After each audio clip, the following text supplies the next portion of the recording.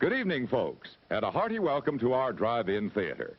We have a wonderful evening's entertainment lined up for you, one that will provide several hours of pleasurable relaxation and diversion for you and your family. Did you fail to dress up for tonight's show?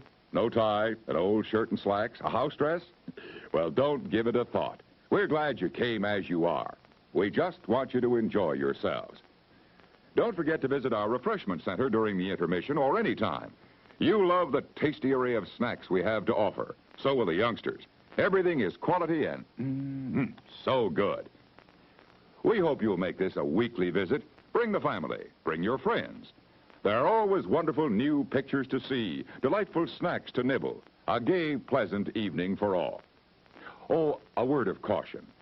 Don't drive over 10 miles an hour in the theater area for your safety's sake.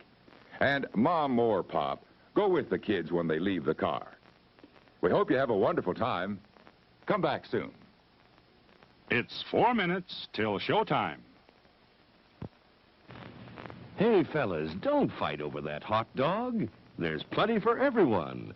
Big, plump, and juicy, wrapped in an oven-fresh bun. Add mustard, relish, ketchup, and go to work. Yes, the hot dogs at our refreshment center are the best you'll find anywhere. Everybody agrees on that.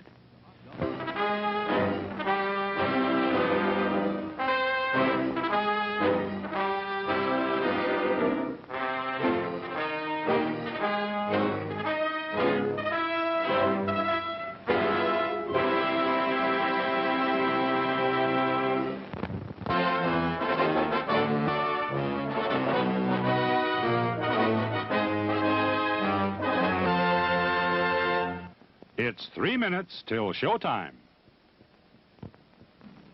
Thirsty? The refreshment stand is open with everything to satisfy your taste buds. Here's the menu: the hottest, freshest, crunchiest popcorn, each kernel popped to its fullest with that real movie time taste. Cold drinks. You'll find your favorite ice cold, tasty, and thirst quenching. And hot dogs, hamburgers, and candy too. Now a short intermission, so you'll have time to make your selection before the show begins.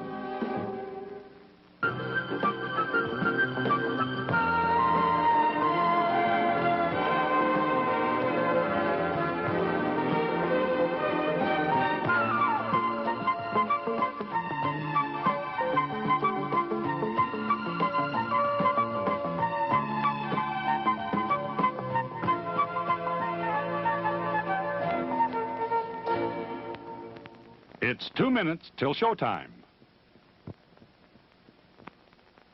Your attention, please.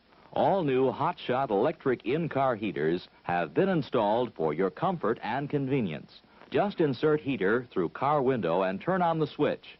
When leaving, please turn switch off and replace on speaker post. Warning, high voltage. For your own safety, do not attempt to repair or remove wires. Do not attempt to open heater unit. If you need assistance, please notify the theater box office or concession manager. Top quality hamburgers, the most popular snack in the country. We serve them plain or garnished to your taste. There are words men live by, words of strength, of wisdom, and of peace. We urge you to find spiritual comfort and guidance we all so greatly need by attending your place of worship regularly.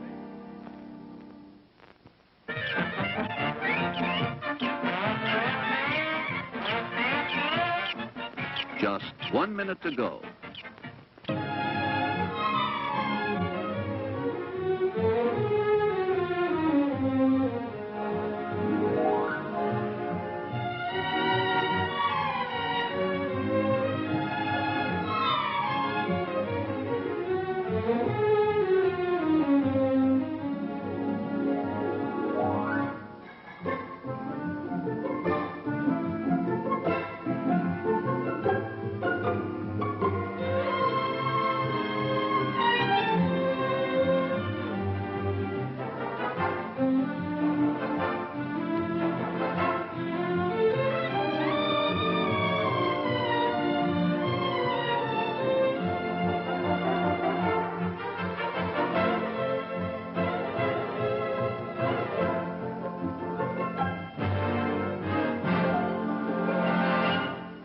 And now, on with the show.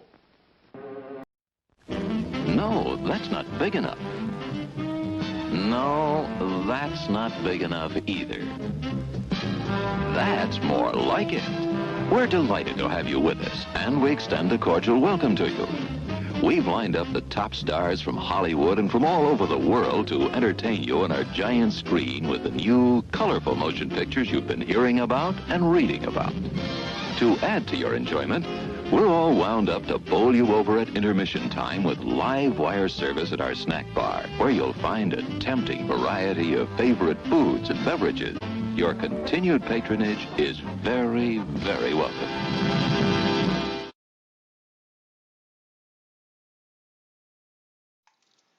Hello, fellow humans, and welcome to my stream.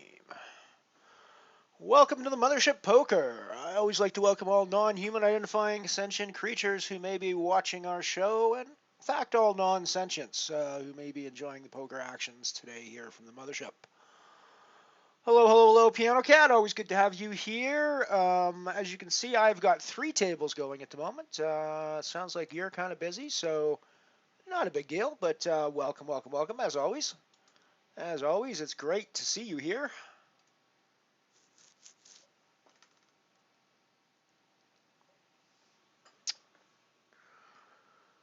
We're gonna see if we can.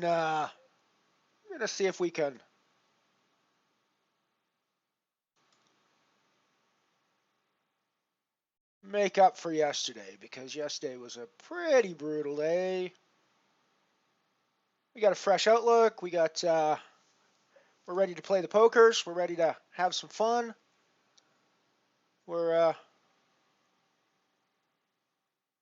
We've shaken off all those bad feelings from yesterday. We've shaken off all that negative energy.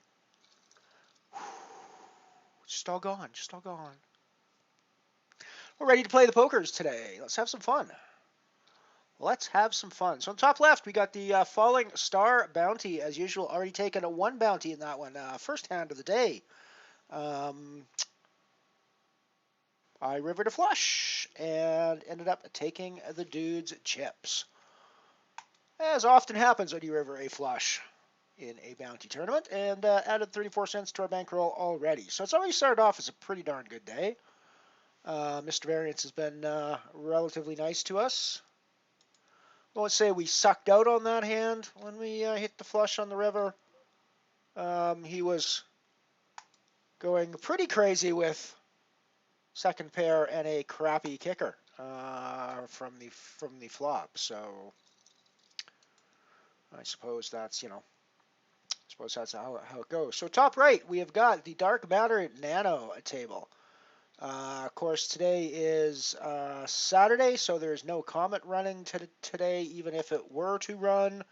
I did figure out what happened yesterday, or I did figure out what's been happening the past little while. I registered it yesterday, and it did not run because not enough people were registered. It came up on my screen and said that. So I guess starting next week, I'm going to have to make sure that I reg in that early, and I encourage everybody else who likes to play that tournament to reg in it early as well, because otherwise it's not going to run, and they're going to stop putting it in, and that's actually one of my favorite tournaments to play.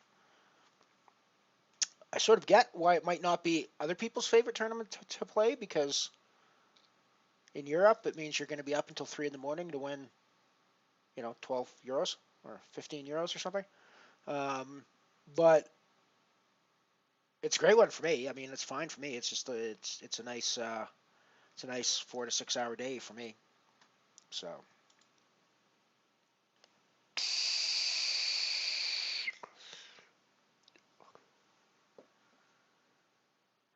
And down in the bottom left, we have the Singularity tournament that replaces the Comet on Saturdays, I guess, the Milky Way. 5-cent buy-in, 10 euro guarantee, and it is a freeze-out event.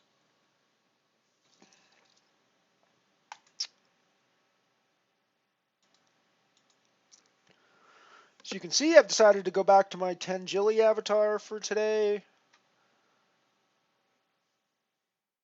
I'm not sure if there's a way to go back and see what avatar is playing at any given time, but I'm pretty sure if I was able to go back and look, It'll be 10 Joey that has won me the most money over the weeks I've been playing here. I should start putting the name I'm using when I play on any given day on my spreadsheet, just for kicks and fun.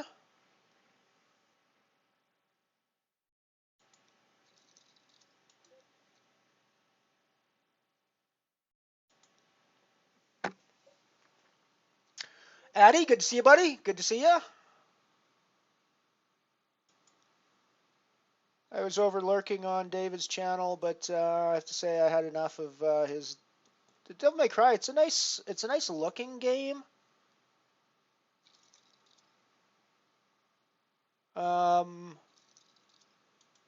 Just never really been into the fighting games like that, so.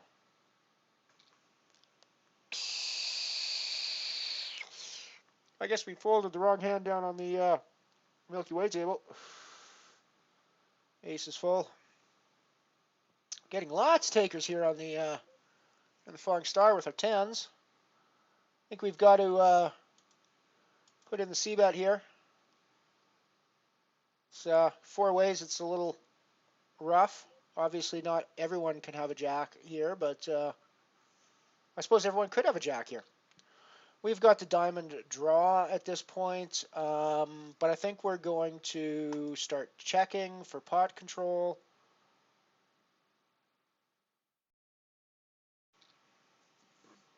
I don't think we're going anywhere with this draw. I mean, we could just be behind a turned flush, and the 10 isn't super strong, but it's not super weak either when it comes. So I think at this point we've got 2 overcards and the flush on the board. It's probably a check fold situation. We could be ahead here sometimes, but it's pretty unlikely, and there are bluffs that get there on the river, like ace king, king queen, that sort of thing, that beat us now.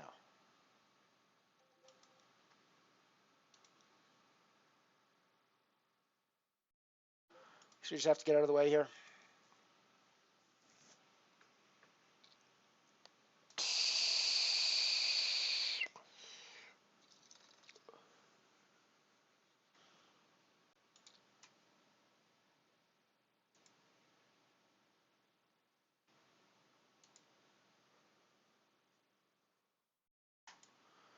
Alrighty, we'll head back over to the main 1 table screen. This is the Falling Star bounty that we're in here now. Of course, we've also got, well, we've got 3 tables running at the moment. I've also got the Dark Matter Nano and the Milky Way Nano.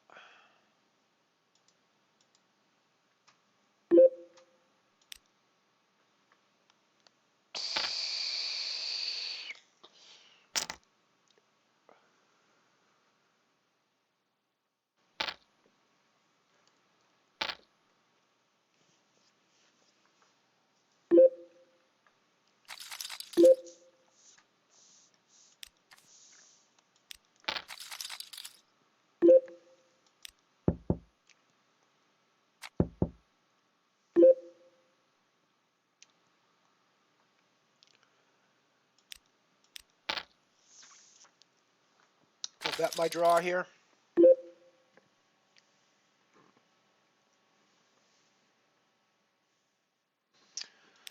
Gonna turn this into a bluff now. Since he checked on the flop, I think he's probably got like an ace X something, and he's gonna fold it when I bet there.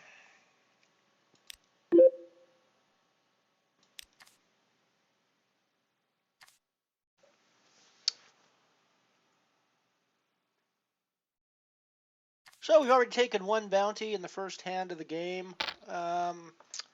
Here in the Falling Star. Actually, why don't I pull that up and I'll go back and show you what happened. It was kind of a weird hand. I kind of backed into a situation that ended up letting me take a dude's chips. Take a dude's entire stack.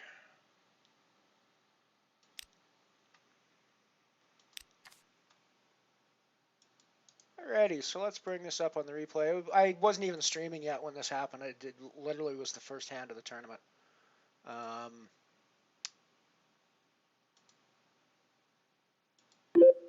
okay, so literally we're on the first hand of the tournament here. I'm going to play a couple of hands before we go into this. I'm just put in a raise with a pair of 8s on the dark matter table.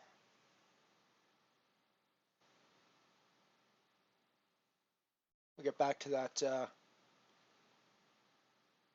hand in a second.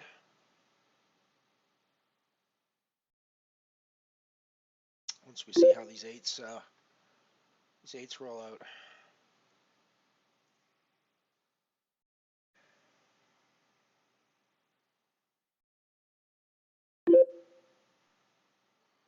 Nope, I don't think 8s is the right hand to do that with. Alrighty, let's go back to the first hand of the falling star. Alrighty, so we're in the cutoff. No, we're in the hijack. We get dealt king 10 of diamonds. And we figure we'll put in a raise with it. Get a call from big blind, lobotomy fail, who's, this is our first hand. It's not the first hand of the tournament necessarily because we late regged. But it's very close to the beginning of the tournament as well. I mean, we're still in the first blind level, 15-30. So, right. So comes 7 ace queen 1 diamond, and you know, I don't think the flop's terrible, but I figure I'll try to c-bet it since I was the pre-flop raiser. I can have an ace or a queen in my hand, and we can, he decides to call behind, and we go to a diamond river, which I decided to check back, I believe, if I'm not mistaken. If I remember, yeah. So I decided to check that back because my hands gained an immense amount of value at that point. And I'm sort of hoping that if the diamond comes, he will fire into me. And I can also bluff a lot of rivers, I think, at this point as well.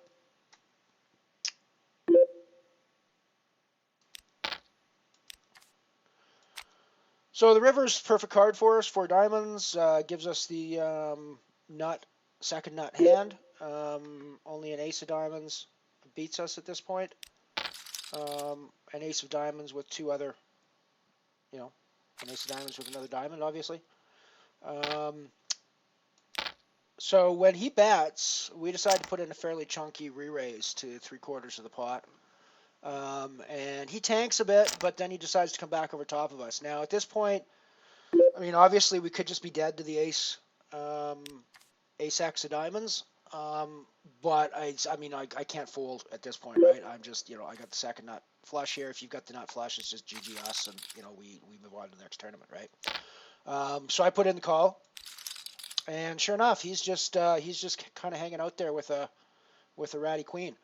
And we take his stack and take our first bounty of the day.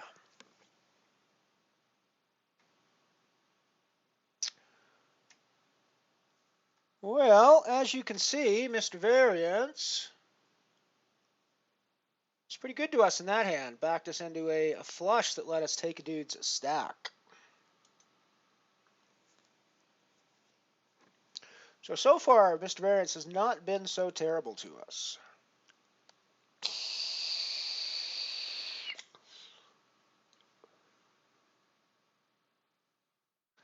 Big field in the Milky Way today, 132 people so far.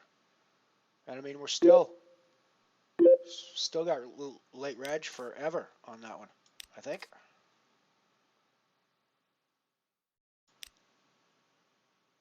Yeah, late reg is still open for an hour and a half on that one.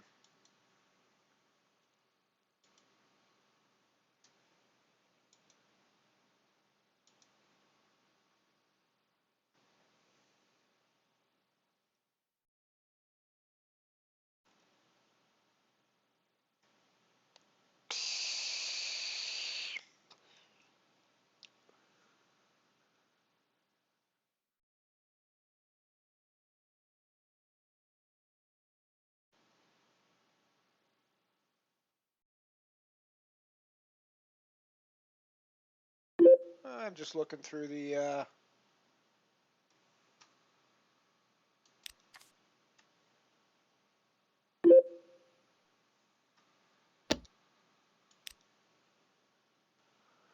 Oh, that's interesting. That might be an interesting place to use my 25 euro ticket. There is a 25 euro community poker bounty event starting in an hour and 11. Huh. Might be an interesting place to use my ticket.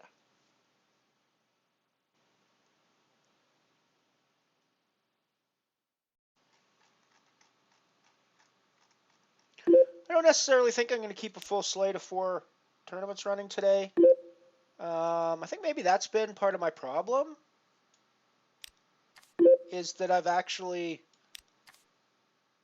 been playing too much at once for my. I know other people play more than that, so I'm not saying that it's an insane amount, but for me, while I'm streaming, it's a lot to keep track of, I think, and there's a lot of times when I'm just sort of clicking buttons because I can't keep up necessarily with everything.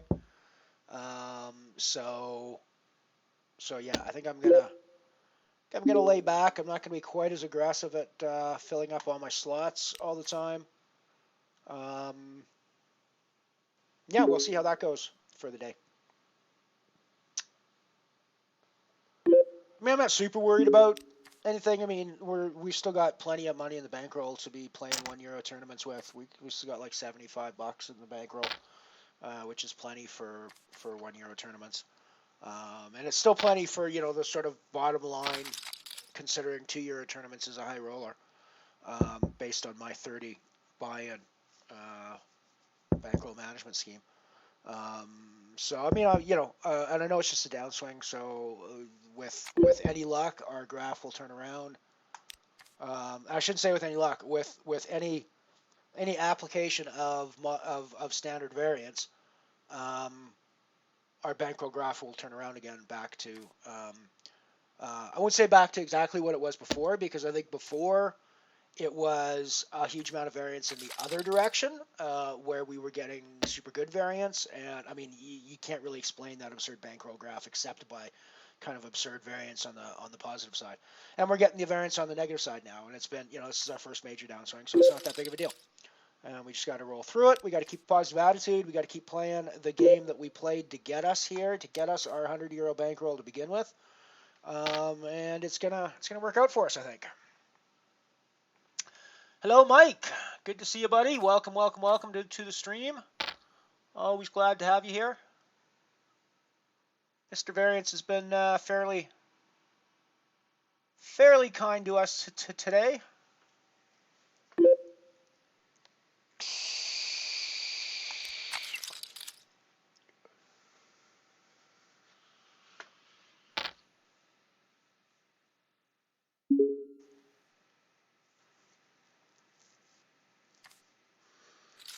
Haven't really had anything going on the Milky Way yet.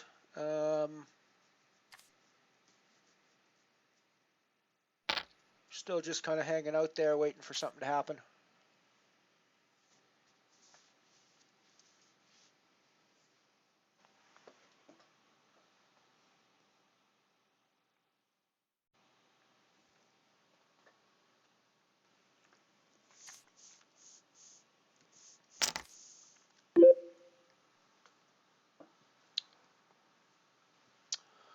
Always nice to see the core group pop in and spend some time with me.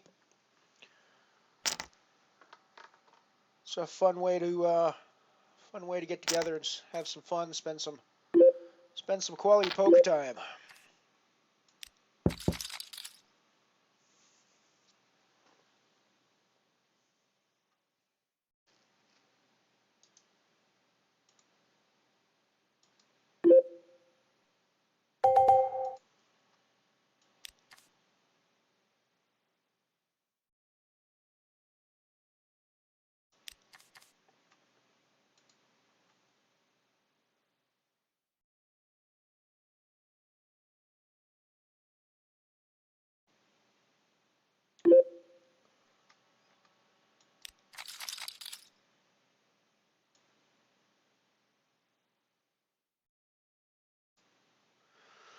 So just for kicks, maybe later if we get bored with poker, I might stream the other game I've got currently paused in the background while I stream poker.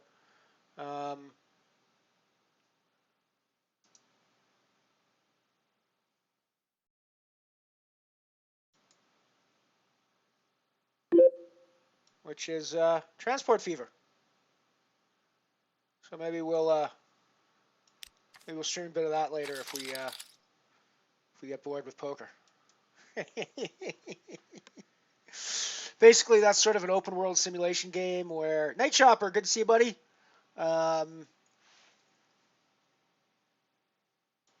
Yeah, this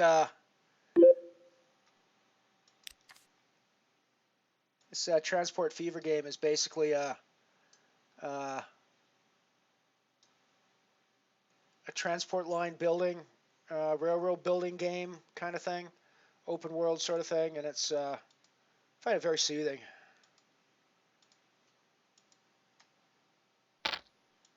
So maybe I'll be like David, and I'll when I get sick of the variance in poker, I'll just go off and stream other video games.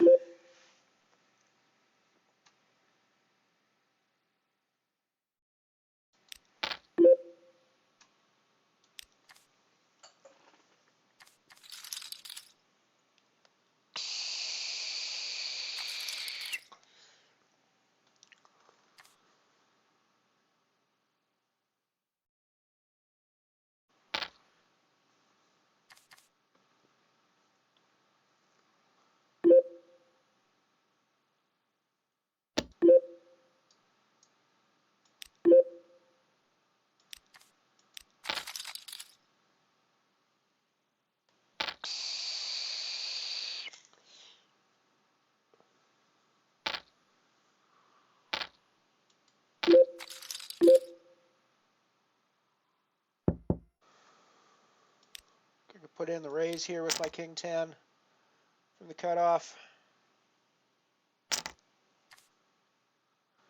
Just get 3-bet from the button.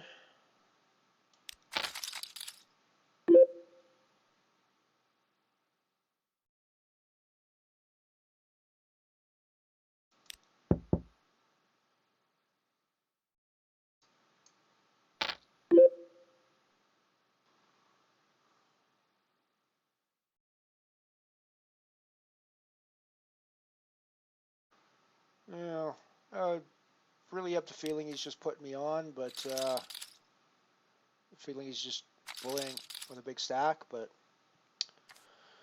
what are you gonna do about it, right? Milky Way might be happening here. Milky Way might be about to kick off.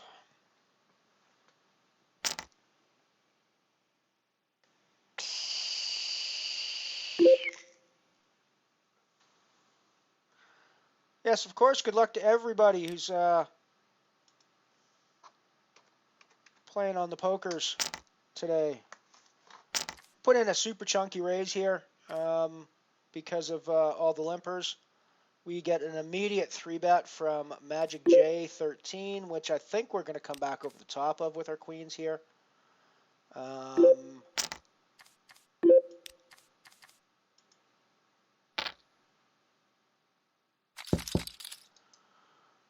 Yeah, I think we overshove. Oh, geez, I was meaning to shove that, not actually pot bet, but that should actually be the same result. Wow, we just get called behind by need $1. Just fucking flat called. That's cool. I'm pretty sure we got the best hand here. Like all the time. I meant to be all in on the flop, to be honest, but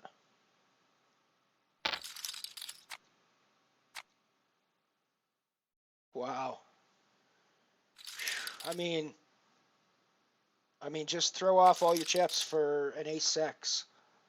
Pretty bizarre there. Pretty bizarre. I can't. Alrighty, we are trying to take booties in the Fallen Star. We are trying to take a booty.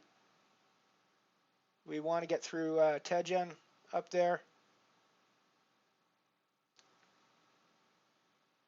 Ooh, nice. Oh, nice. We have a friend in Mr. Variance today on the Falling Star. So that is another 84 cents in bounties that we just picked up. Booty! Booty run. We're in a booty run. So that's another 84 cents, which brings us up to 118, I think.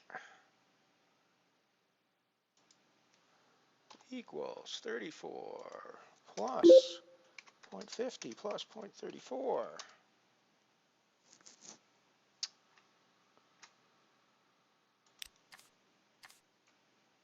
We are already in the profit zone for the Falling Star today.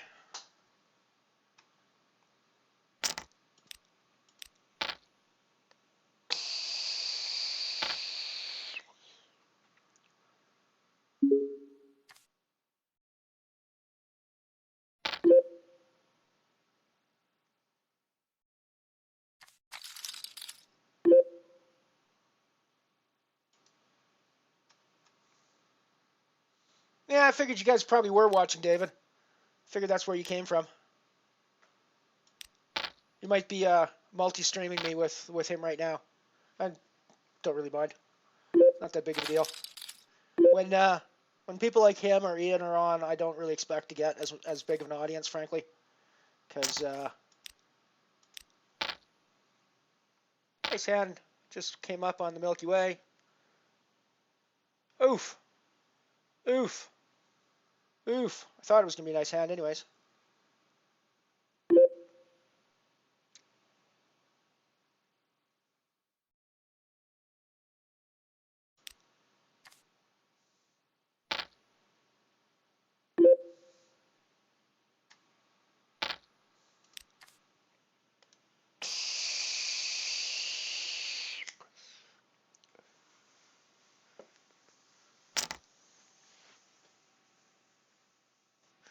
Yeah, I know you guys want to come over and watch the poker, so yeah, we're not gonna.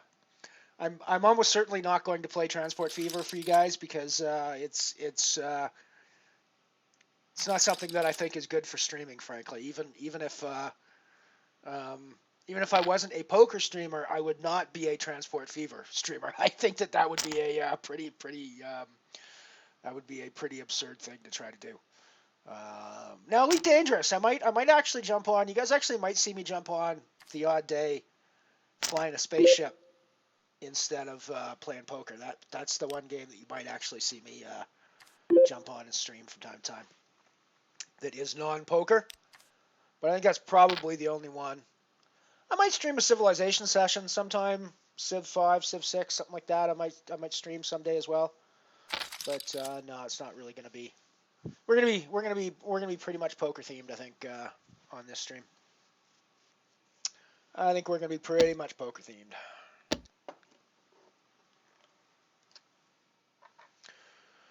Picked up Ace King in the dark matter. So we shall put in a raise with that.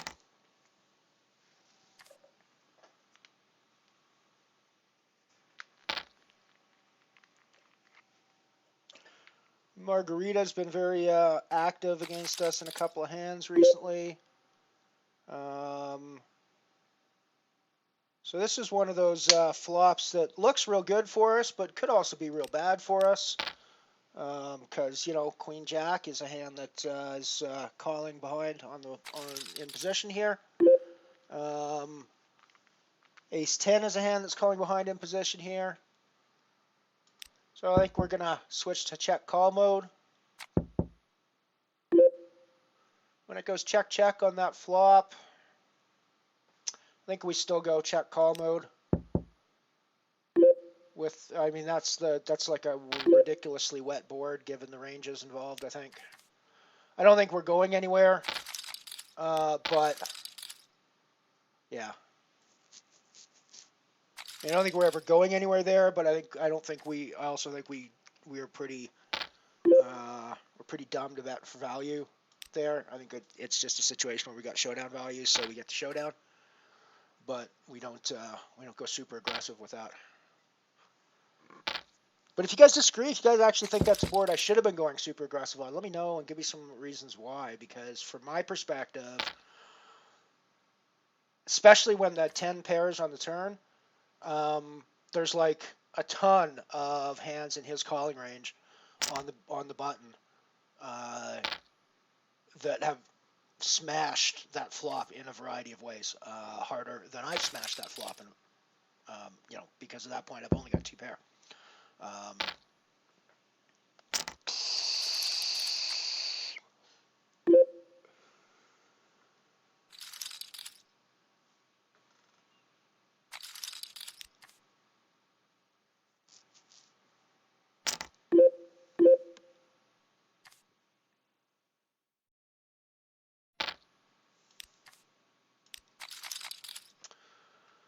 I should probably play the King Jack offsuit, but I didn't really want to put in a raise with it, and I didn't really want to just call with it either, so I folded with it, which is the third option.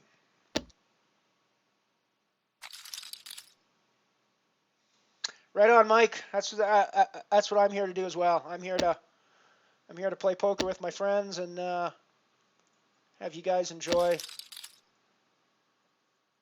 Yeah, have you guys enjoy our visits for Mr. Variance and just see which direction they're going to go. So far, he's been pretty good to us on the Falling Star bounty table.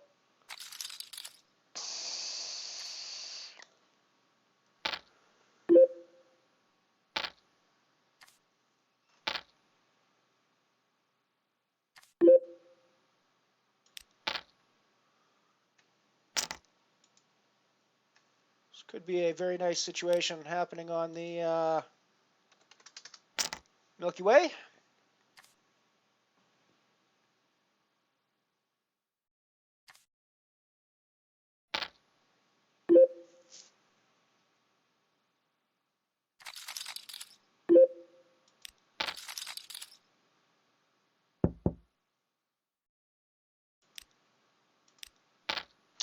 Shouldn't be a lot of 10 deuces out there, I wouldn't think.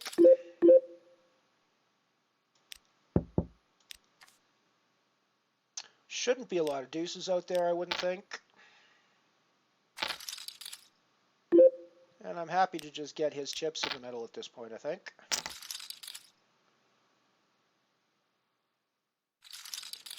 Alrighty, so Mr. Variance has been relatively nice to us on the Milky Way as well today.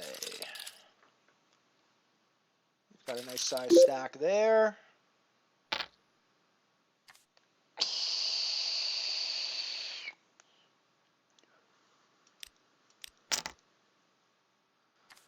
Put another raise with our ace king here.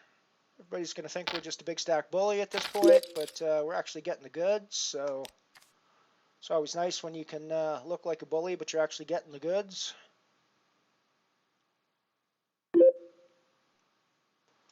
I'm going to bet big here to continue my image as the big stack bully to try to get loose calls from the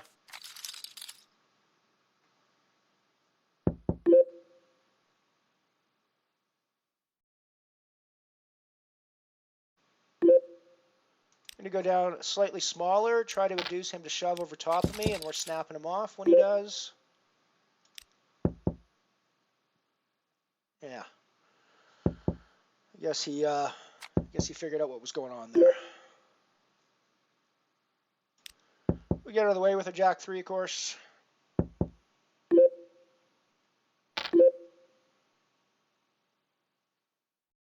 Yeah, I mean, I must admit, I wouldn't say I'm not a gamer. I actually do play a fair number of video games other than poker. However, I am not the kind of gamer that most people like to watch on Twitch. Most people like to watch sort of fast-paced action games, the first-person shooters, the fighting games that David was playing, the Rocket League, stuff like that, right? Is what people really like to see on Twitch. those aren't really the games I enjoy. I enjoy open world simulation type games, which tend to be a lot slower from a visual perspective of people watching. But yeah, so yeah, I mean, I actually do a fair amount of video gaming on the side.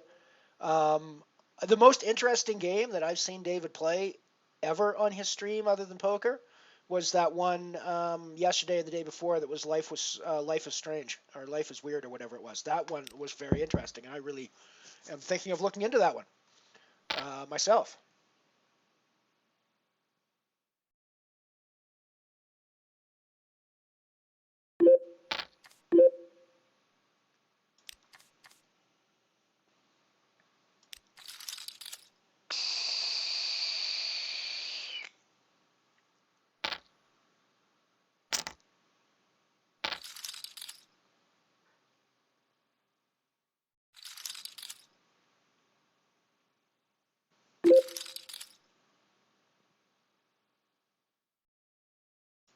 But I honestly don't watch the only game I watch people playing on Twitch is poker. Every other time I've tried to watch any other games, even games that I play a lot, like Elite Dangerous, I just can't watch the streams. There's just no, um, I just don't get any enjoyment or value out of watching those streams. And poker is the only one that I've ever actually enjoyed watching people play. Although I've been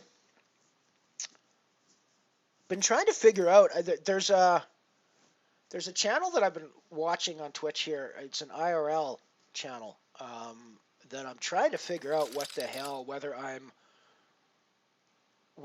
it's worth being obsessed with. I've been sort of semi-obsessed with it a little while. It's called Go Girl TV, and it's about this South African couple that basically just seems to be going around South Africa streaming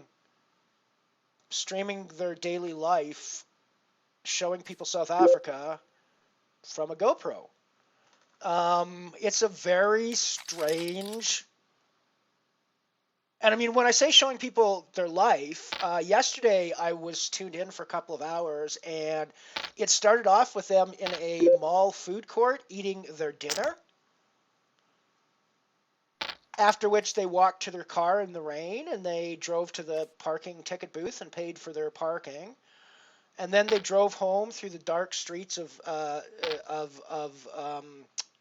think they're in Johannesburg now, through the dark streets of Johannesburg at night,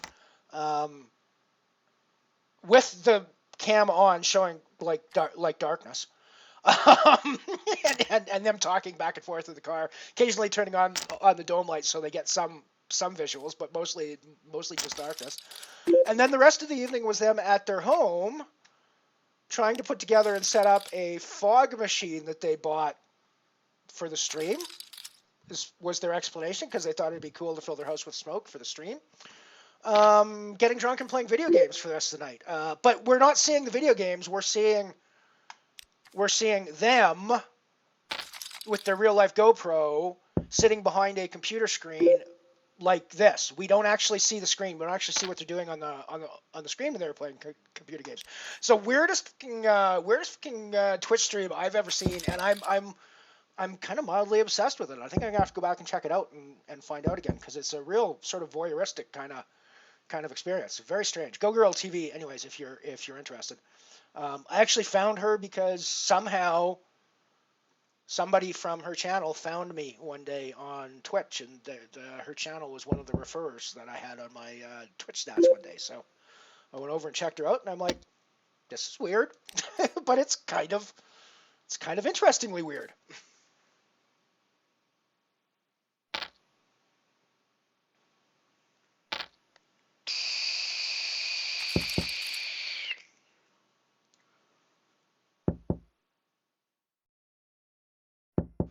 I might give some of them a try. I might throw some. I mean, it's things like SimCity, city building games, world building games like Civilization. The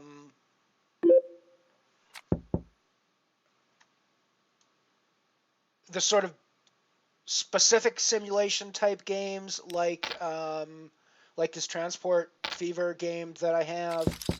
I've got an online pool snooker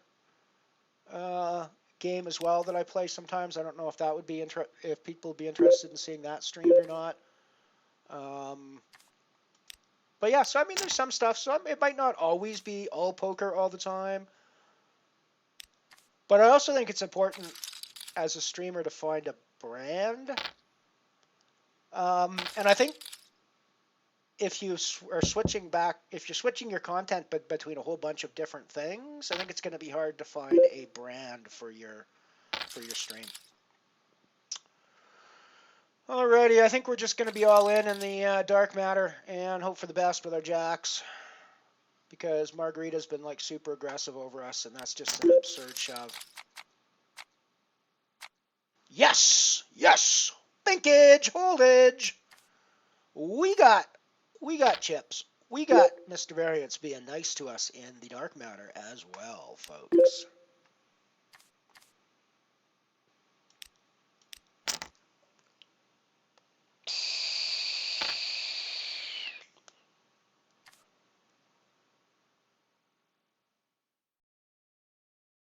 Yeah, I mean, there's a lot of things.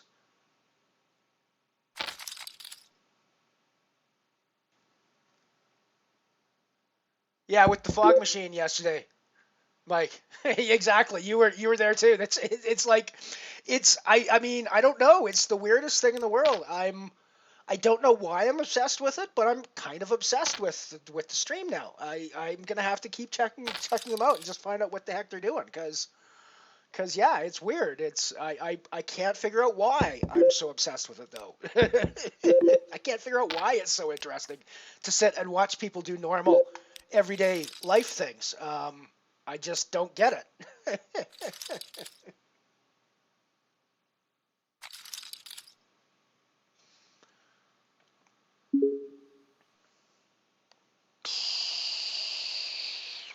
But it is surprisingly fascinating and surprisingly interesting.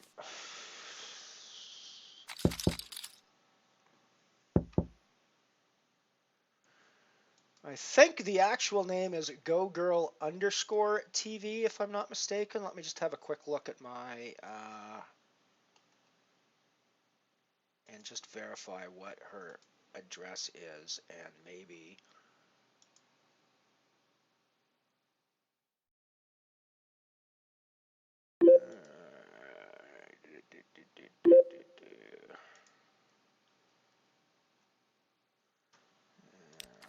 she's not easy to find here. So if we go girl, yeah, GoGirl_TV.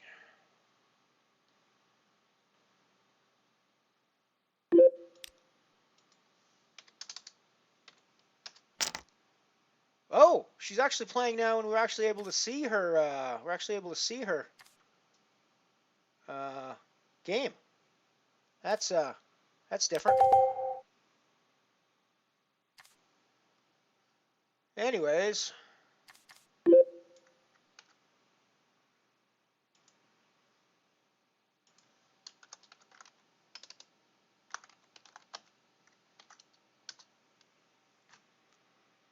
that's the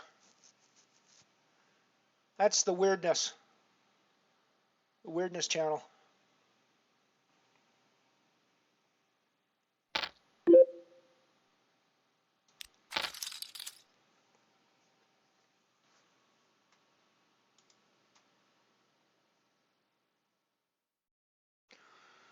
Well, I think I'm just calling behind here most of the time. If he's got the ace, he's got the ace. If he's got the diamonds, he's got the diamonds. If he's got the 5, he's got the 5. He doesn't have any of those, which is why we're calling behind there.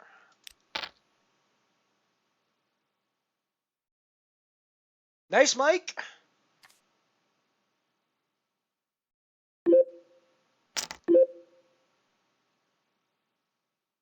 Oh, that sounds cool, Mike. Yeah, the whole live stream thing is very interesting. The whole IRL thing, I think, is really interesting. Oh, that was a gross spot on the falling star. He just been sucked out on our kings with getting it in with a straight draw, and he gets there on the turn. Hey, Cleeds.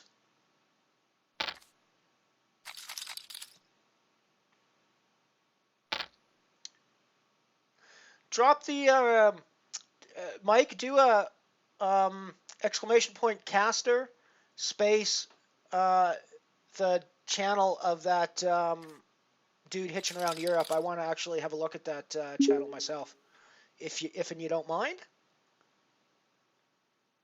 Bob Ross is like super chill. The Bob Ross channel is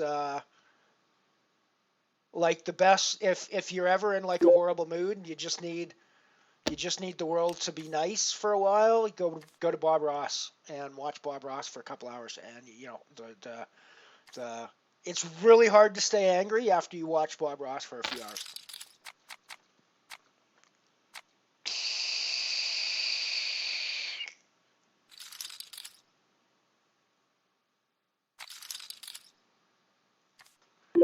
Happy little trees.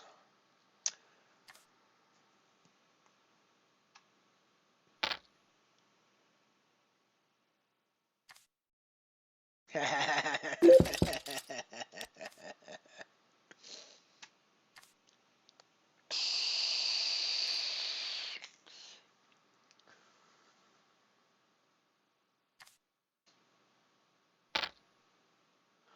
find the Twitch Presents channel is a bit hit and miss. Sometimes they've got great, like the Doctor Who marathons they've been running over the past little while from time to time have been awesome. But then other times I look at what they're showing and I'm like, I've never even heard of that before. I don't know why you're, but I guess, I mean, obviously other people are obsessed about different things from me. So, you don't always have to be, um,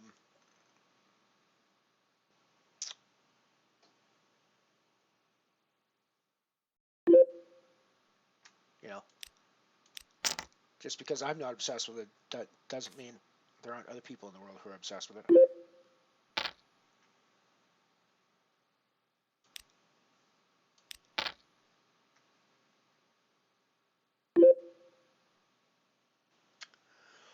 So that's not really a flop that typically hits my range, so I'm going to check for a delayed C-bet on here.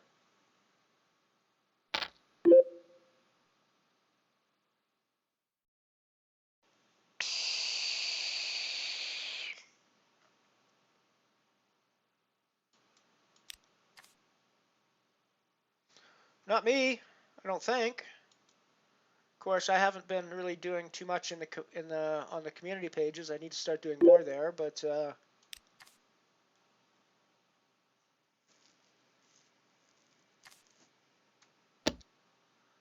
yeah, I'm pretty sure I didn't get anything for that. Nope.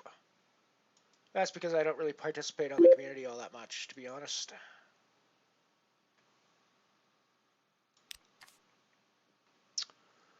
We got break time coming up.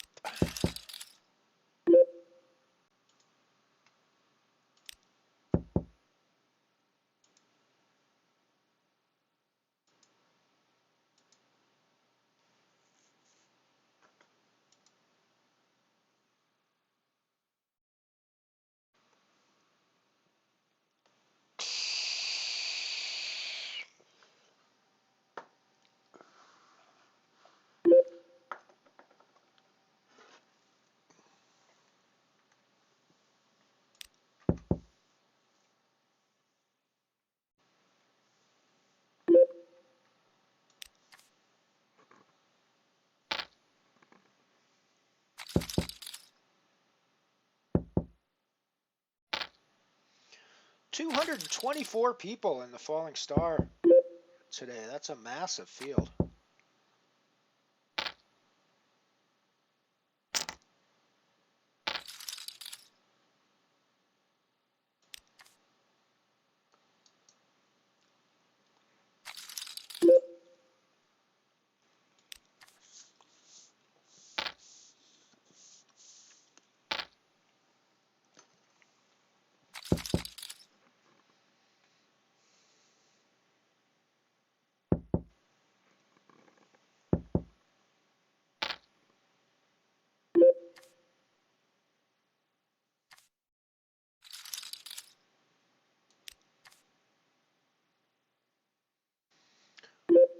What the heck has happened to all of my,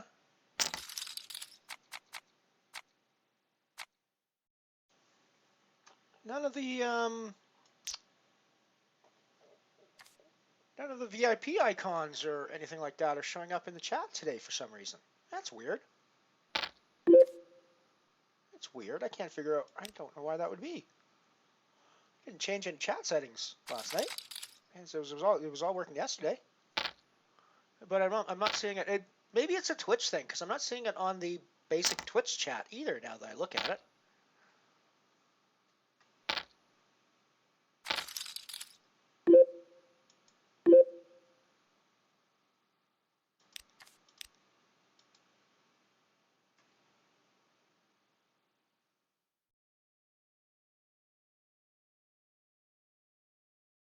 Exactly, no mistakes, just happy accidents. Although in poker, your accidents aren't always happy. That's the problem, right? Alrighty, we're going to head off to the break. Back to some more random generic commercials. So here we go. I don't know what you're going to see. Enjoy. More people than ever before are wearing a Timex today. Ladies and gentlemen, a good evening to you. This is John Cameron Swayze reporting to you live, very much alive, on this crisp autumn evening here in New York. And tonight, we're going to prove once more, with a live demonstration, that Timex waterproof watches are practically indestructible, really waterproof, and shock-resistant. But first, I want you to take a look at this handsome Timex 100 with the slim, smart-looking lines you ordinarily find in the most expensive watches. Yes, the Timex 100 is priced at only $15. Well, now let's have our live demonstration. Now here you can see we've strapped a Timex 100 to the propeller of this motor. Let's immerse that motor in the tank, okay? We're going to rev it up any time now. I'm sure you'll agree with me, ladies and gentlemen, if that Timex comes through this torture test, it can stand up to just about anything that may happen. Can you start her again?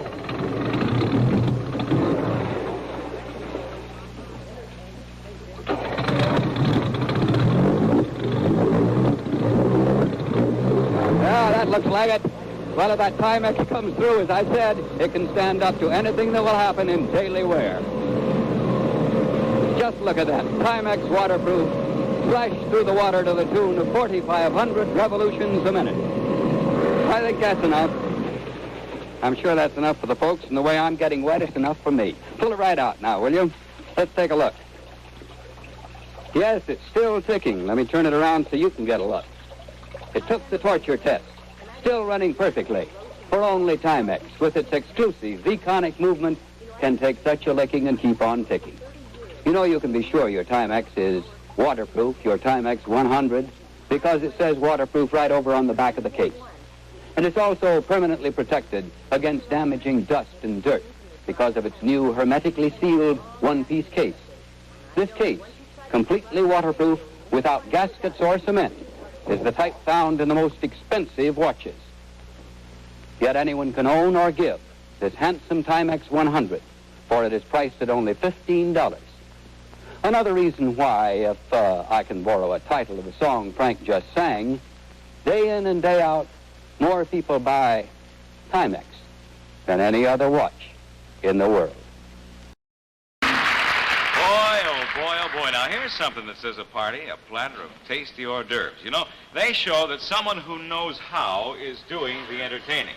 And to go along with them, America's best kosher wine, Welch's family wine. And what a great combination.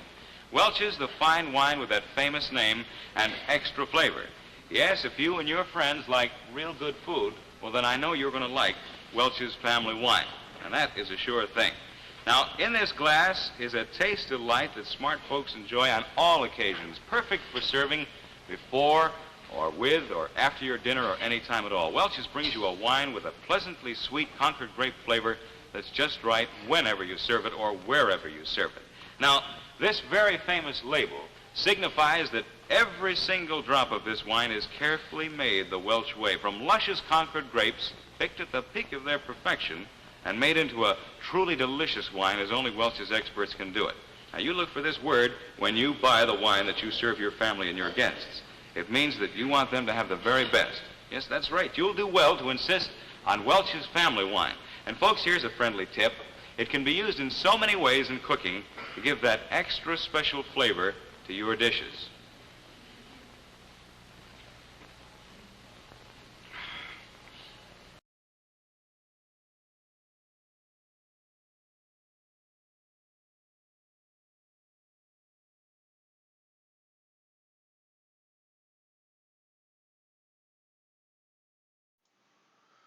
And we're back. So here on the 4-table mode for a bit, of which we only have 3 tables active currently. I think I'll keep it that way today. I think I'm going to have a bit of a slower day today. Feeling a little tired. I'm feeling a little, this is my 6th day in a row, I think. So, yeah, Monday, Tuesday, Wednesday, Thursday, Friday, Saturday. Yeah, 6th day in a row. So it's been a long week. I put in a fair number of hours this week.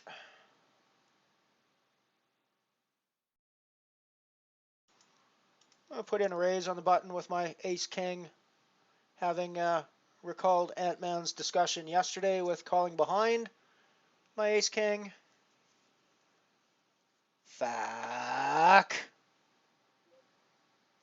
Just fucking shoves for an absurd amount of money.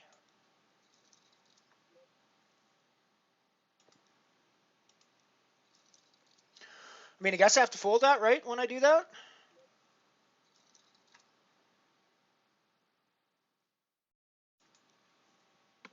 I mean, I guess I have to fold there.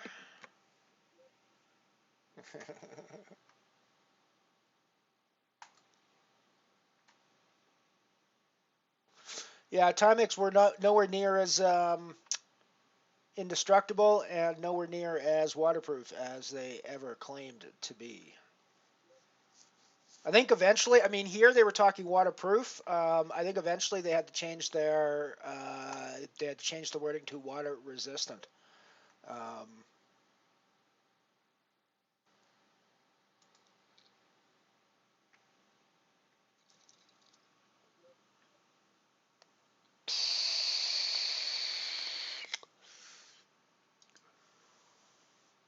Flopped a gut shot there on the dark matter.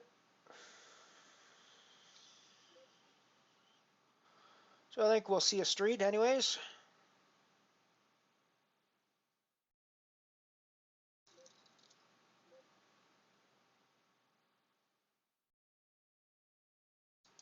Get rid of the ace-10 on the falling star.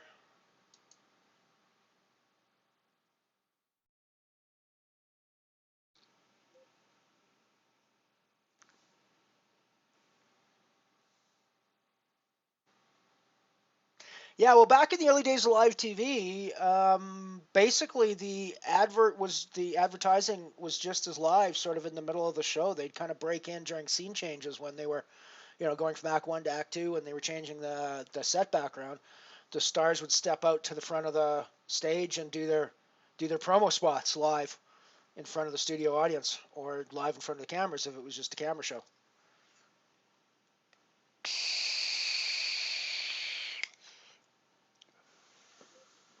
I mean, there was a time when everything was live. There was no ability to record television except through film cameras, which of course were super expensive, and nobody could really do for the hours and hours and hours of TV that happened. So that's why programs like Doctor Who have such a large library of lost episodes, because they were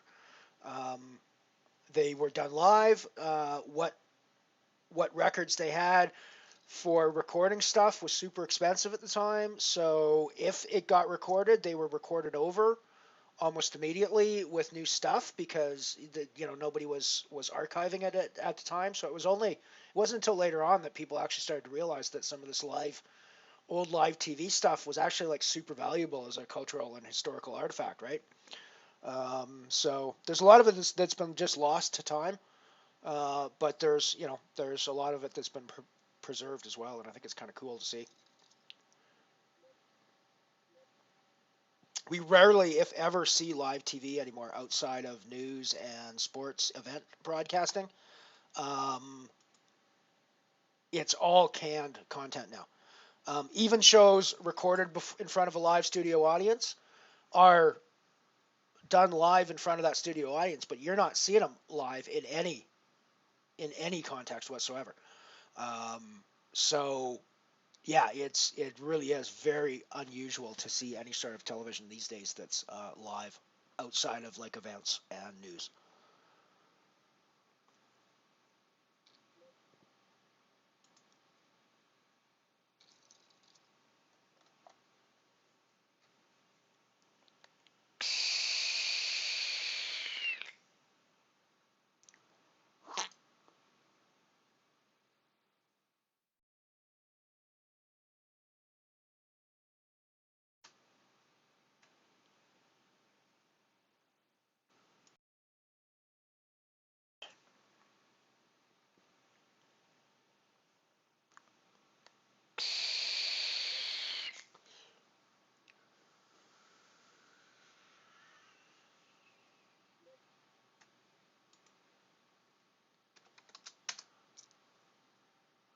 Put in 3-bit with my ace jack of the Milky Way from position.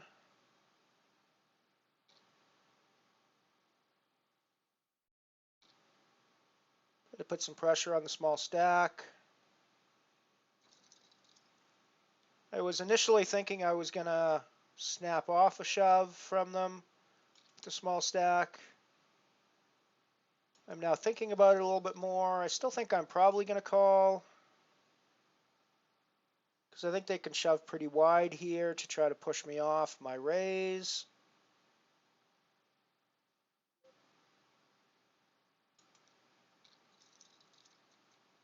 Didn't think they could shove that wide. I mean, they still get there, but I mean, I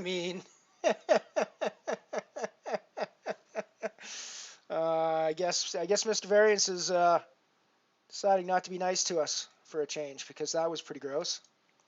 That was pretty gross. When you're in a spot where I think I'm going to call behind up here with my Jack King, gut shot, and overs. So we're now up and down.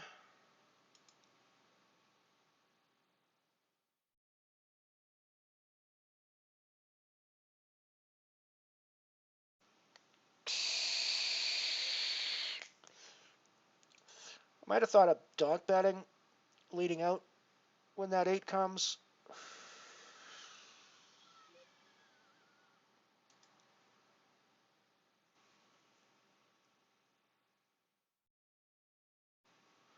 So we're pretty much dead to hands like 8-9 and 10-9. Jack Queen has got us in pretty rough shape, and we need to hit a queen when that happens. But we're in good shape to a lot of other hands that might be doing this. That said, we don't really have a hand, so we're going to get out of the way.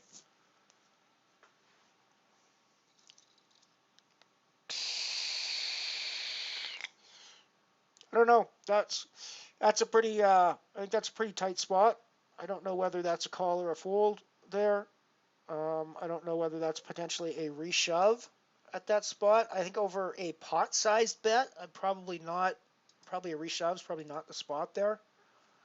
But the pot-sized bet could indicate something like a pair that is now really terrified of the board and just wants to get the hand over with as well. So maybe a reshove does work in that spot.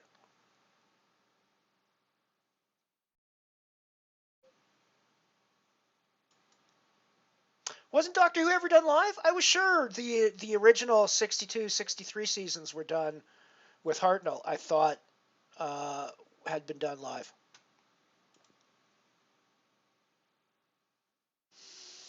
No, I guess the issue with them was that they were done on the early videotape, like on the early studio tape, and that stuff was so super expensive that they re-recorded over it with later stuff, if I'm recalling right?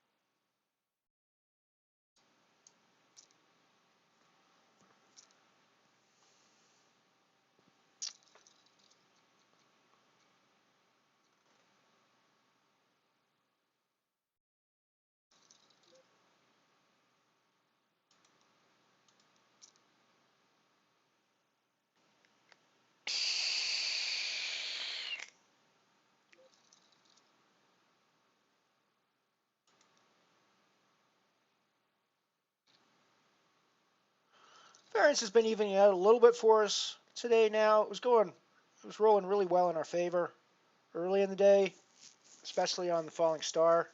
We're already, for the record, if you're just joining us, we're already in the money on the falling star long before we're ever going to be in the money, because we've got over $1 in bounties already. We've taken 3 booties, 150 center and 2 34 centers. So yeah, doesn't matter what happens now. We've already made money in the falling star. Of course, we want to get deeper and we want to get in the caching spots, but yeah, there's a good chance we're going to do that. I mean, holy shit, there is 35 people getting paid in this event, so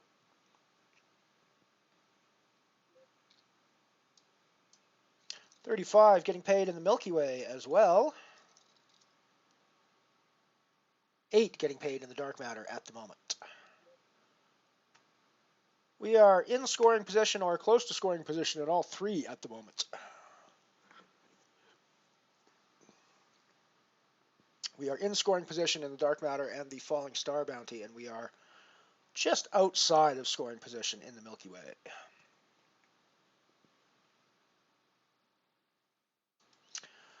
In the Milky Way, where we just back into a straight.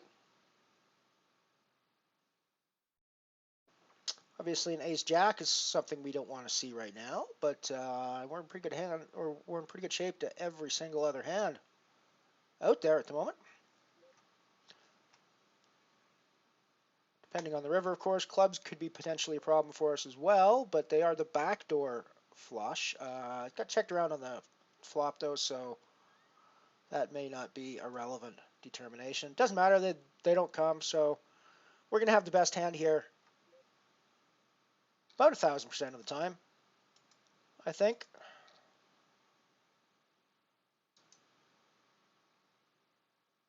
Maybe 10,000%.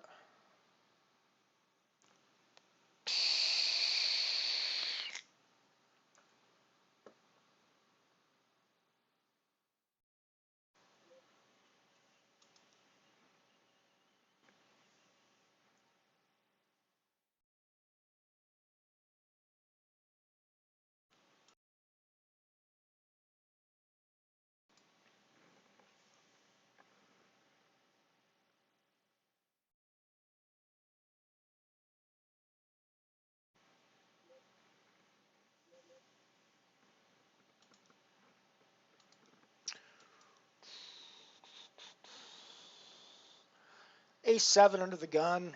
I think that's pretty weak to be opening up. It's the worst. Ace-7 is the worst ace you can have. And it's unsuited as well, so, I mean, yeah, it's an ace, but that's about all you can say about the hand, frankly.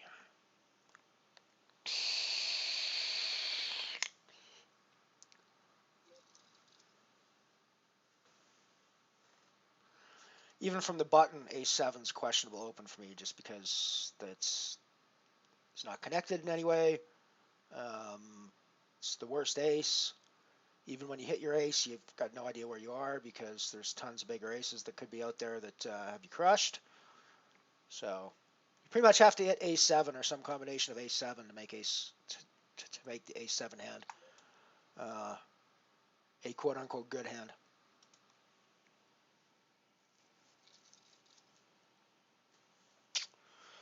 to flop the second nut flush.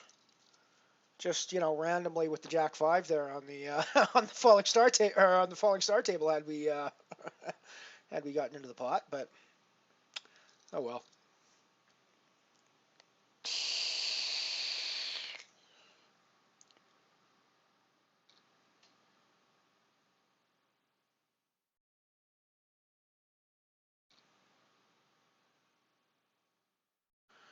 And then occasionally they were wiped, and then occasionally they pop up in weird places like some television studio in the back jungles of Nigeria, where they find like 12 episodes that are sitting in a vault somewhere. I think it's probably the case that they probably found all of the old vaulted episodes from various spots around the world, but you never know. There's lots of places where I'm sure that there's stuff sitting in rooms that people haven't looked at for decades. Who knows what's there. There is still some missing stuff from the late Hartnell and early Troughton eras of Doctor Who that does not exist anymore as far as anybody's aware. Be very cool to find some of that stuff and piece it together.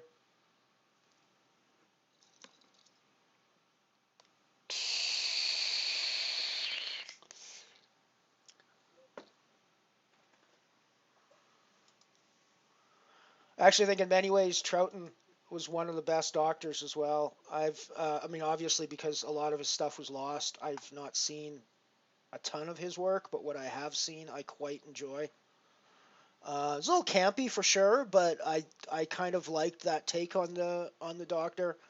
And I really love his recorder tick. I love the fact that he pulls out his recorder when he's trying to think, and he plays the recorder really badly when he's trying to think. I think that's a really cool little tick. Second only to the Jelly Babies of Tom Baker.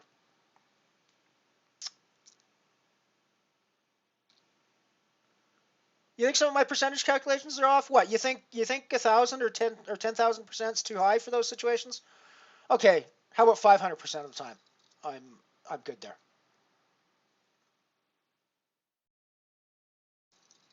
Okay, I'll grant you maybe I'm overestimating my strength in that spot just a touch. I will grant you that.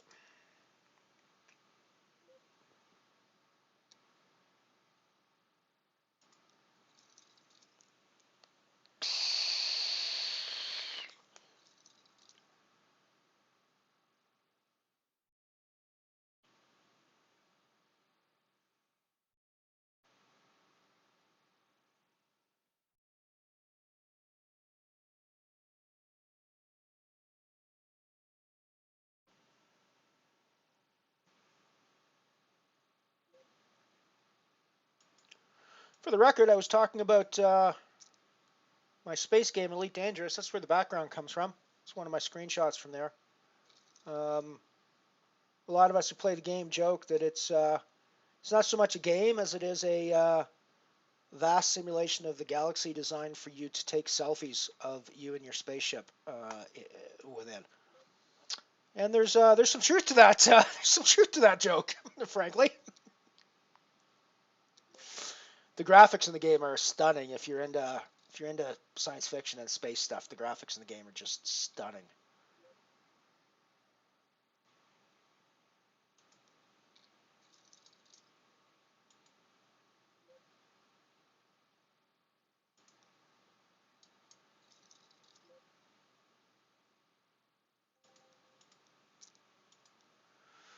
Putting raise with the ace king here. It's a nice little pot that we took on the dark matter there. Puts us 5 of 16 with 8 to go until the money.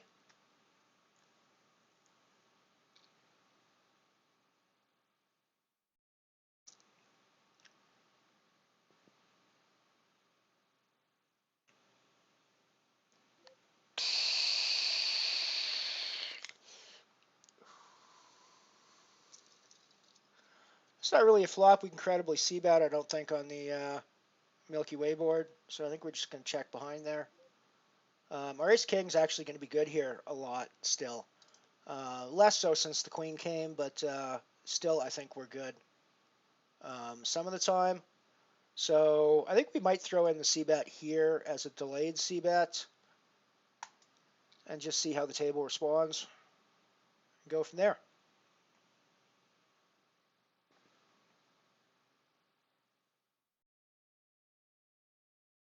Sort of a semi-bluff. I mean, we can get called by worse hands, I think, by worse aces.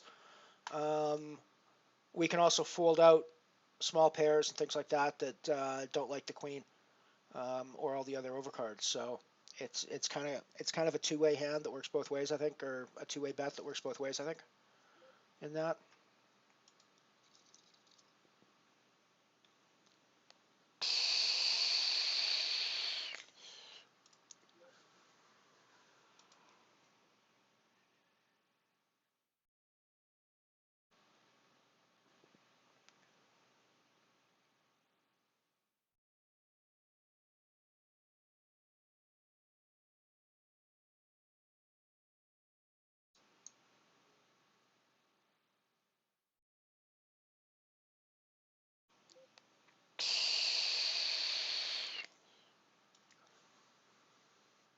Down to 15 remaining in the dark matter now. 14 remaining, so 6 to go to the money now.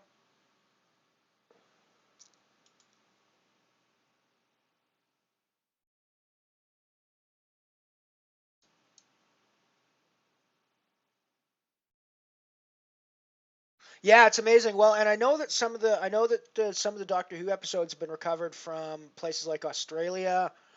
I know Nigeria was one of the spots. I specifically remember the Nigeria find. And I'm pretty sure there's been a couple of tapes unearthed in Canadian stations as well. I didn't realize we were running it. I don't recall Doctor Who being run in my childhood, but the earliest, like the Hartnell and the Troughton era, was before my time. Like I would have been.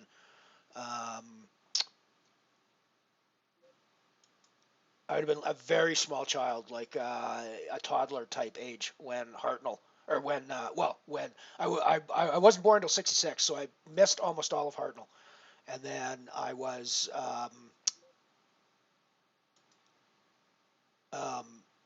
would have been a toddler, so basically unable to understand or watch the show as when Troughton was there. Had it been on, I probably would have been able to start watching and understanding the show when John Pertwee took over, when I was sort of like 5 or 6 type age. But yeah, I honestly, I didn't discover the show until the late 80s, mid to late 80s, when it started rerunning late on Saturday nights here on public broadcasting system from the States. And we do like Doctor Who watch parties on Saturday night.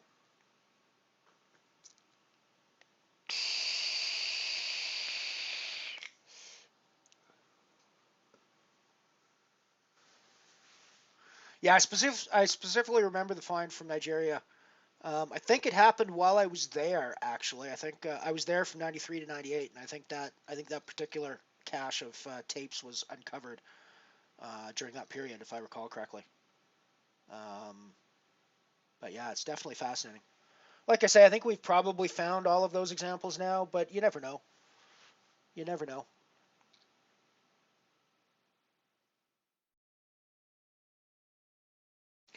Jack Jack on the big blind and Falling Star Bounty. That could be really good for us. Of course, being Jack Jack could be really bad for us as well. So, you know.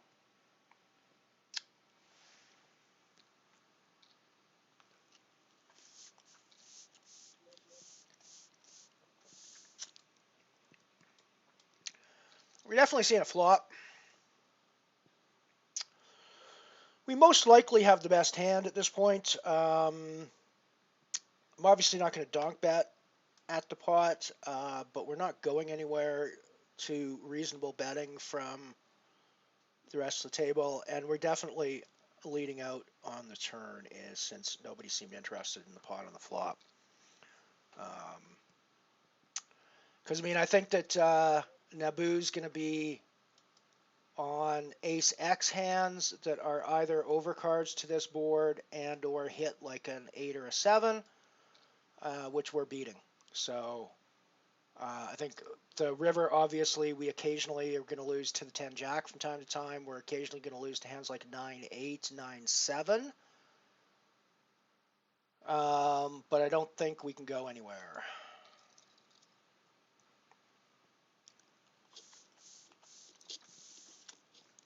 It might have been a spot where I gave up a bounty opportunity.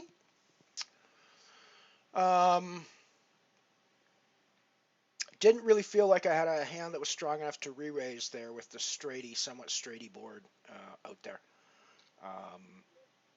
And only a single pair, so I thought just calling behind was my best option. I'm going to call behind from the cutoff on the dark matter nano table, and then get raised from the button. So I think we're going to put in the extra 1200, especially with all the other callers here. This is the kind of hand that we can get big dollars out of if we hit our flop, I think. That would be, you could construe that as hitting the flop. So we might actually, unfortunately, it's one of those flops where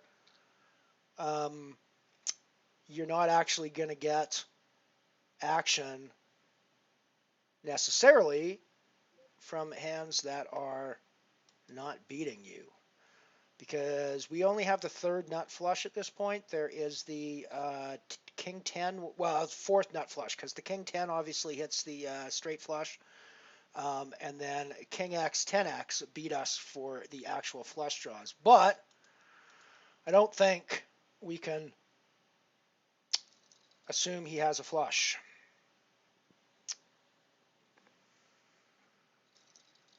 Boom. That should put us in the chip lead. No, not quite chip lead. That puts us second in chips, I think, in the dark matter.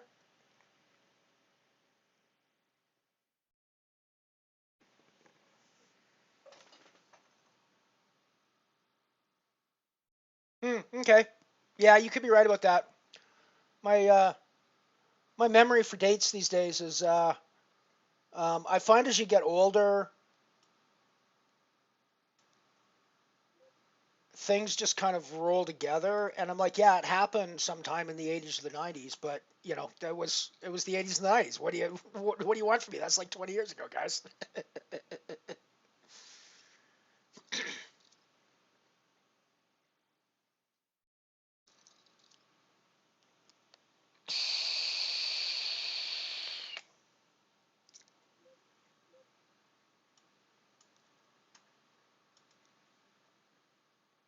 I think the places where we're most likely to find more old examples of stuff is now is places where former British colonies existed and then were taken over by sort of authoritarian type regimes. In such a way, whoops, sorry about that, I'm just doing my batteries for my vape. But yeah, in such a way so that maybe some of the remote sort of TV stations didn't get damaged, and then they got ignored for like 30 or 40 or 50 years because nobody went over to them. I think that's where we're likely to still find stuff, but it's getting less and less likely that we'll find things because you know, in the modern world, people are scouring. People are looking for that stuff now, especially now, and especially with stuff like Doctor Who and in fact all old stuff. People are really scouring for that now. So I think it's less a case now of stuff just turning up by accident, and it's a case of people actually going out and because it's being looked for now. So.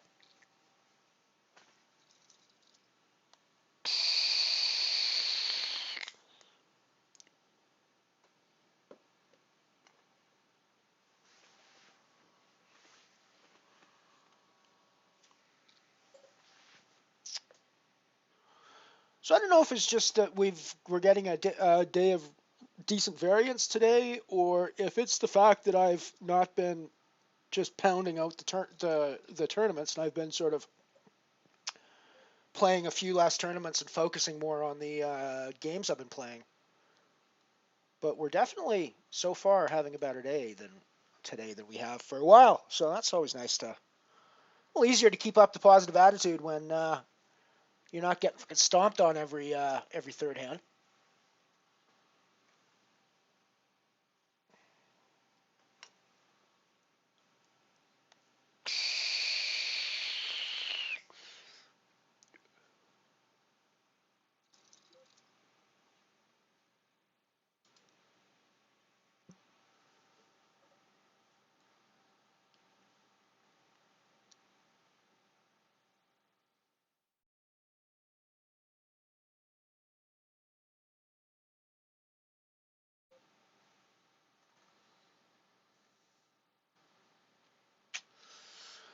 Pair of threes on the dark matter table.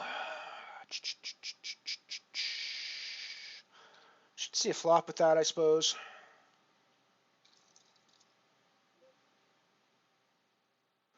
A terrible flop for our hand. I mean, it's obviously overcards, but you're always going to have overcards to threes, pretty much. So, you know, you can't be too. It's not really the sort of hand that credibly hits a preflop raiser's range, except in the very low side of it with like ace-9 and things like that. But there's enough rando hands out there that are going to have 9 or 6 in them or 5 in them that I think I can probably get out of the way with threes. I'm kind of pretty much set mining with those threes when I call anyways, so given that our mine came up dry this time, we just move on, drill a hole next time. Drill a new hole next time.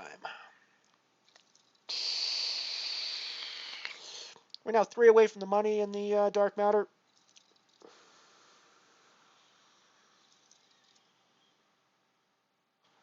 And I was ahead of QC's bet there. But there's enough other people in the hand as well that, you know, part of it was I wasn't closing the action. So, I mean, there's an example with the ace-6. It's not quite as bad as the ace-7, but it's still, well, in fact, I don't know. You might actually argue it's worse because the 6 is actually a worse card to pair than the 7.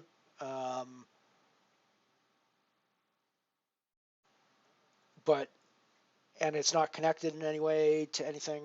So yeah, it's not really, and out of the small blind and out of possession, it's not something that you want to get involved with really, usually. Me anyways. I guess other people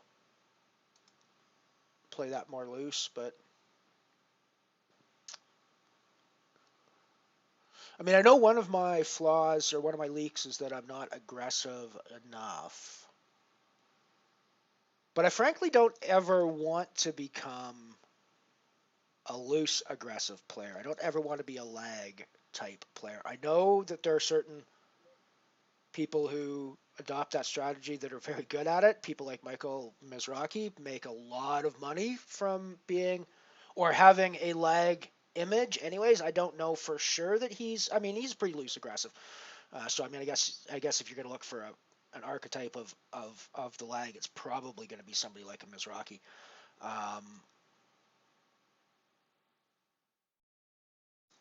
But I just don't think that's a style I'm ever going to be particularly good at.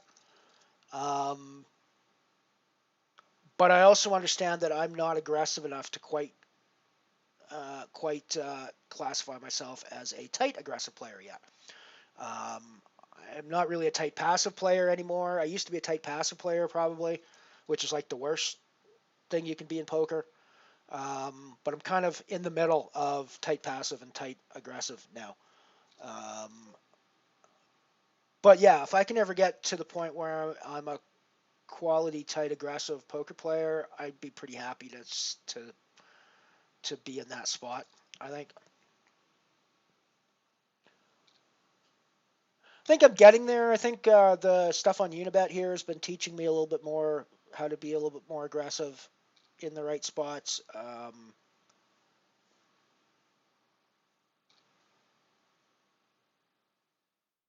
So we'll see. I mean, I think it's I don't know. Let me know. What do you guys think?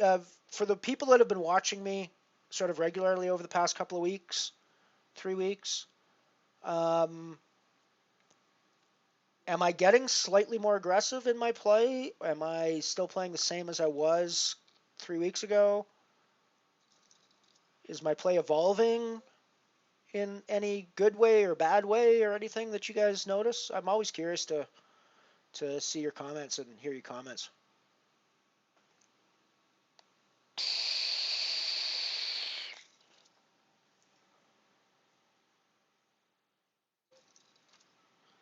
Ace Jack under the gun, we'll put a raise in with. Tens under the gun, we'll put a raise in with. I think.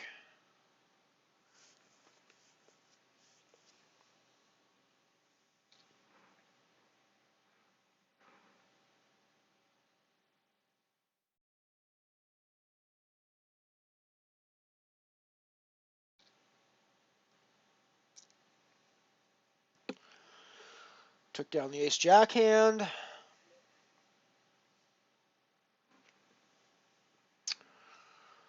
So if I was closing the action here, I might actually call this off for the bounty.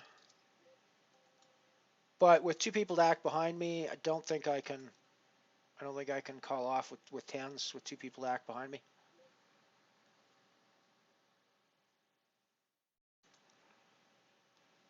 And that turned out to be the correct decision. I think it was probably the correct decision even if he doesn't have jacks there, just because with two people to act behind me, tens are pretty weak to be shoving in there.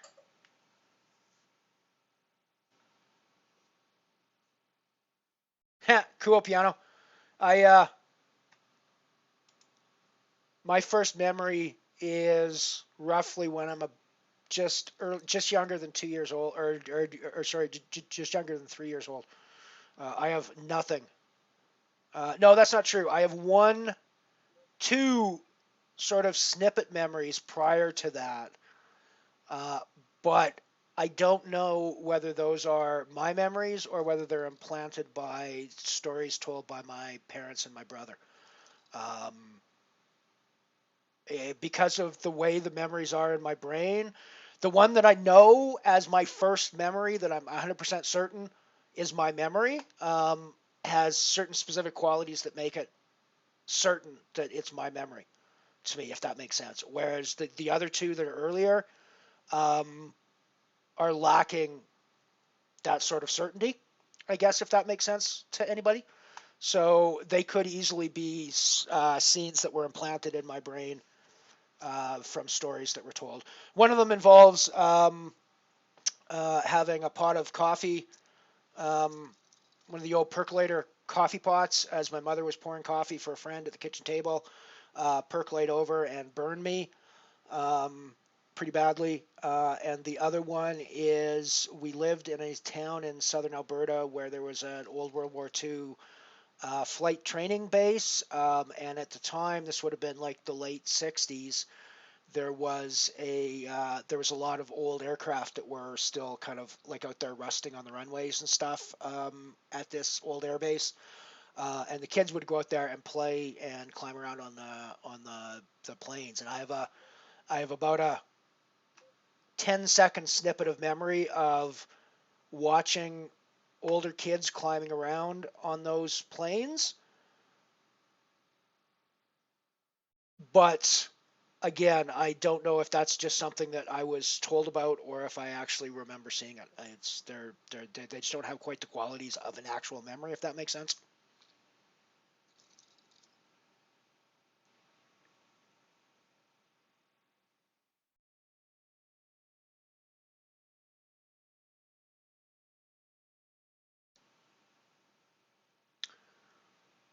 You must be playing one of your super secret IDs, because I don't see you on the Falling Star anywhere there. Anywhere there, Night Shopper? I don't see your Pouring Sun or your Night Shopper ID here.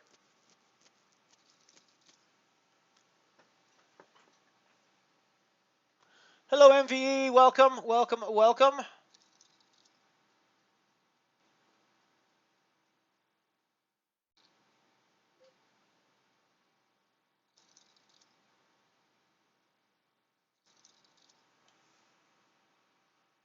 So you're not Odin Kasha, are you? Or Odin Kosh?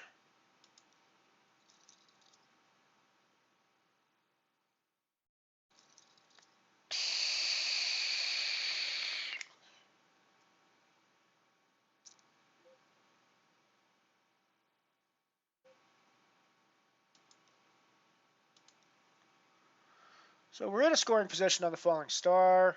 18 people go to the money there. We are on the money bubble. Final table of the dark matter, but money bubble still. Looks like we're still on the money bubble in that one. I am 3 of 9 there.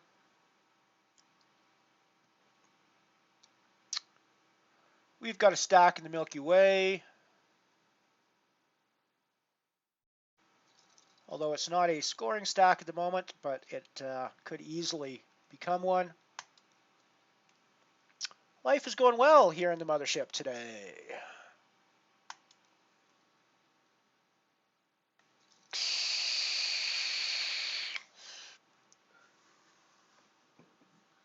No, agreed. What you got to do is you got to train your children to be like your servers to bring you beer and stuff while you're playing Night Shopper. That's what that's the use for children in poker.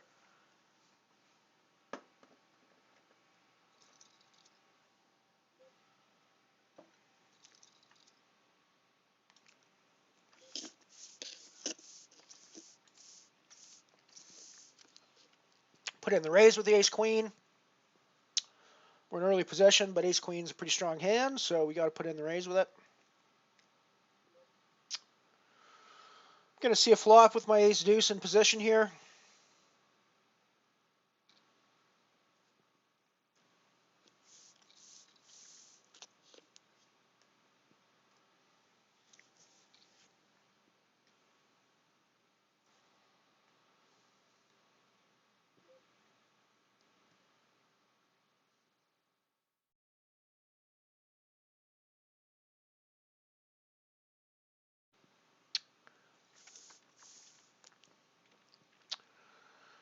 Oh, this is a super nitty fold, I think, but I'm going to get rid of the ace queen here because I don't need to put my stack on the line. And being results oriented, turns out we would have lost. So to the ace deuce. So we were ahead. So calling was the right decision from that perspective, but from the results oriented perspective, we would have lost the pot. So.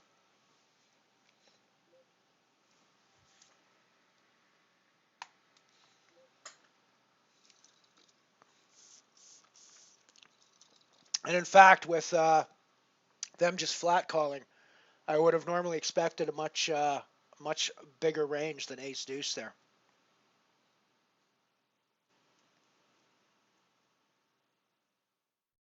Workaholic? That one seems somewhat familiar, but yeah. Odin Kosh wasn't familiar. That was the one that was sleeping. That was why I was thinking Odin Kosh 88.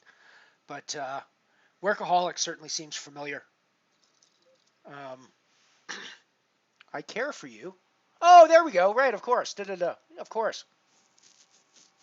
Of course. Once again, we have a friend of the stream on the button when I'm on my big blind. What the hell does this always happen? Why can't you be why can't you be like across the table from me? Why do you have to be like 2 seats to my right? That's you know.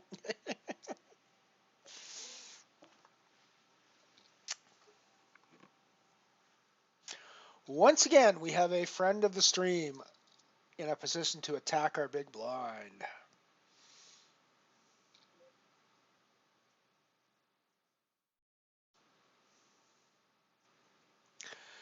7-4 hands are the sorts of hands I should probably c-bet more often from the big blind, or 3-bet more often, I mean, from the big blind.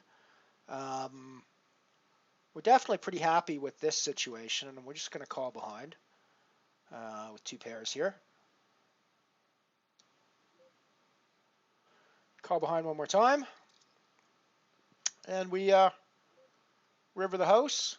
And with any luck, he has rivered the flush.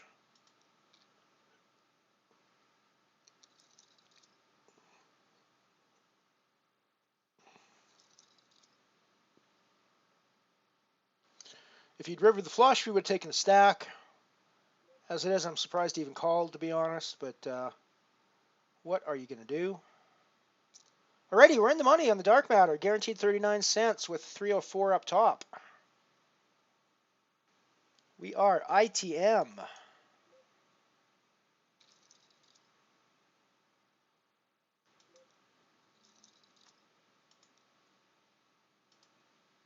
$17 to go to the money in the falling star. It's 35 people getting paid there. We are 13th place.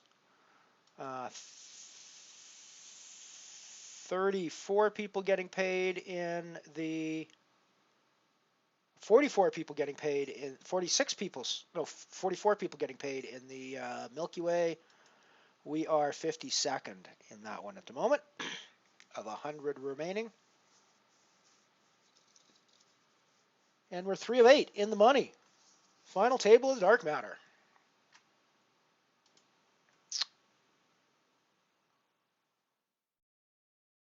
Oh, let's do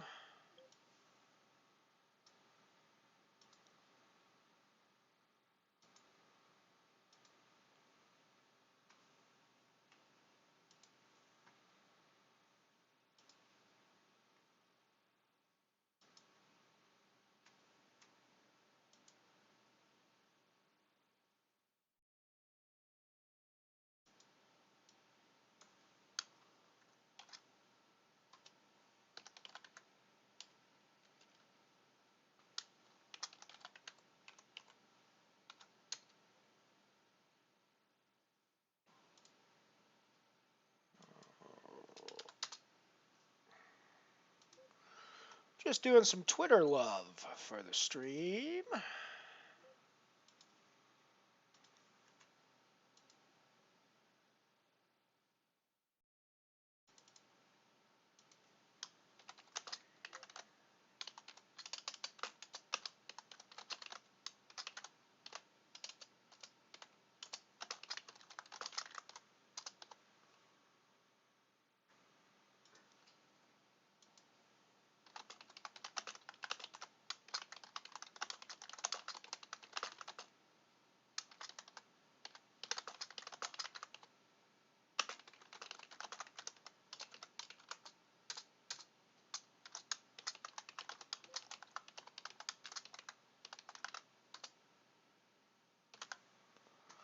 Get rid of the Queen 6.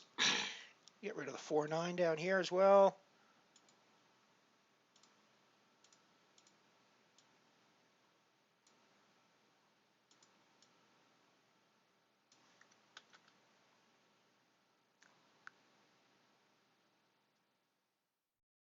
Yeah, not just you. Basically, if there's a friend of the stream on my table, I could almost guarantee it's going to be 2 seats to my right. It's really weird. It's really weird, man.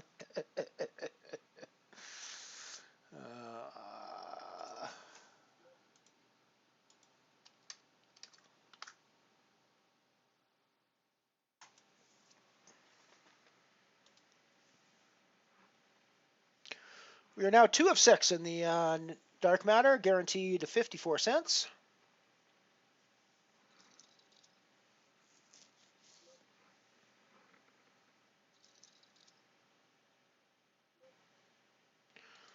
Gonna put in a raise with my King Jack on the falling star.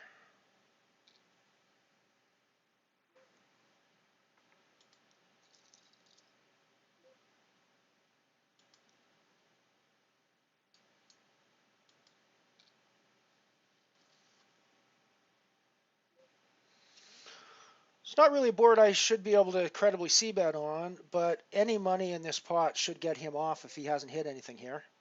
So that's just sort of bully. That's just sort of big stack bully action. But hey, that's what I'm supposed to do, right? It's the way I'm supposed to play those hands.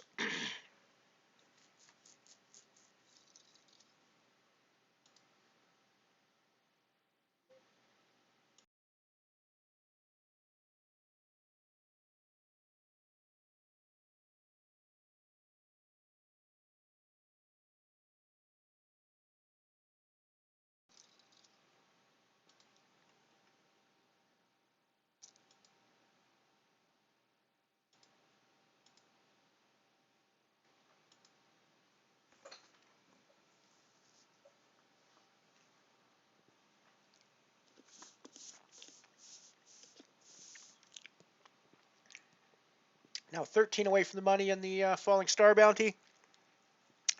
87 cents is the min cash. Certainly, it'd be nice to get that 21-22 up top, though. That'd be a hell of a score for us today.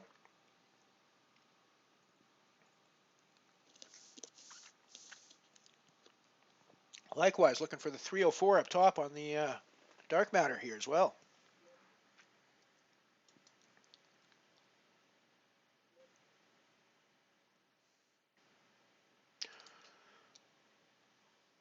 I'm going to set mine with these 4s on the dark matter, I think. I could have put in the raise here, but I think given the stacks at the moment, it's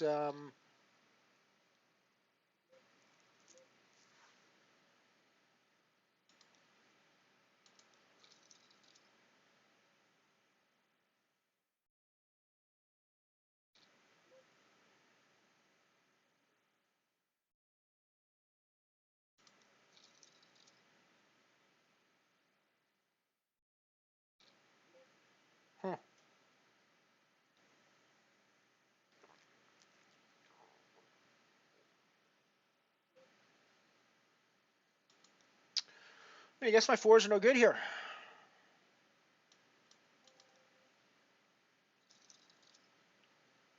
I guess my 4s are no good here.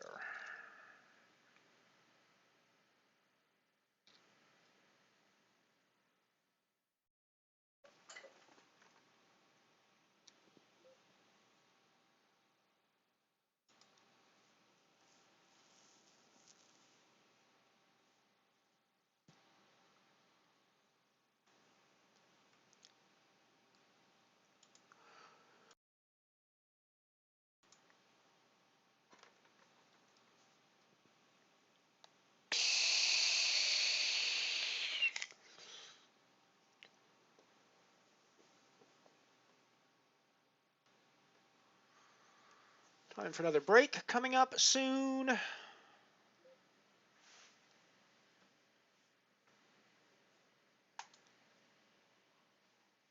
Another slate of random old ads for you again. Probably some cigarette ads in there. Probably some really badly worded deodorant ads in there that either make women feel bad about their bodies and or imply that they should be dating their bosses. So there's all sorts of fun stuff coming up for us in the break, folks. I actually don't know what's in the slate. I have not watched this. I actually, these last ones I cut without watching them. I basically just dragged commercials onto my video creator and exported out the 5 minutes worth of commercials and went from there. So I actually haven't even seen these.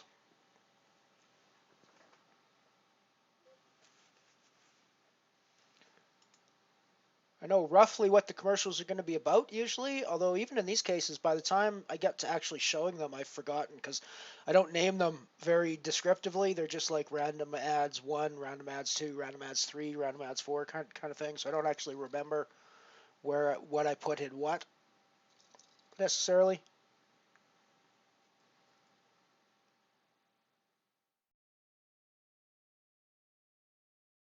So it's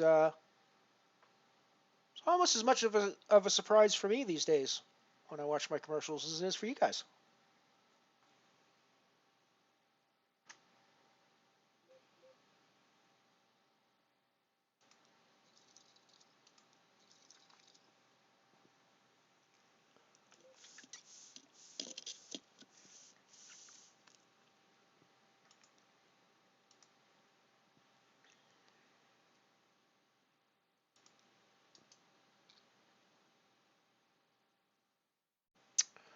Alrighty, 11 to go to the money now on Falling Star.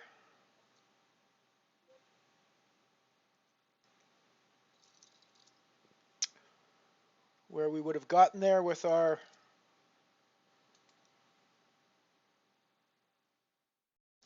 Queen 8. Put in a raise with our 10s.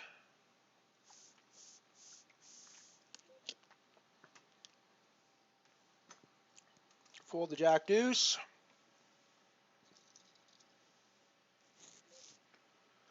Fold the A7 over here, and we'll send you guys off to break. We'll be back in a few minutes. Say, do you remember this old milk glass setting hen? Well, you know, milk glass was an early American favorite. And when the folks in the old days wanted something really delightful, they'd take one of their milk glass goblets and pour some very fine wine right into it.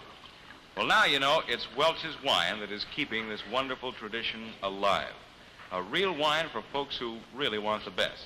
Yes, today's answer to this age-old family tradition is Welch's family wine, the answer to warm hospitality and really gracious living, and the wine that so many Americans enjoy these wintry days. You know, there is very good reason for this ever-increasing popularity of Welch's wine. Now, you folks know that all sweet Concord kosher wines are made from grape juice. And everybody knows who has been making the very finest grape juice for the past 85 years. Welch's, of course. And that's right, the only kosher wine made from Welch's grape juice is naturally Welch's kosher wine. Now, when you want the best in grape juice, you buy Welch's. So, doesn't it make sense then, if you want the best and most delicious kosher wine, you insist on Welch's family wine? You get several bottles tomorrow. Try the half-gallon size. You enjoy the wine of all occasions. That's right, when it comes to wine, you'll do well to insist on Welch's. A place for everything, and everything in its place. That's the rule for Chip, Alice, Timmy, Danny, and Charlie Dowdy. That's the rule for their mother, too, and a mighty useful one it is. A place for everything. That sure helps around my kitchen. Everything in its place. That's easy. With my Frigidaire cold pantry. So true, Mrs. Doughty. In your Frigidaire cold pantry, there's a place for all your foods. Fresh and frozen, canned, bottled, and wrapped, new bought and leftover. They're all right there, and they're all at your fingertips. Let's start with the most ingenious door in any refrigerator. It has special places for bottles, spreadable butter, cheeses, even leftovers, and a big picture window hydrator for fruits and vegetables. It tilts down to show you your supply at a glance.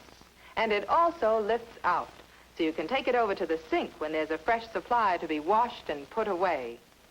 But that's just the door. Think of all you can store in here on these big firm shelves that roll all the way out to you, so you can get at the food and back without moving anything in front. And how about your frozen things? Oh, yes, there's a place for them, too, in this big, big food freezer. Even your ice cubes have a special place for storage, right here. And watch how they get there. You just take out a tray, turn it over, and push. You get a shower of ice cubes all frosty dry and ready to use. See all the wonderful ideas in this Frigidaire cold pantry at your own Frigidaire dealers. It's further proof you get the best when you buy Frigidaire, built and backed by General Motors.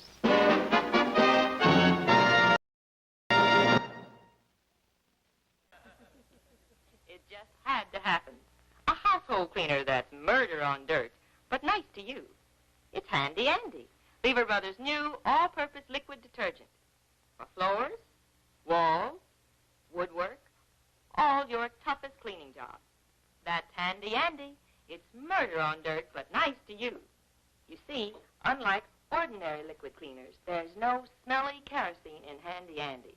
It cleans faster, safer, easier than anything you've ever used. Yet, leaves things smelling clean and fresh, kind to your hand, safe for everything you clean.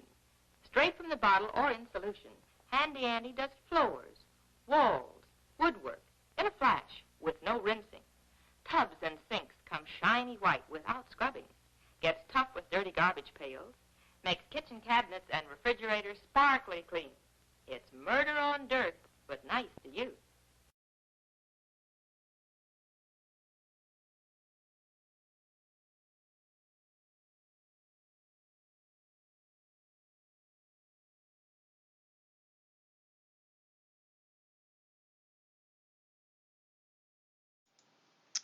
And we're back with poker action.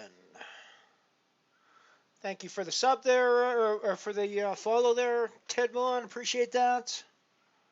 Appreciate that. I just put your,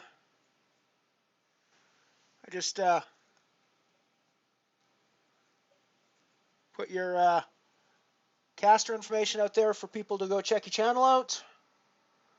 I will go check you out once I'm done streaming as well and have a look at your stuff. I'm not sure I've seen your stuff before, but welcome to the mothership. Welcome to the mothership. I do have to confess, yeah, the half-gallon size. I was actually going to make the comment about this. Couple of things I have to confess about the Welch's family wine ad. Number one, I had no clue that Welch's ever made wine. When I saw the ad title Welch's Family Wine, I assumed it was a clever way to name grape juice as a family wine that everybody in the family could drink, because grape juice is just, wine is just fermented grape juice essentially, right? So I must admit that was what I initially thought when I first saw the title for the ad. And I downloaded it and I threw it in and I watched it, and that brought up the second question for me, because I have no clue what makes a wine kosher. I have some vague idea what makes meat and dairy products kosher. I have no clue what makes a wine kosher or not kosher, frankly. So I have no idea, but I have never heard of Welch's wine, and I have no idea what kosher wine is supposed to be. I'm guessing that family wine is another name for kosher wine. It seems to be, it's the only time I've ever heard the term family wine used is in this context. So, but yeah, interesting.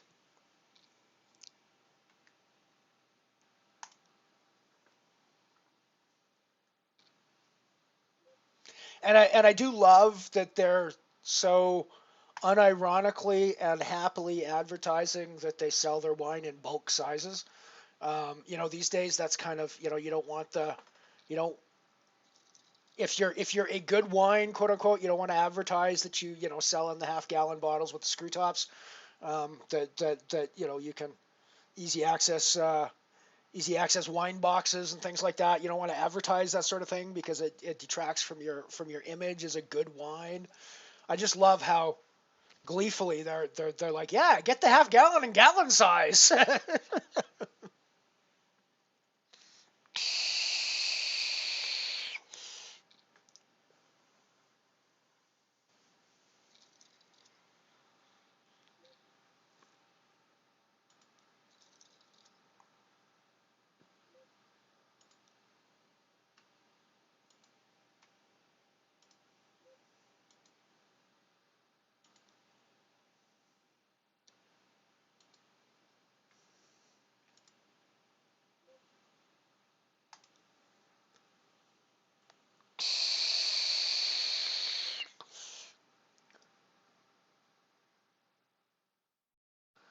So we are 4 or 5 in the dark matter, 76 cents locked up there for a 20-cent buy-in.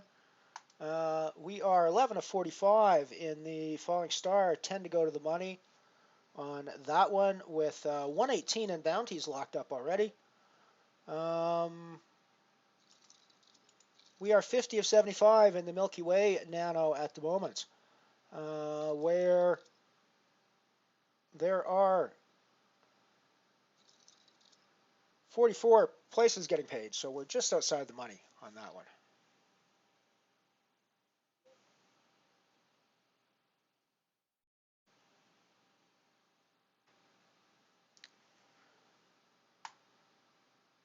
Might have to look for Dead All, Mike. At the moment, I'm just sort of grabbing ads at random. I'm not even really caring what the brands are or what they're advertising. I'm just sort of grabbing. There's a repository of ads on thearchive.com that I've been looking at over the past little while, and at this point, I'm just literally download. Then I go into my video stitching program, and I just drop until I get 5 minutes or 4.5 minutes worth of ads, and I export it out as a batch for one of my commercial sets. So It's all been pretty rando lately, and I haven't really been focusing. I did spend some time, like I said, I spent some time focusing on the toys and focusing on the cars and stuff like that. I still have a whole slate of DeSoto. When we run through these random ads, I'm gonna pop back into the cars. I've got some more Chevy ads, and I've got some more DeSoto ads to run through as well. I've got a bunch of DeSotos. We haven't seen any of the DeSotos yet, and I think they're an especially cool situation because they just literally don't exist anymore. So, um, so yeah, it makes them quite interesting, I think.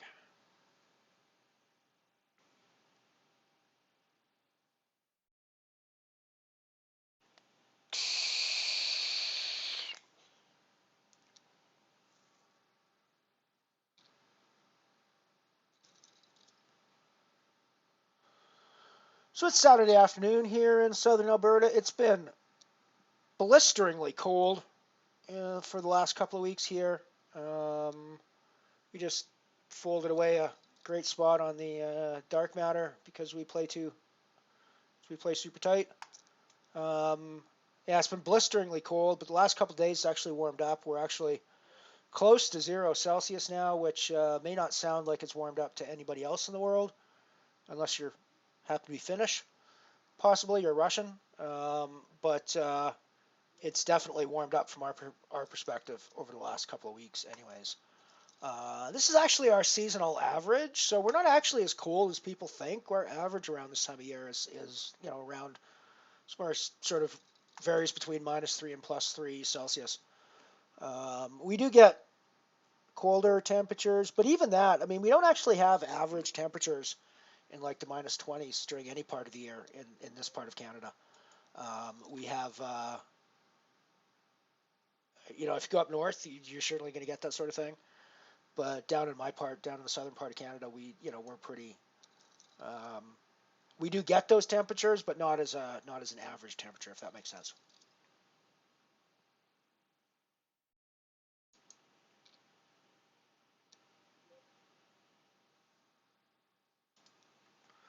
I will have to check that link out, Piano.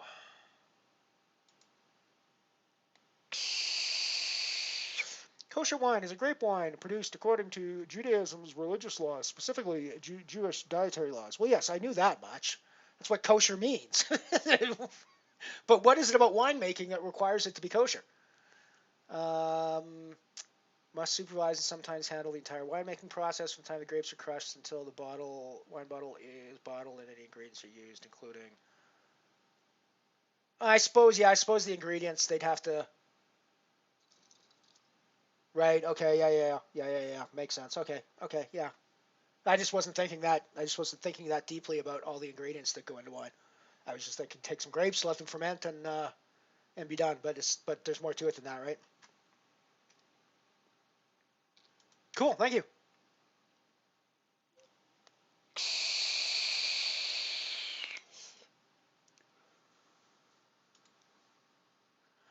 Thank you so much for that, Piano Cat. I appreciate that.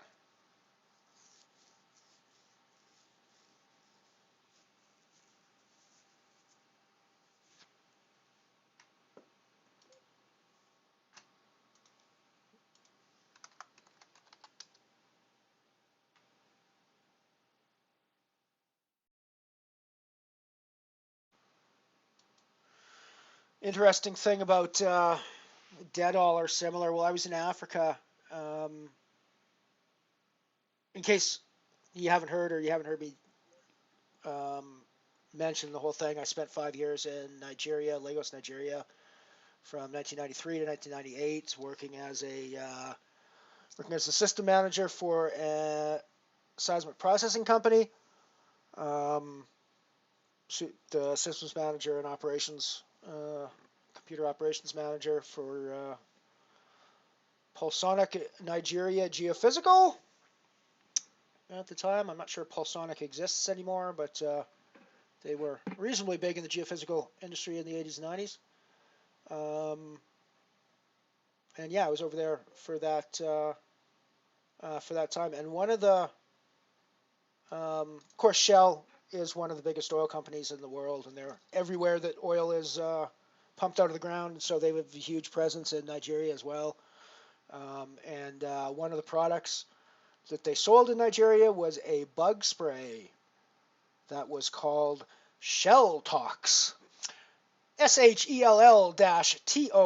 It's like don't even try to hide what you're doing here, folks. You're fucking selling toxins. That's what's going on here. Shell Tox. And I got to tell you, that stuff was damned effective as an insect spray.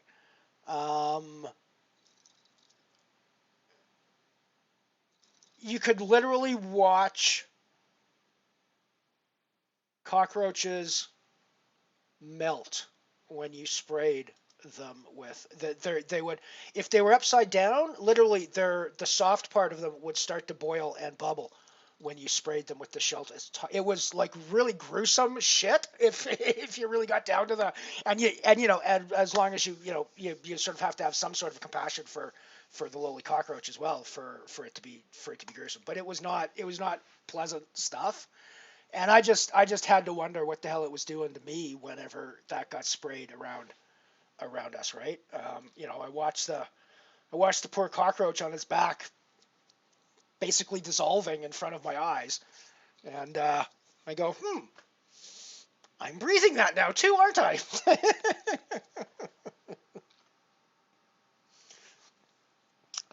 I also remember hanging out with our company driver over there in Nigeria, going around driving one day, and we were chatting about how he'd just gotten his mother this great present for her birthday.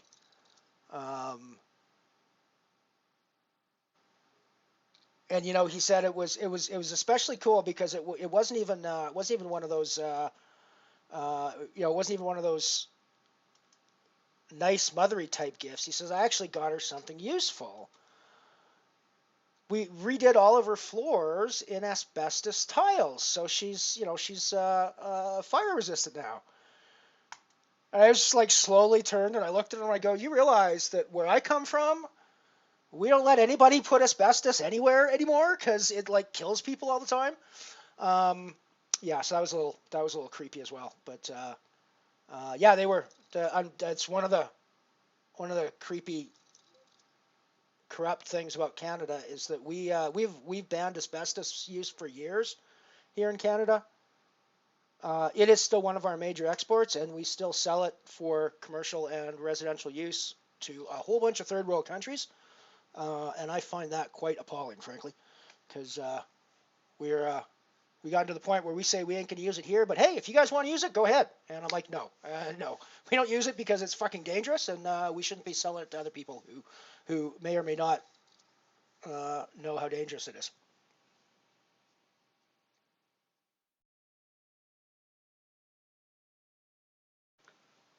Yeah, that makes sense. I know the ritual is a huge part of kosher, but I also know that I don't think all food has to be kosher.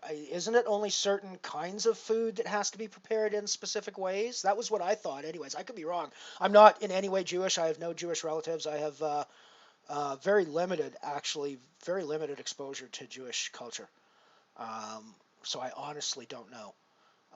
But I was under the impression there was only certain kinds of foods that had to be prepared in special ways, and there was other kinds of foods that were just food, and you could it didn't matter as much. But if I'm wrong about that, please correct me. I'm always interested in learning about new things. I was a philosophy major when I did my university studies. That surprises a lot of people because I spent my career as a computer scientist, not as a philosopher. But yeah, I was a philosophy guy in university. I loved comparative religion. Comparative religious philosophy was one of my favorite subjects, probably behind epistemology and philosophy of perception. Comparative religious studies was my favorite part of philosophy, just because you got to see so many different kinds of belief structures.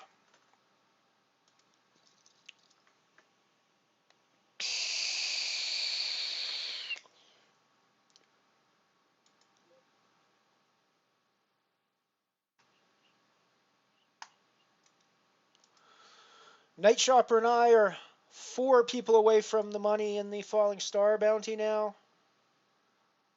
I am 4th of 4 in the dark matter nano, guaranteed 109 at this point, but we got to do something because we have a relatively small stack, about 10 big blinds. I probably would have open shoved this if it folds to me, but I don't think I'm going to get involved when there's already action in front because the ace-7's pretty weak ace at this point. Although it is four-handed, so all aces gain value. And I think this is a shove spot for us. The ace-4 is actually better than the ace-7, frankly, in my books. So I'm happily putting my money in here.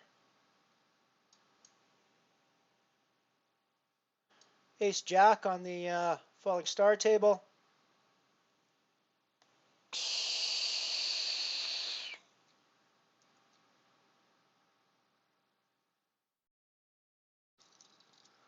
And we don't get there on the dark matter. They get there instead. We're out in 4th in the dark matter for 109. Not a terrible result, frankly. So I was going to come over the top of this initial raise, but now that there's a 3-bet already, I'm getting out of the way with my ace-jack.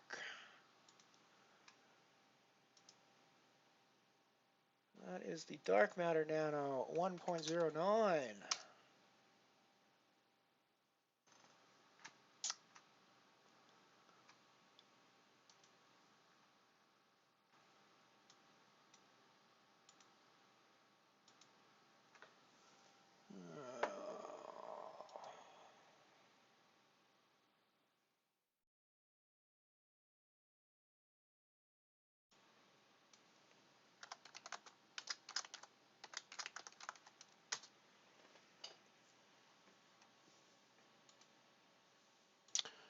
Cool.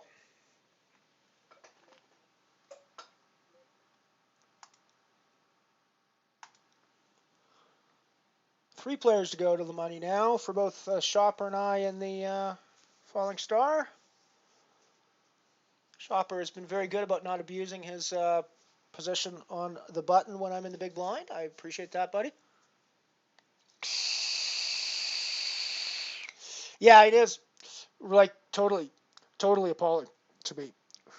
There's a few things that Canada does that I'm like, that's like completely fucking contrary to what people think we're supposed to be doing and, what we should be doing and what's like morally right and everything. But hey, what the hell? We don't get enough negative attention, frankly, for the way we have and still treat our Aboriginal population here in Canada, frankly. That's another really, really, really gross part of our history. And frankly, a gross part of our present. We are not dealing with it properly in the present either.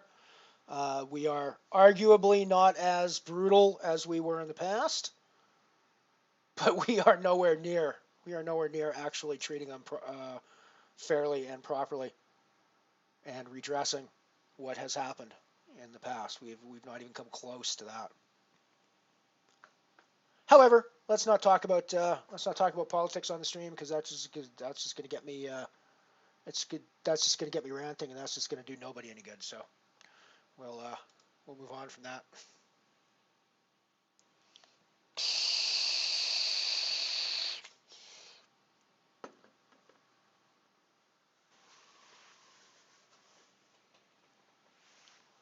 I am proud to be a Canadian, and there's a ton about Canada that I think is makes us one of the best countries in the world.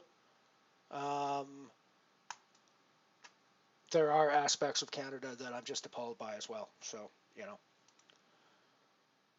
yes, that's probably the way life goes in all respects, but I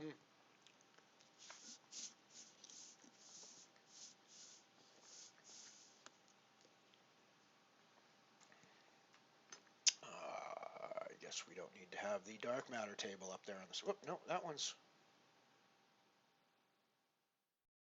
Right, of course, that's the 2 spot, not the 3 spot. There we go.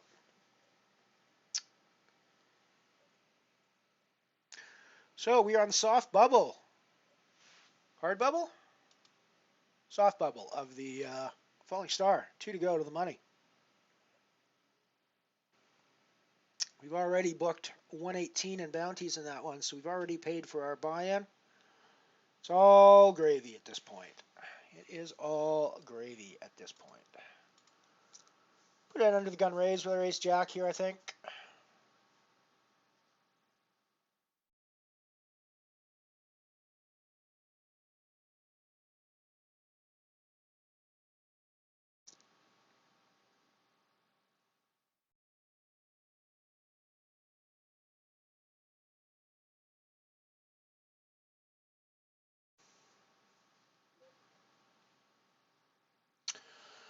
So that's a pretty chunky shove, like 17 big blinds-ish.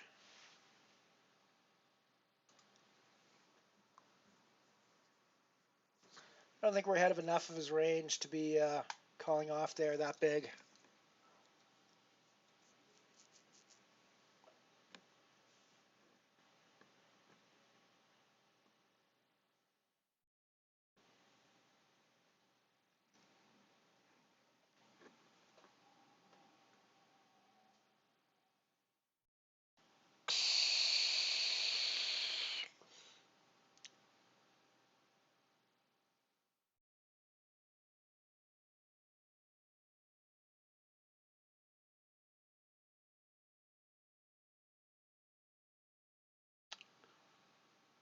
We're now on the hard bubble of the falling star. And we got, looks like we got moved, or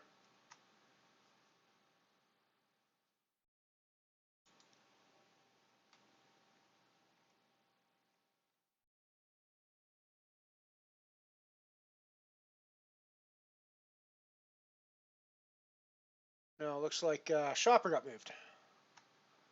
Shopper got moved.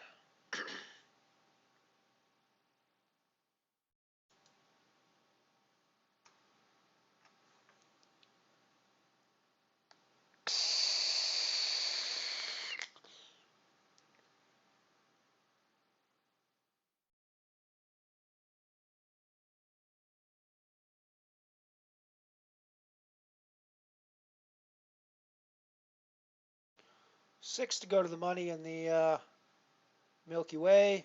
Tournament is hand for hand now. Sorry, 3 to go to the money. We are in a scoring position for 10 cents down there.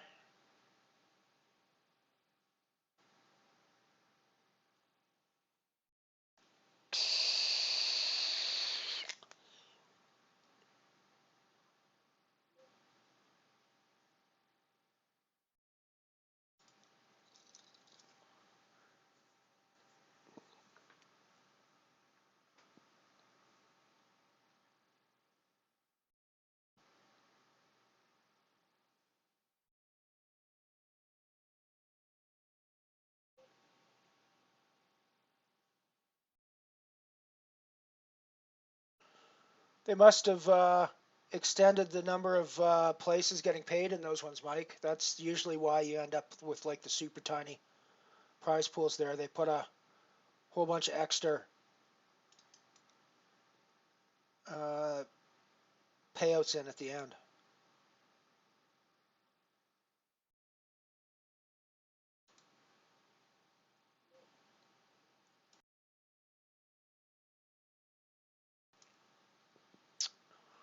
Guess we get rid of our straight draw here.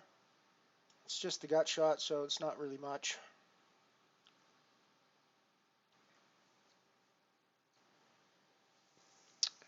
He was blocking the cards we needed.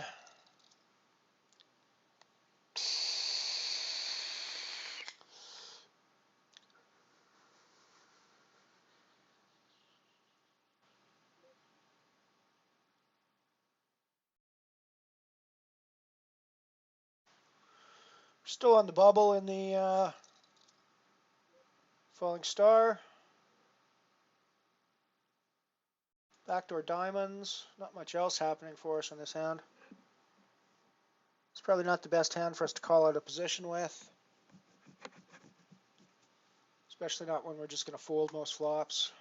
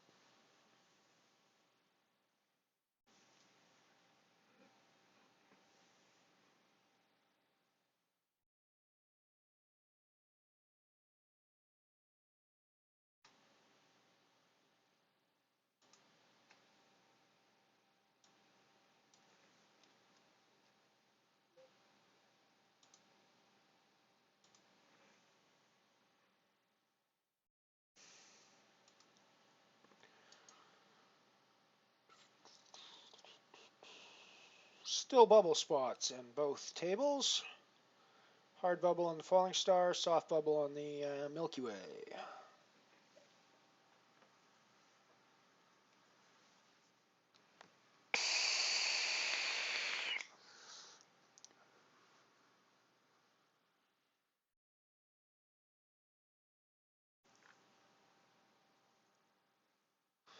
It is nice to have a winning day for a change. I got to admit that. I have got to admit that.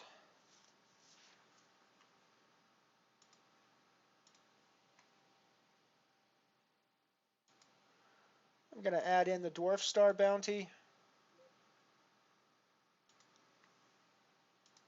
to the tables.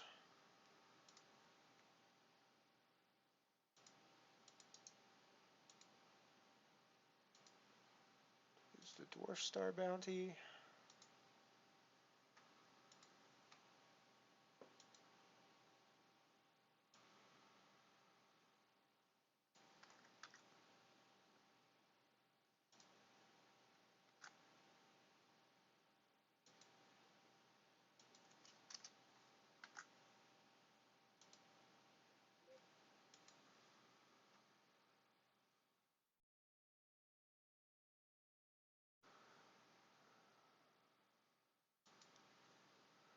That's probably a really, really, really tight fold with the ace-10 spade there.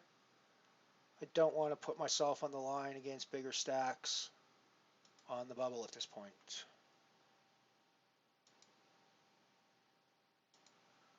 Got the Dwarf Star Bounty going now. Dwarf Star Bounty Nano, that is.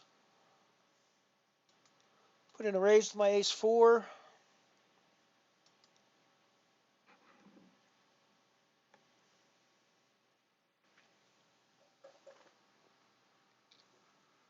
I could play the real Dwarf Star one of these days. I do have a ticket for it. It's either that one or the Ice Giant.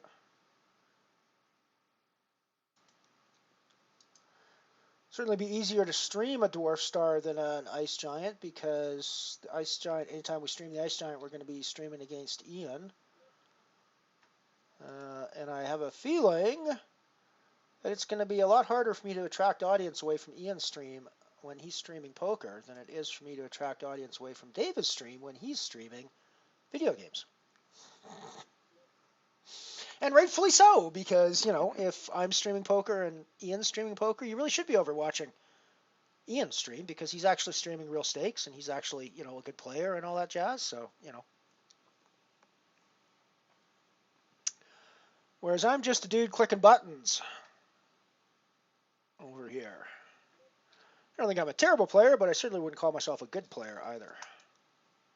I am an average player, I think. Probably better than average, because I don't think I'm a losing player. And I think most poker players are probably losing poker players.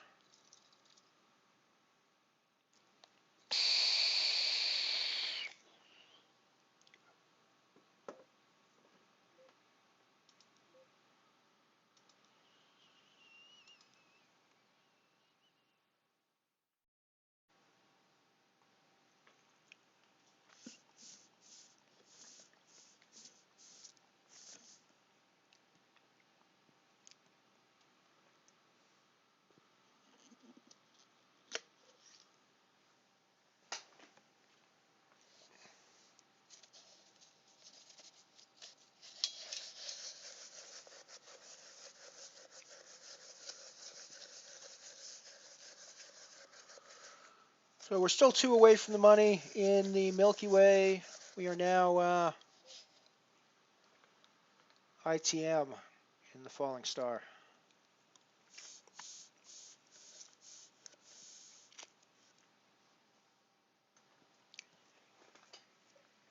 Guaranteed 87 cents.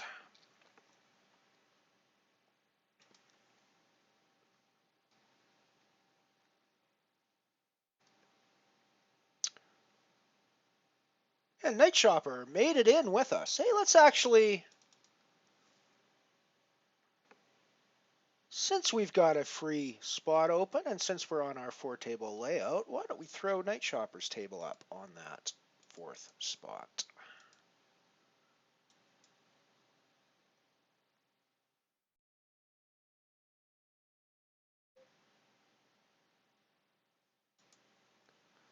Just missed. Night Shopper doubling up with a straight.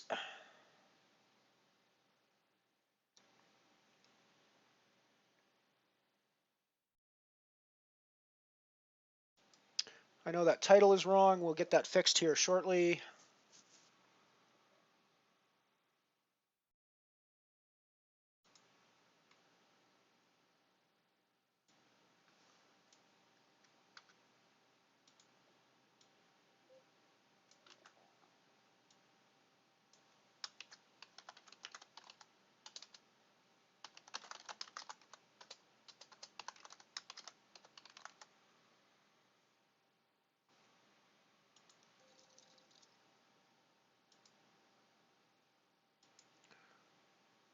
There we go.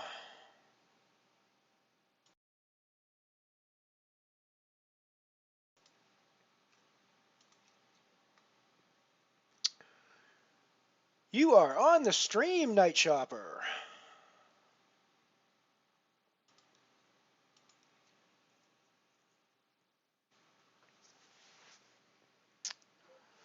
We are down to the hard money bubble in the Milky Way. I am 38 to 45 with 44 places getting paid. We got a fairly short stack there, but once we slide into the money, we can start to worry about building that back up again.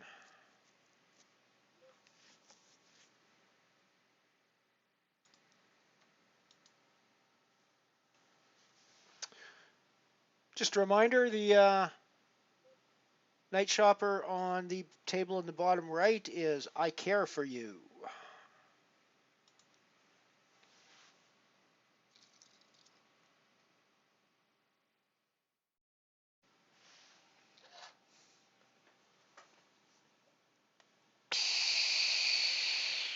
Ha! Lately, that seems to be what I'm doing as well, Mike. Today, of course, has been a good day. So far, we've cashed everything we've played in, assuming we make it that far in the Milky Way, which it looks certainly like we're going to do. But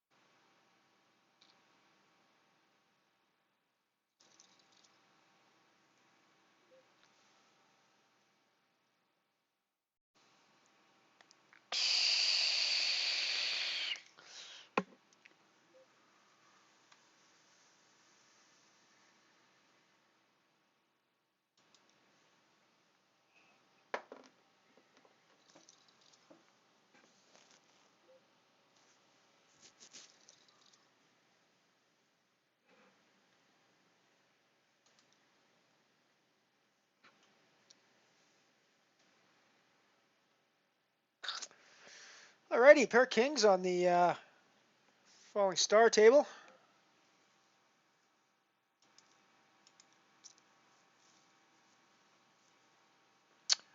We all know what we're doing with this hand. We're trying to get our money in if we could, but we're happy enough with that result. In the money in the Milky Way, so it is now time for us to start thinking about building our chip stack back up again once more. They're guaranteed 10 cents now, and which is double our buy-in. No, it doesn't really sound like anything spectacular, but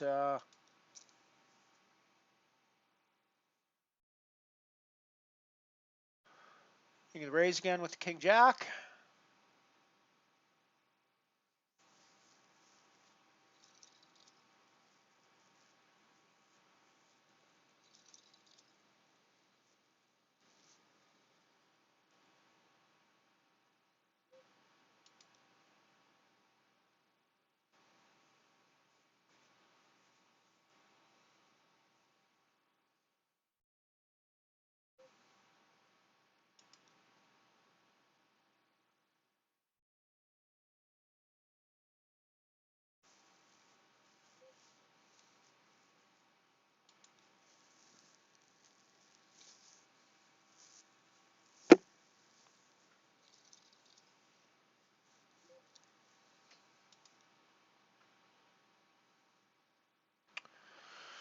Shopper's still in the mix for cash prizes in the Falling Star as well as us.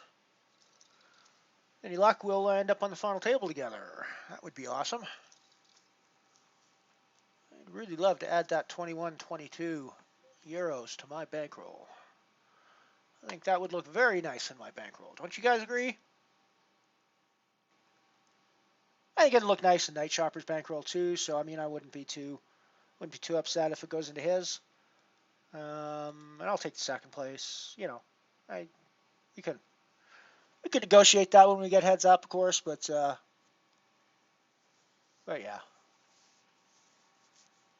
I think it'd look really good in my bankroll.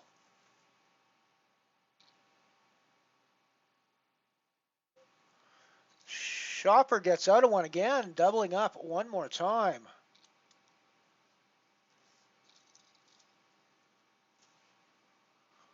Nice little bank there with the jack.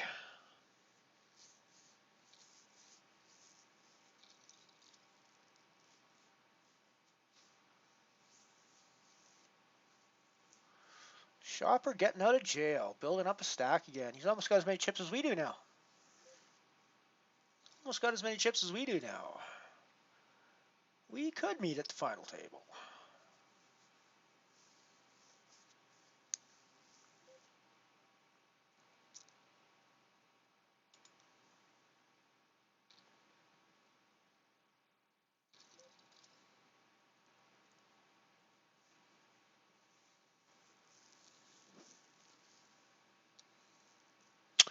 I think I'm just gonna say I think I was just gonna try to double up to get the double up here, but I'm actually gonna wimp out and just fold. I almost shoved that hand, almost overshoved there. Just felt like Hallel Poppy wasn't doing that light.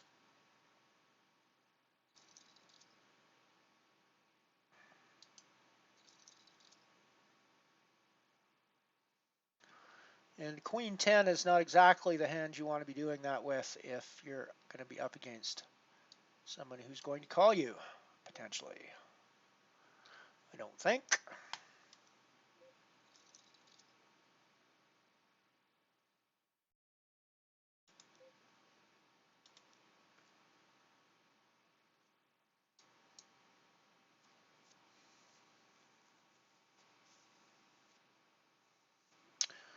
Shopper getting involved from under the gun against the sleeping big blind. Gets a call from the button. Puts out the C-bet and gets folds.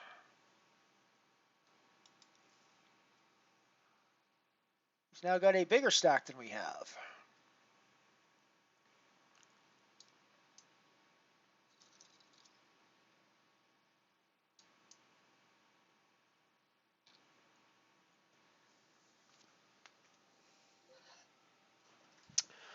Nice little comeback there. Nice little comeback there, Shopper. Shopper was basically one of the smallest stacks when we were on the bubble. And he's now building himself back up into a final table potential stack.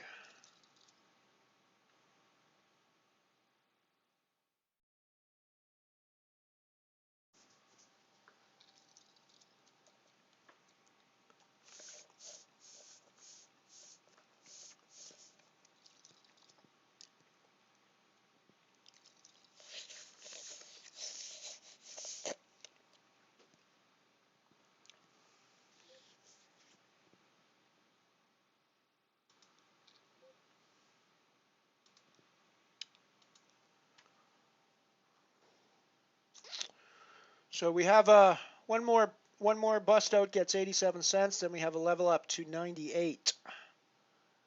And then in 20th place we have a level up to 112.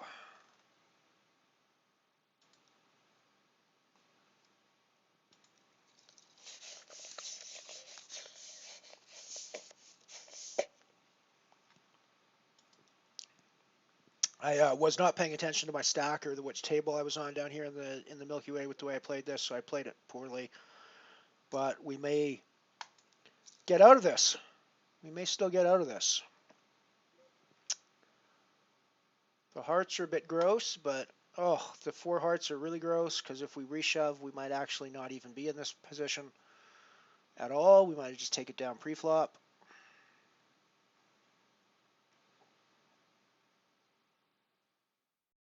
Oh, so lucky nobody has a heart there. I'm so lucky nobody has a heart. I mean, that is just,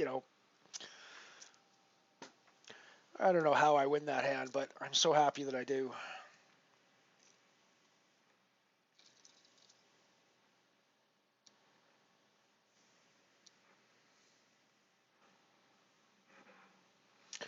I don't know how I could play that hand as badly as I played it and still end up winning it. That's pretty amazing.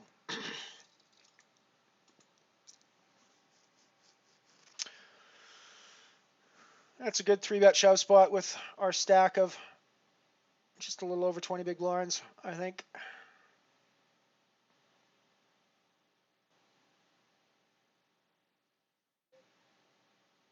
think we get called lighter than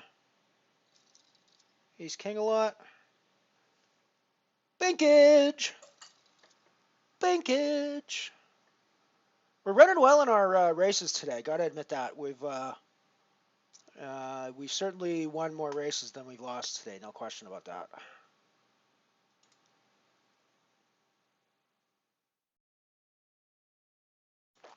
So we level up to 98 cents for sure now in the Falling Star.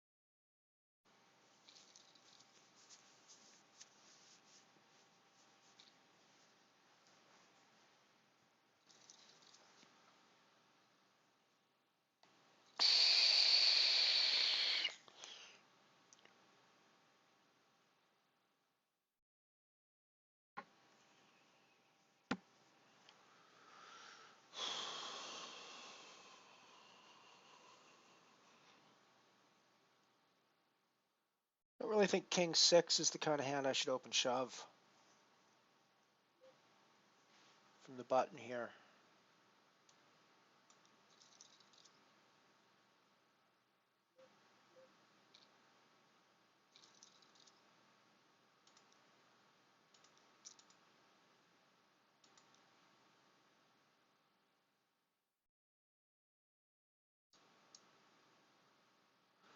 I mean, I'm not really thinking about the level up, but it's kind of on my mind. I don't need to put my stack in a speculative spot where I could get crushed.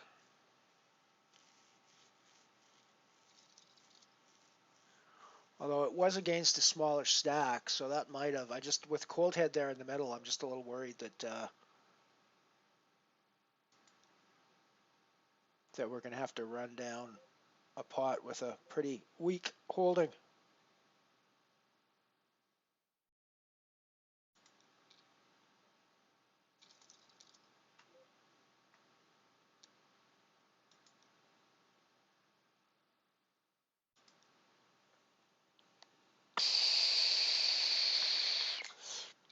Favorable flops on both the Milky Way and the Falling Star.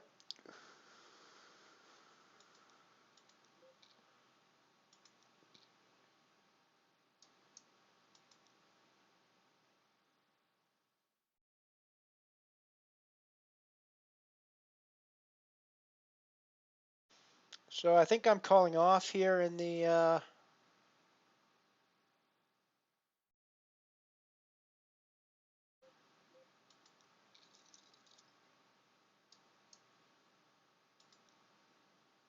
Milky Way with my draw. Oh, and he's got the better draw. But we get there. Holy jeez. Holy jeez.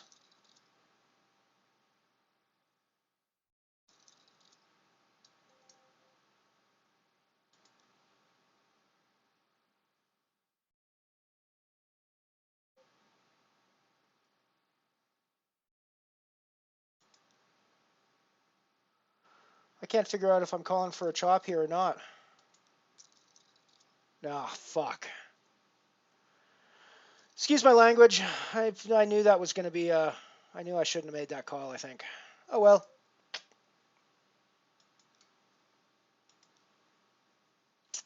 Bah. Dwarf Star Bounty is now done.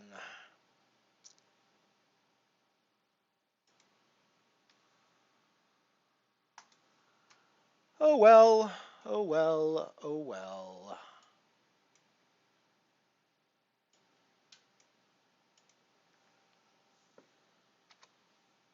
Considering we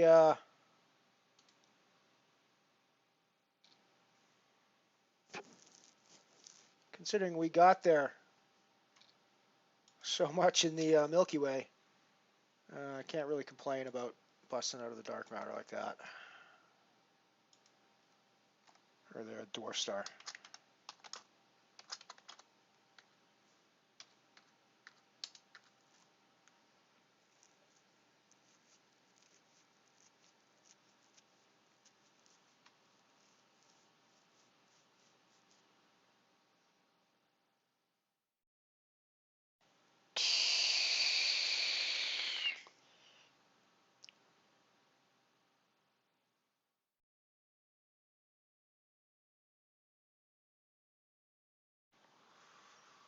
But we still got a good chance at some decent cash in the Falling Star Bounty.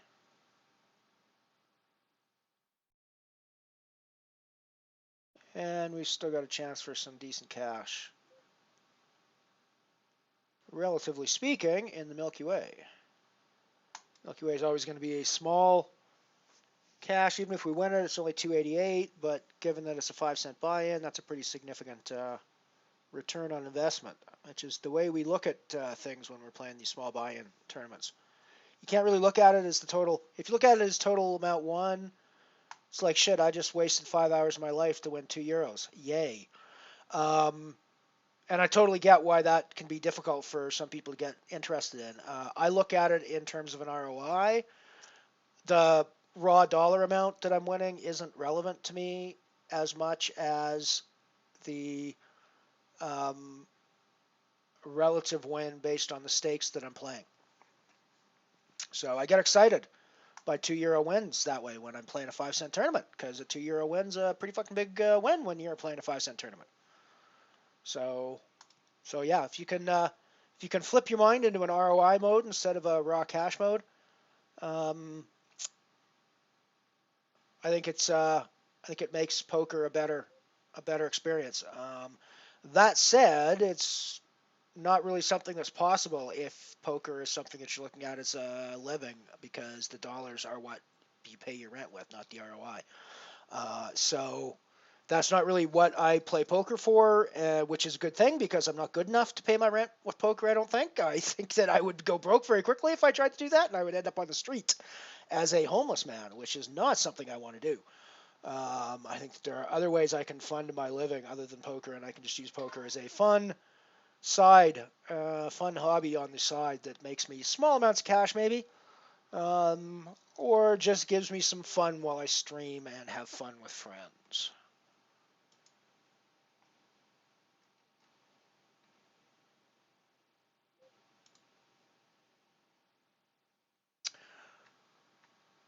Nice one. I see your Quad Nobbler's tweet there, Piano Cat. Nicely done. Nicely done. Especially with kings. That's a pretty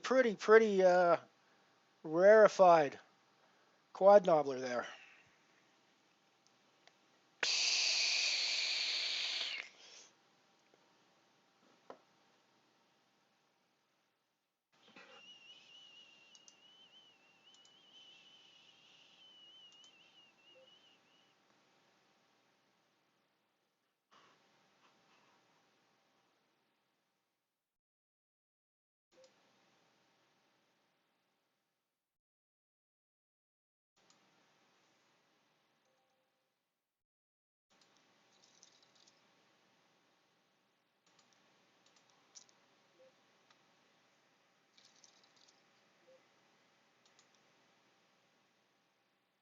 put in the C-bet with my backdoor ace of clubs, ace high hand.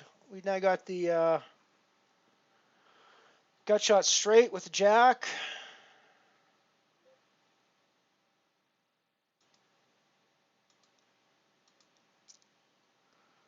All in the falling star now.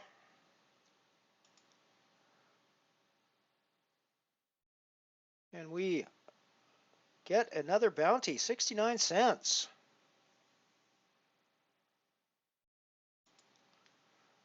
69 cents.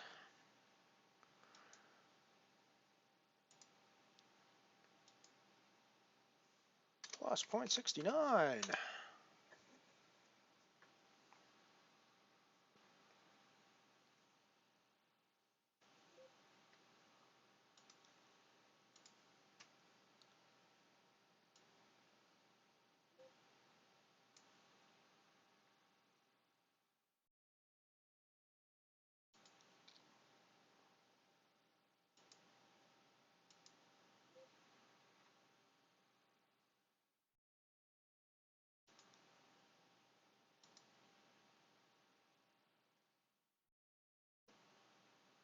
Yeah, totally. I look at it completely in buy-ins. I was just trying to show that on stream, and it was I was having trouble getting the right window up. Piano Cat, so I'm glad you linked to it. Check that out. That's her. I think that's her King's quad nobbler hand, if I'm not mistaken.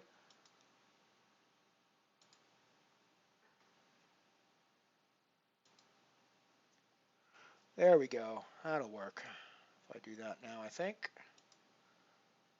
There it is. Quad nobblers from the Piano Cat.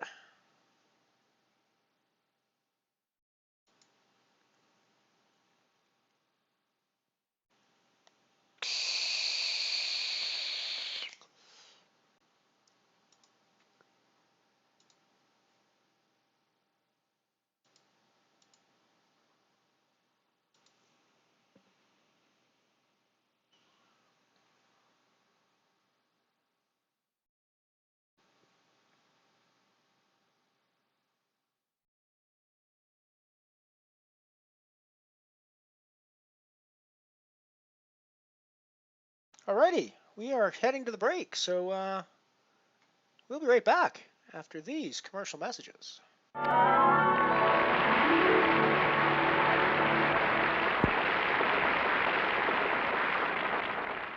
When summer sports get just a bit too long, may we suggest an answer with this song? King-size Coca-Cola gives you that refreshing new feeling. That feeling, refreshing new feeling. King-size Coca-Cola gives you that refreshing new feeling. Get that feeling with the Coke, you get zing. Yes, Coke and the King has more for you. The great big value, best buy too. Cause after you pour, there's so much more. King-size Coca-Cola gives you that refreshing new feeling. That feeling, refreshing new feeling. King-size Coca-Cola gives you that refreshing new feeling. Get that feeling with the Coke in the king-size Coke.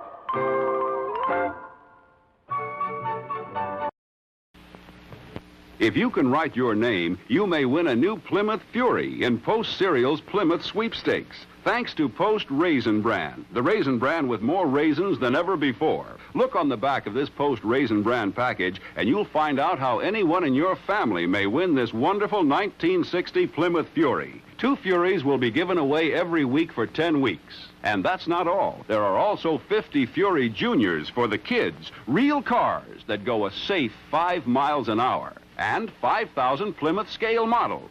It's easy to win a prize. Just send in the ballot on the back of this Post Raisin Bran package or any piece of paper with your name and address to Post Office Box 600, New Brighton, Minnesota. 10 separate drawings. If you don't win one week, you're eligible for the next or the next. So get some delicious Post Raisin Bran, the fruit and cereal treat with more raisins than ever before. And enter the Post Plymouth Sweepstakes right away. Hey, kids, here's Mary Hartline. Say, boys and girls, there's nothing so good as a cool, refreshing drink on these hot summer days. And whether you like orangeade, lemonade, soft drinks, milk, or even a cool drink of water, the best and easiest way to serve it and drink it is out of a Dixie cup. I know, because I use them at home all the time. And you ask your mother, she knows. She knows that Dixie cups save her a lot of extra glasses to wash. She knows that Dixie cups means there's less of breaking glasses. And she knows, too, that drinking from a Dixie cup is more sanitary because everyone has his own individual cup. And it's so easy to have lots of Dixie cups handy when you have this attractive Dixie dispenser. So you ask Mother the next time that she goes shopping to get a Dixie dispenser and several refill boxes of Dixie cups. Dixie cup, America's #1 paper cup.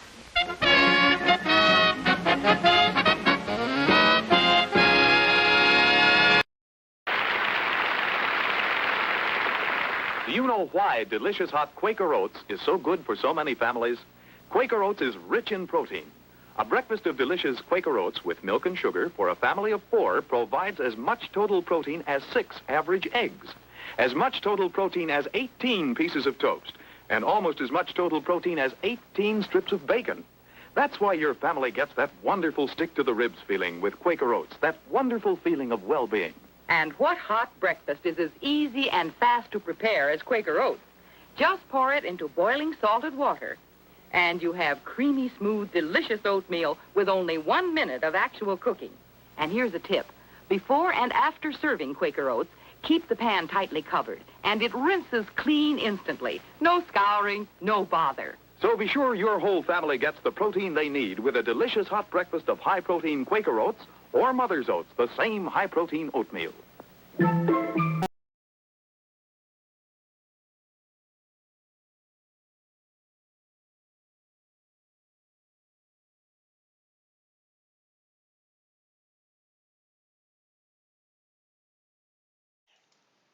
So one of the problems with my commercials is that if I cut 5 minutes worth of commercials, they are usually too long, and we cut off the last commercial, or we miss some of the poker action.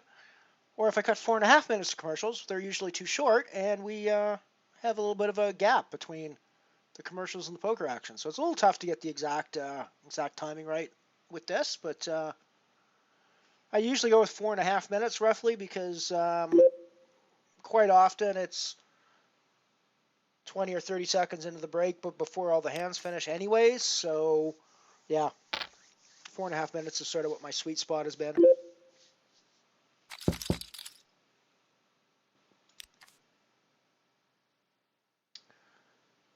Yeah, I guess we had a lot of breakfast cereal themes on the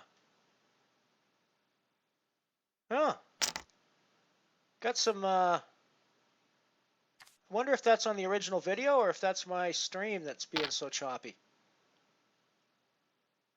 I have to go back and have a look if that's could be that my computer was being choppy when I recorded it, when I cut the video as well. Hard to say.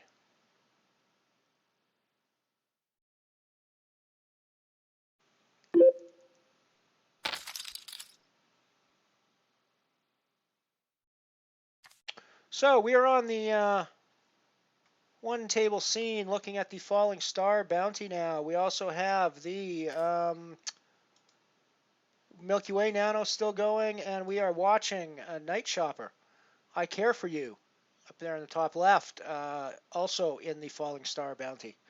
We are 22 players left in that one.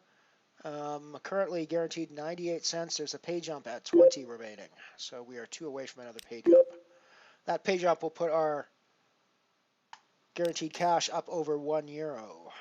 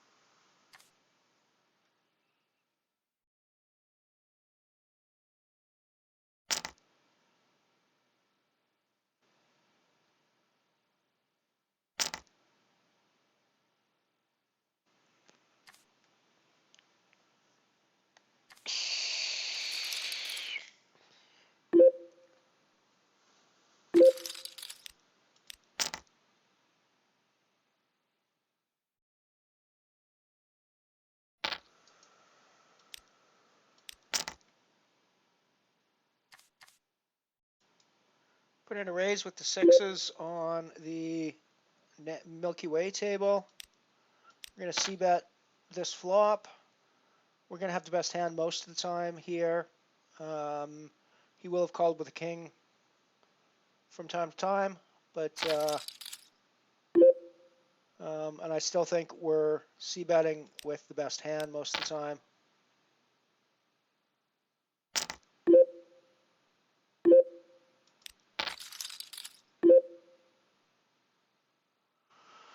And I mean, he could just have a king here.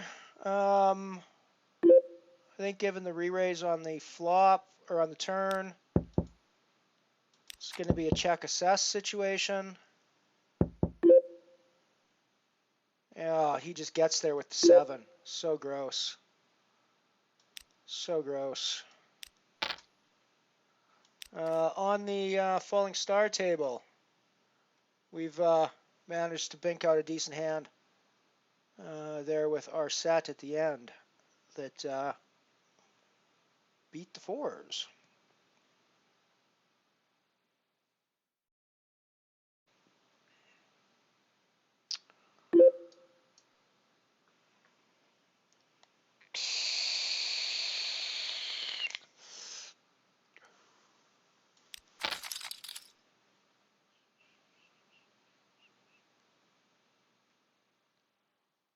We got backdoor diamonds, backdoor straights.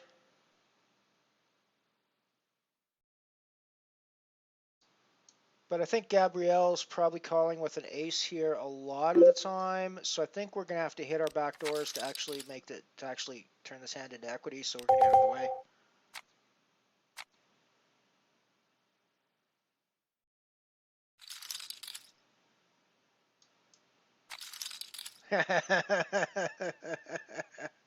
Yeah, somehow those protein stats for the porridge seem a little out of whack with reality. I'm not entirely sure unless you're adding stuff where porridge gets its a ton of protein from. I mean, I know there's some protein in the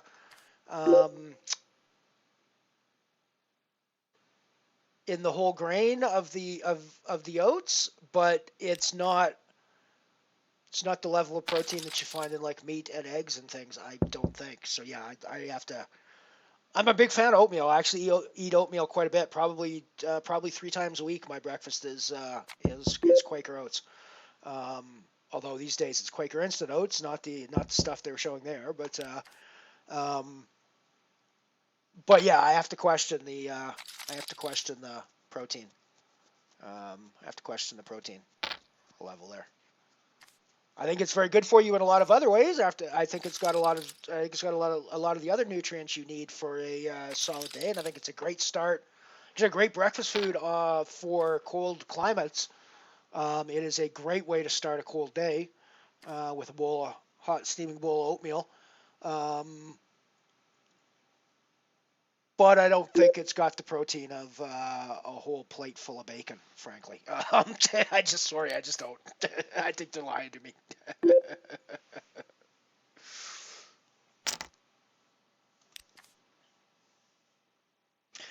I do love oatmeal as well. It's one of my favorite. Always been from a childhood. From childhood, it was one of sort of the comfort foods from childhood that we had. And it's funny. I had a friend of mine recently joked that it was poor food. And I sort of get, I guess I get where he's coming from with that, and it probably was a way for poor families to be able to feed their kids cheaply a good nutritious breakfast very inexpensively. So I totally get that, but it's also just good food. I mean, I'm sorry, but oatmeal is just good food.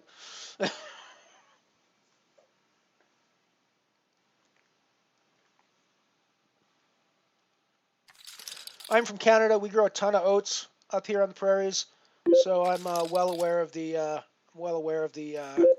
quality of and the great promise of oats. They are great food.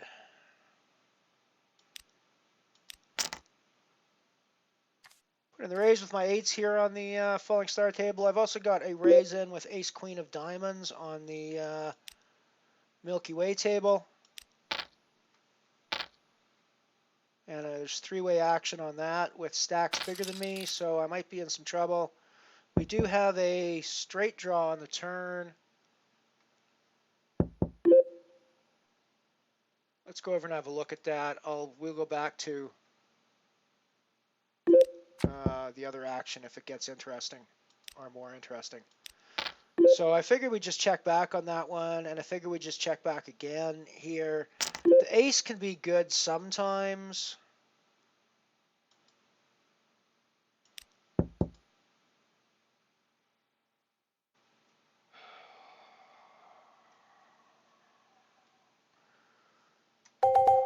The 8's hand got interesting.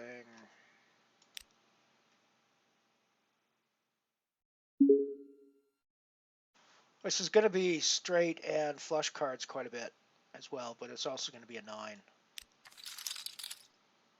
on a fairly regular basis, I think.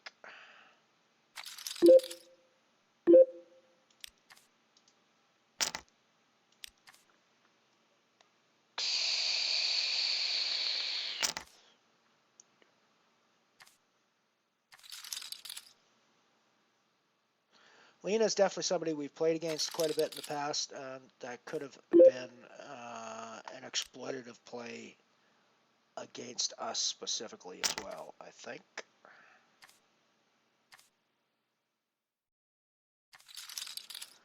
I don't think I've ever had peanut butter porridge, and given that I don't really like peanut butter, it sounds kind of not appealing from my perspective, but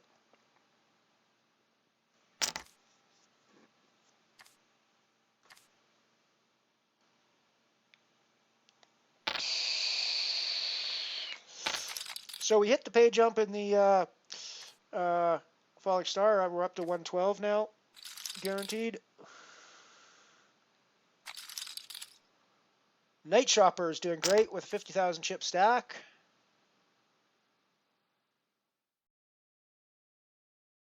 We are doing less great with only a 24,000 chip stack at 1428.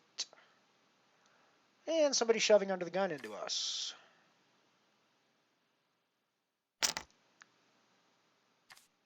Yeah, I'm thinking that there's an exaggeration of the... and the thing is, if they just highlighted other nutritional features of oatmeal, you know, they'd be good.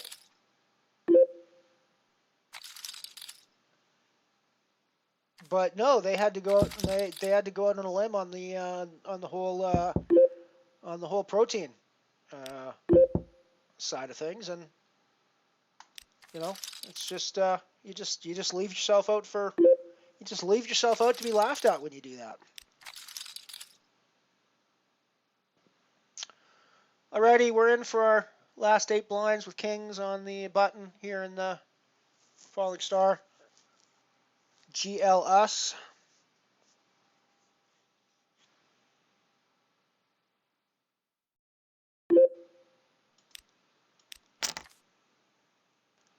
Come on, Cactus Hug. Give us a hug. Give us a hug, buddy. Give us a hug with like Jack 10. Give us a hug with like Jack Queen here. Yeah, okay. Just give us the pot then. That's cool. I'll take that too.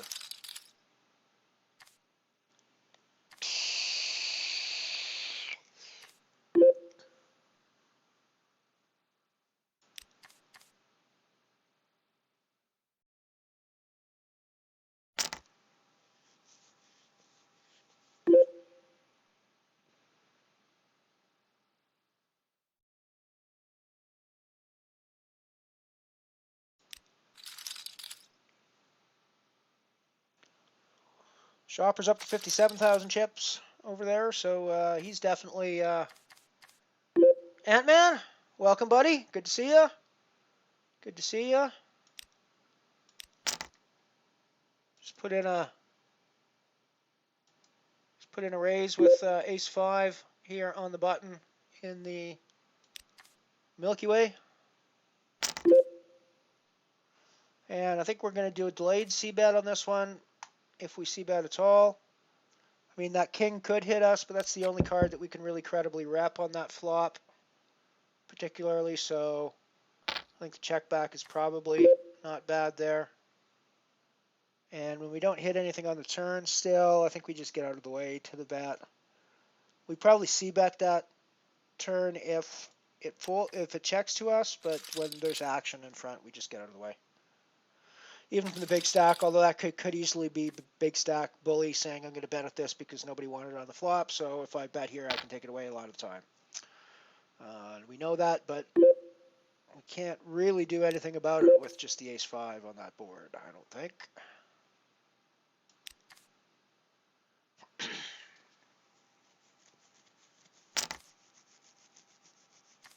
It's one of the other frustrating things with poker, of course, is that even when you know what's going on, you can't always do anything about it. You just sort of have to sit there sometimes and let it happen, because if you try to do anything about it, you're still not in good shape anyways. So, just because you can identify that he's bluffing in a certain spot, or that it's a great spot for him to be bluffing in, doesn't mean you have the ability to actually make him pay for that.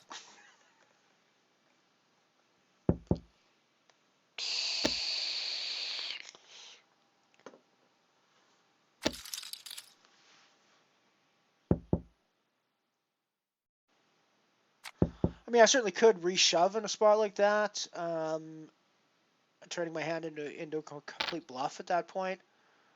But I have to know he's got a higher frequency of bluffing than I'm necessarily aware of at this point. I mean, basically the only thing I'm basing that on is the big stack dynamic, which he should be thinking along those sorts of lines. If he's got a big stack and we all check the flop, he should be thinking, well, let's lead out and see if we can't steal it. But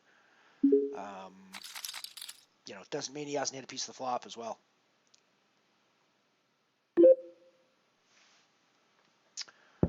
Doesn't mean he hasn't also hit a piece of the flop.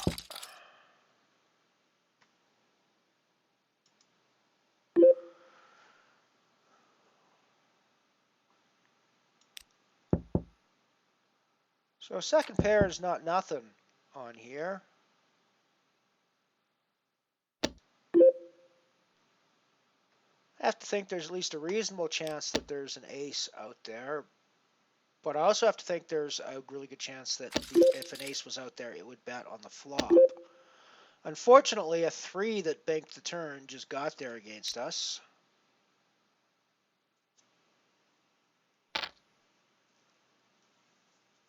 But we're still ahead of the 8 that banked the flop, so...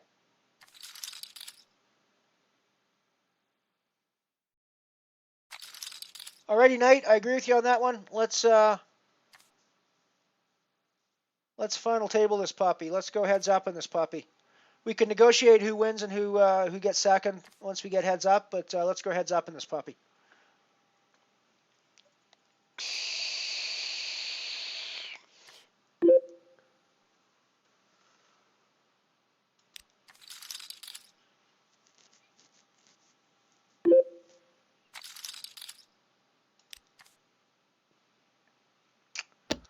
This looks like a spot for us.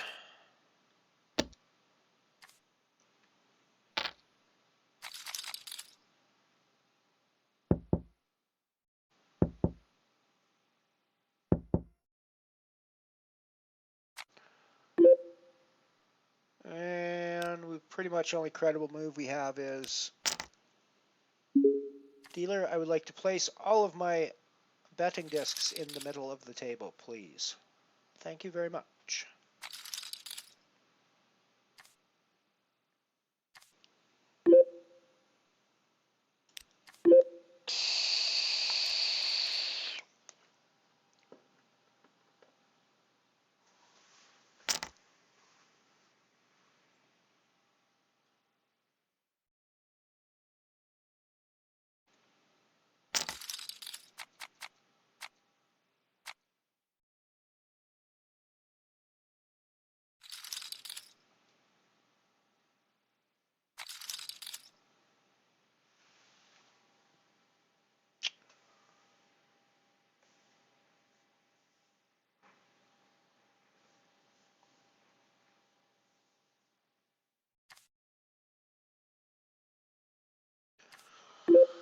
We've leveled up to a whole 13 cents in the Milky Way Nano.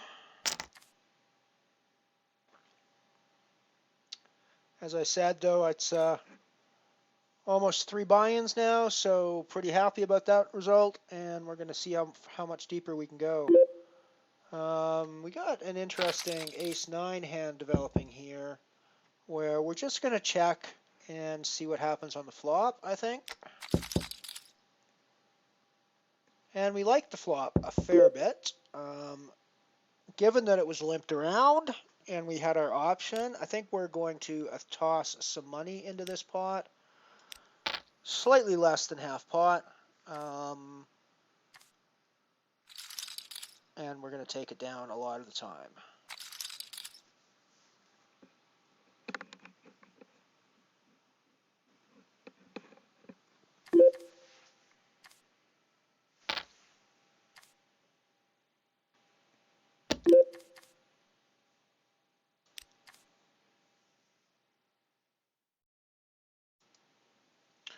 Let's go over to the Night Shopper's table for a little bit.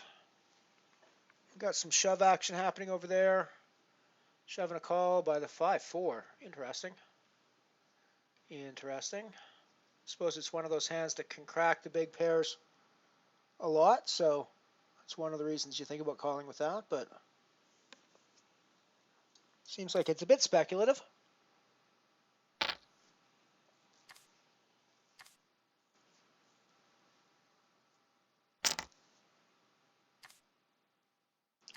So we're down to 18 remaining in the Falling Star now, so 2 tables of 9.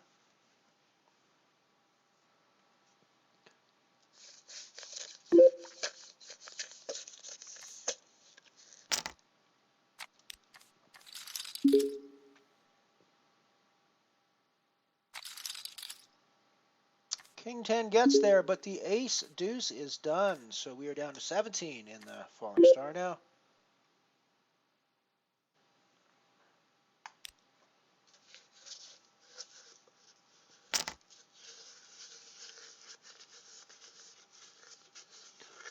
Over on my table, we lost another player, so we're down to 16.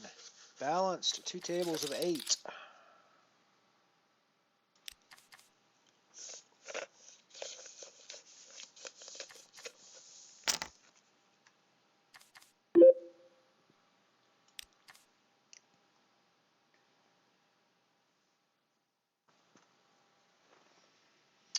Shopper in with the full house, kings full of 5s, and knocks another one out down to 15 players remaining.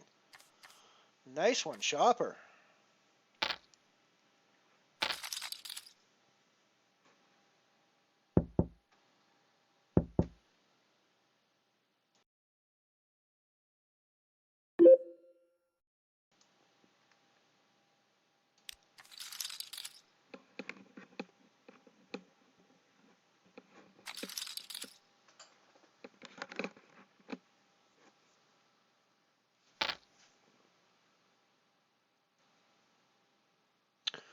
Guaranteed 129 now in the Falling Star. Another page up to 150 at 11.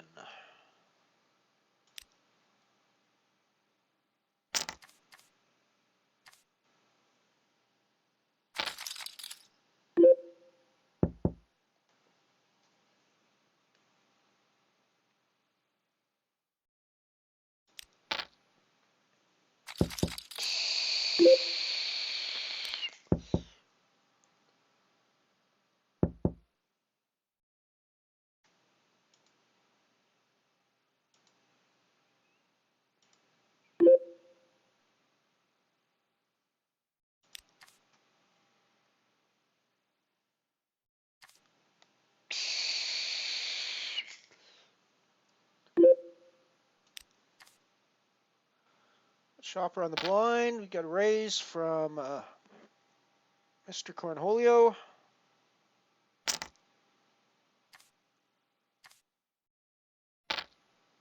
Which is an interesting name, I must say. Shopper decides to give it up.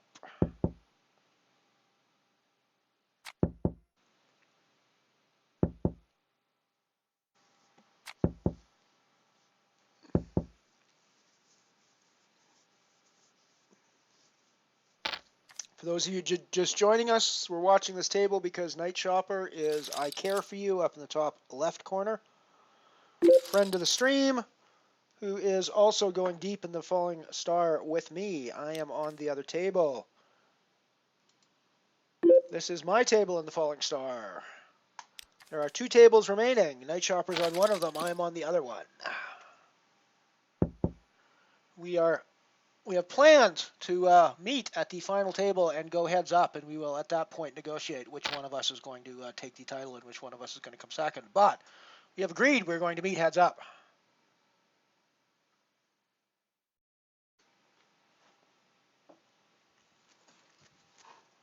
I've already cashed in the Dark Matter today. Dark Matter Nano. We're cashing in the Milky Way Nano. And we got some bounties racked up already in the Falling Star as well. So we got good money coming back to us from the Falling Star already, no matter how far we go. Well, it's been a pretty good day today, which is nice because we've been having some pretty brutal days over the past little while. And it's nice to actually get back into the win column again. We're definitely going to book a profit for today. At least for the stream portion. I might jump on and play some €1 singularities later today, which may or may not change that thing. I mean, we may still actually. I guess the one that I normally play starts in half an hour, so we'll throw that up on the stream, I guess. But yeah, we're over €1 in wins now, and that's not counting the cash from the Falling Star yet. It's got bounties in there, but it doesn't have the prize in there yet. It doesn't have the prize in the Milky Way, which isn't going to be hugely significant to our bankroll number, but it will make a difference on our daily cash rate and our daily profit to a certain degree. But we do need to go pretty deep in that before we get into any sort of even significant money in that regard. We're at 13 cents now, which is significant from the buy-in perspective, but not really significant from our bankroll perspective.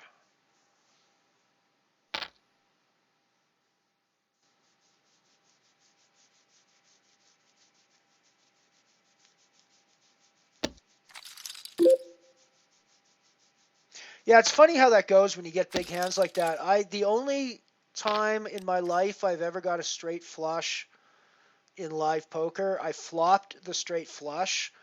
I got paid off on 2 streets for it, in fact. I didn't get paid off on the river, but I got paid off on 2 streets. Check calling twice, and then it went check on the river.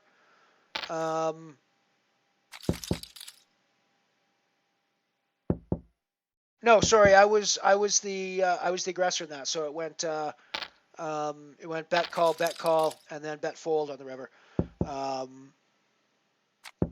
But yeah, the funny thing is I mean, you tell that story and people go, "Oh, you got a straight flush. You must have gone on that." No, well, no, I didn't even cash the tournament. That was early. It was like the 3rd level of the tournament, and I won a reasonably big pot worth it in the 3rd level of the tournament terms.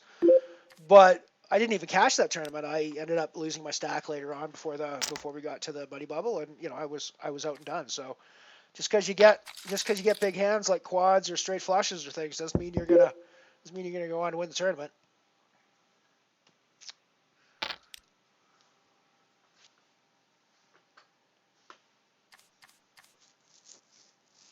Yeah, it's the only time I've ever got a straight flush in live poker, and I just flopped it.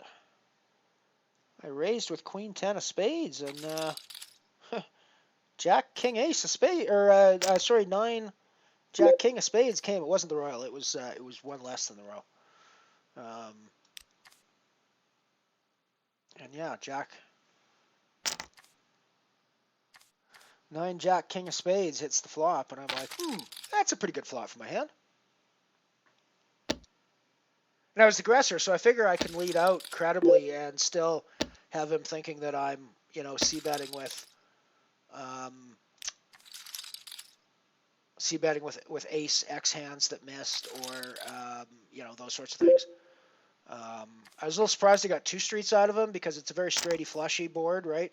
That turn was pretty bricky, but still, it's a pretty straighty, fleshy board. So I was a little surprised they got 2 streets out of him. But yeah, it didn't. It was just the rest of the tournament that went poorly for me. That hand went well. Alrighty, we're going to be all in here on the falling star. Hope for the best with our ace-6. Blind on blind. We're usually in pretty good shape, blind on blind. Unfortunately, when they fold to us, we're in good shape. When they call, we're in bad shape a lot of times. So it's kind of a tricky hand that way, but.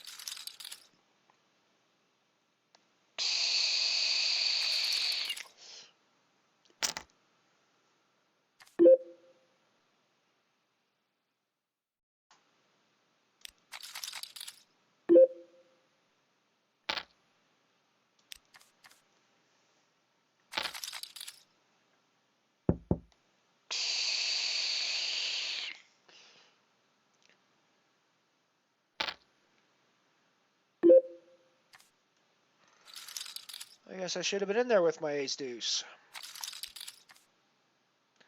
Didn't feel like a good reshove hand, though, after Lena got in the pot initially.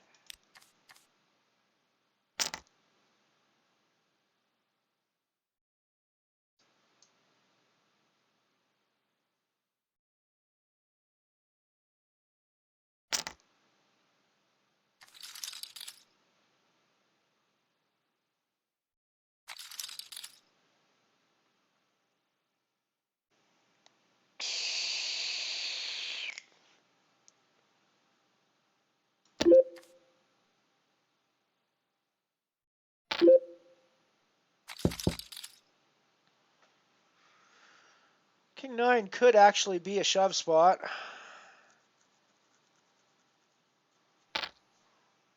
Too many hands to get through, though, from that position.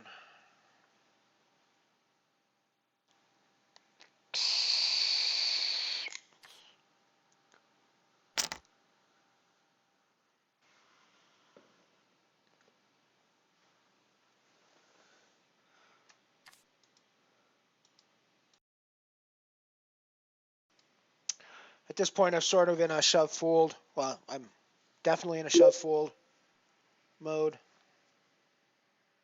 I've only got like 8 big blinds, 7 big blinds, so we're not.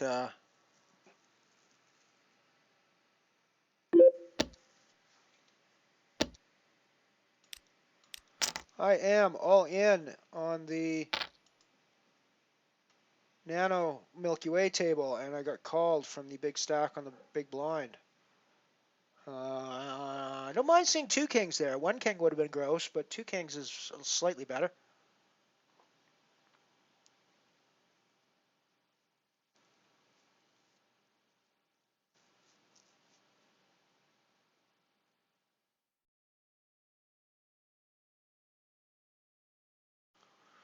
This little 10 ball on the river would be awfully nice for us right now.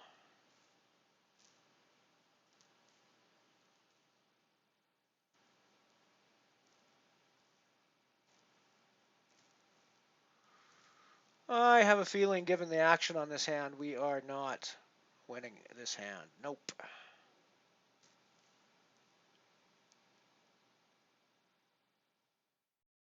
So we picked up 15 cents for 14th place in the Milky Way. It's not so bad. Not so bad. I'm okay with that. I think we got our money in a pretty good spot, and that's about all we could have done there, I think.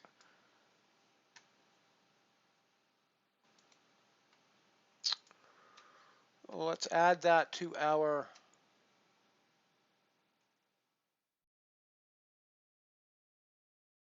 bankroll tracker. 0.15 in the Nano Milky Way.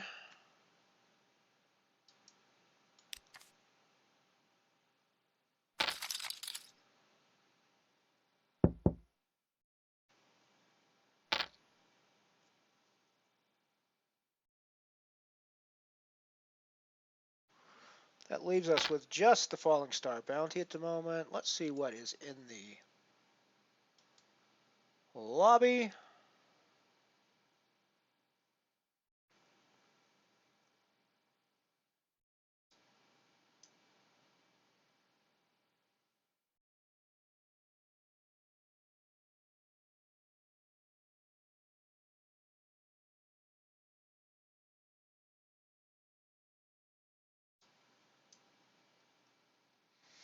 Well, I'm wedged in the singularity in 26 minutes.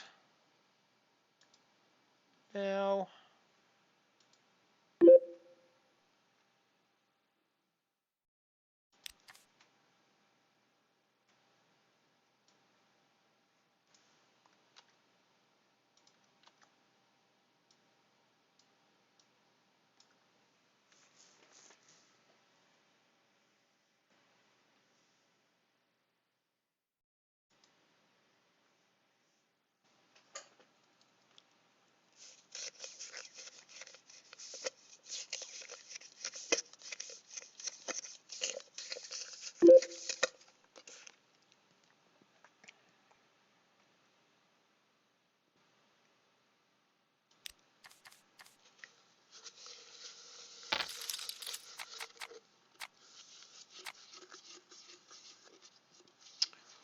the queens double up. We are still guaranteed 129. Here we are in last place, 12 of 12. So we are going to need to find a hand here very soon. Very, very, very, very, very soon.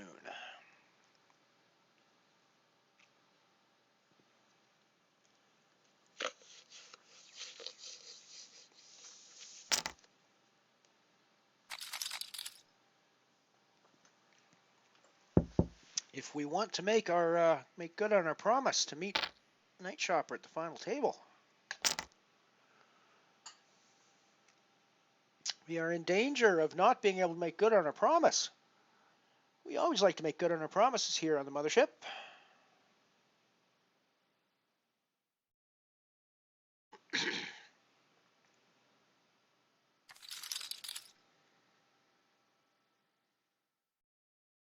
Yeah, it's unlucky, but I think I think I got it in right there, and given my, it was a 10 big blind shove, so I'm not really sure that the king six should be calling there, but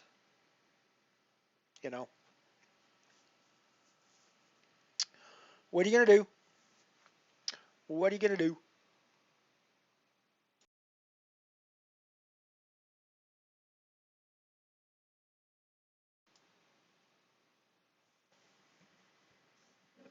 Yeah, once I see the action on the flop, I'm pretty, when I actually see the flop and I see the king, king, deuce, I'm like, yeah, tens can be good here a lot, right? There could be a lot of like ace X hands that don't have a king or a deuce in them, and things like that that could be in this could be in this pot.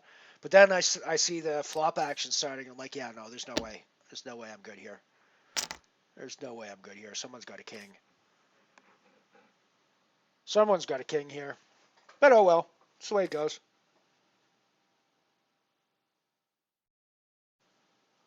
I'm doing my best to hold on, buddy. I'm doing my best. I can fold with the best of them. You know me. You've seen me. I can fold with the best of them, dude.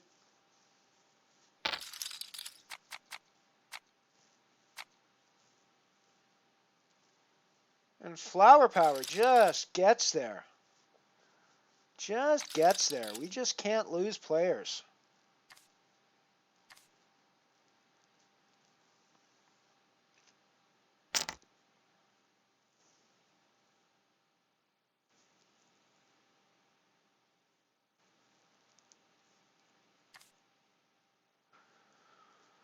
So, I think this is where I make my stand. Queen seven's obviously not the best hand in the world. I do have another couple orbits that I might be able to survive if I just wanted the blind down to the end. I don't really think that's our objective. But I think there's a bigger reason for me to make the call here. I fold a lot of my blinds to Lena's raises, and I think her shove here is an attempt to get everybody else out of the hand with the assumption that I was going to fold. So I think the Queen 7 can actually be stronger than her range here, so I'm calling. And I'm wrong, but it was a,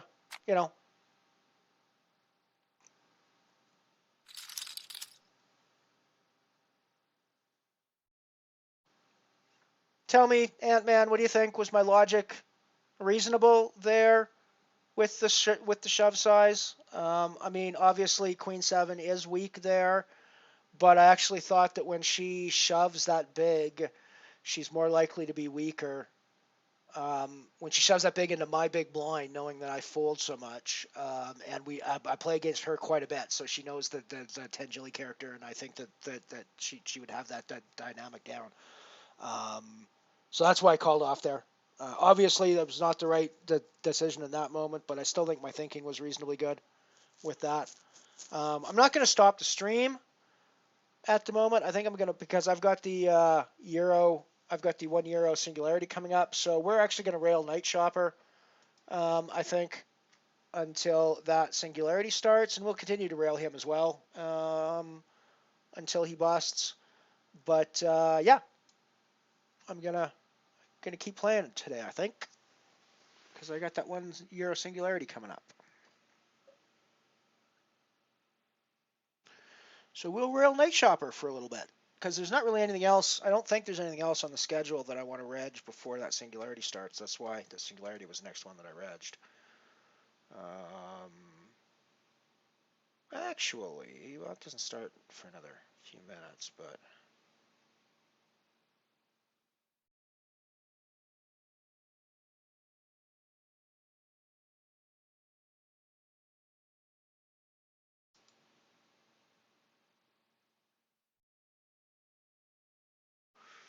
I'm also jumping in a 20-cent qualifier to a €1 ticket that's going to start in 10 minutes.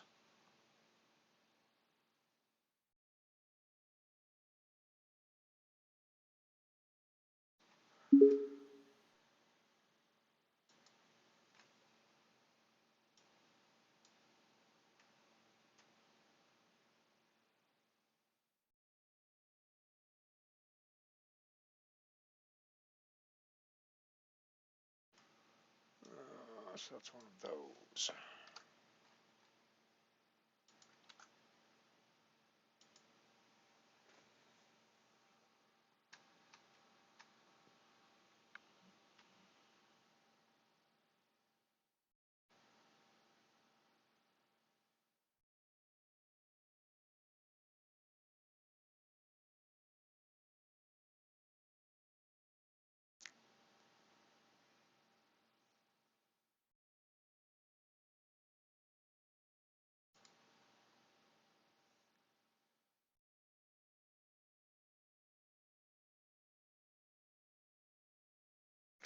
Yeah, that absolutely happens in Omaha. Omaha's just gross. Yeah, I mean, I don't think it was a terrible call off there. I could still survive, but I think I had to take a stand there, and I think Lena's been aggressive enough that it could have been um, lighter than what she was, I think. But oh well, what are you gonna do?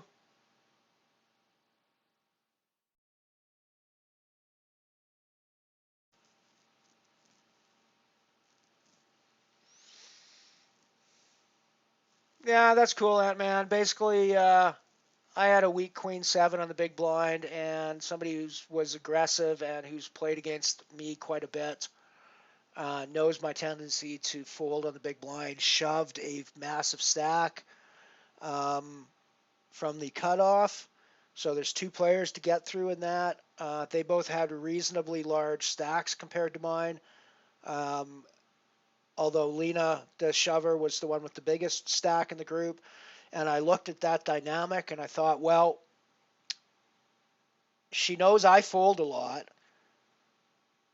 So I think she's just trying to steal blinds here and using a shove as a way to make sure that she isolates against me and gets rid of the button and the small blind. And so my thought was she didn't have to be very strong. Turned out she had an ace-10 of spades, and I did not get there with my queen 7. So probably a loose call, but there was some logic behind the loose call anyways.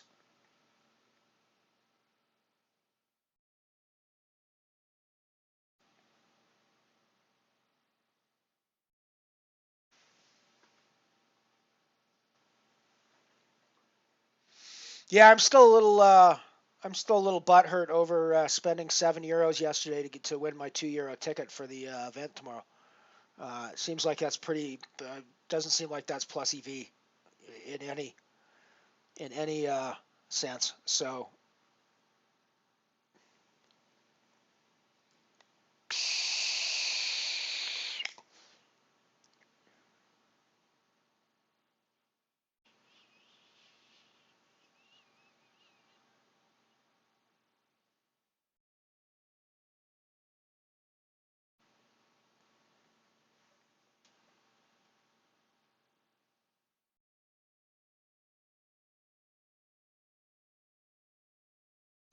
I haven't done my second March mission yet. I'm gonna save that for next week, I think.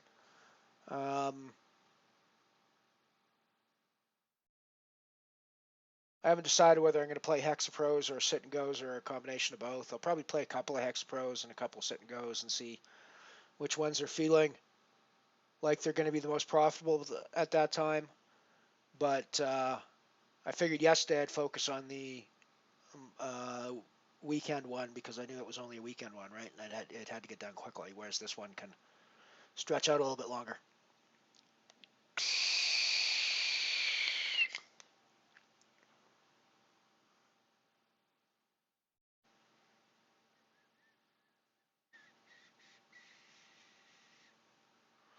So Shopper's still in the mix on the Falling Star. 66,000 chips. We were only able to make it to 11th place for 150. Ooh, we have to add that to our caching. We didn't add that to our caching. And I don't even think I took a picture of it. That's gross. I should have taken a picture of that.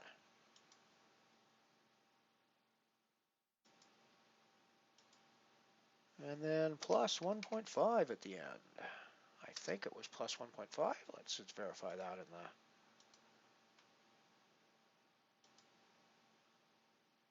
Yes, it was 1.5.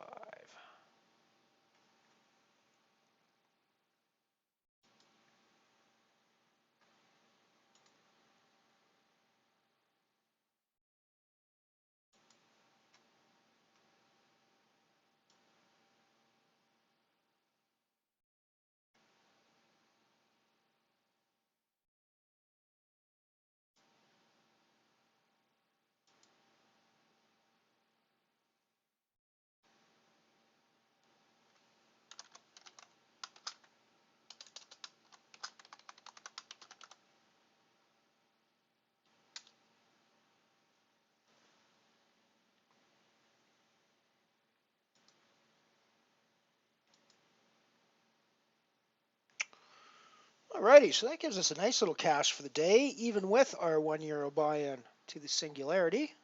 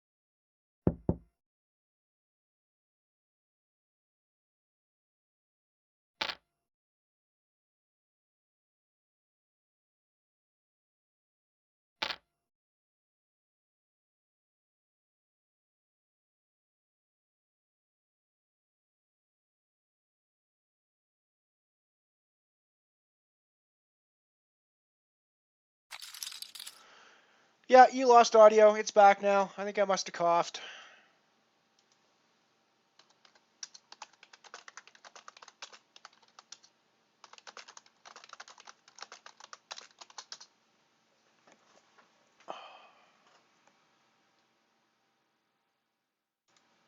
Hey, you guys thought I was going to go an entire day without muting myself. Fat chance of that happening.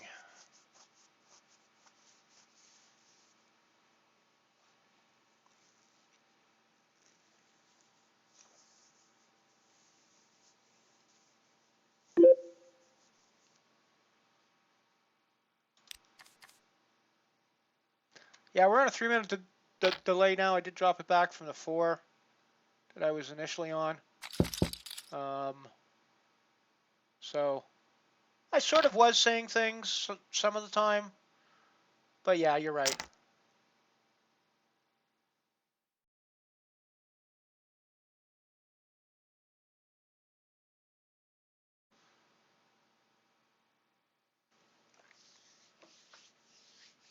I have no idea how long it was muted for, actually. I can't remember when the last time I muted it to cough was.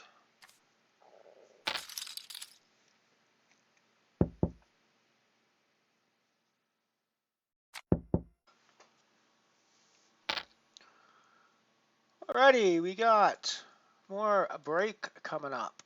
So, we've done all the random ads. Let's do a Chevy.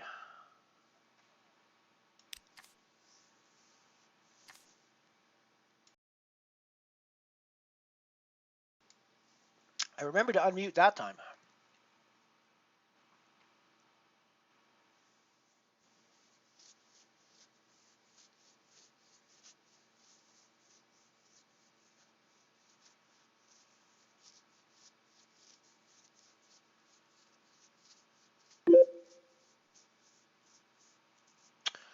Oh, we lost Night Chopper. I did not see the hand, though.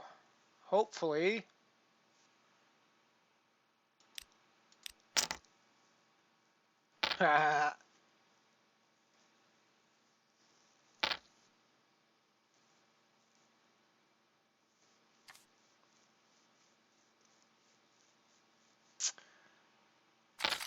That's a shame that we lost Night Chopper, but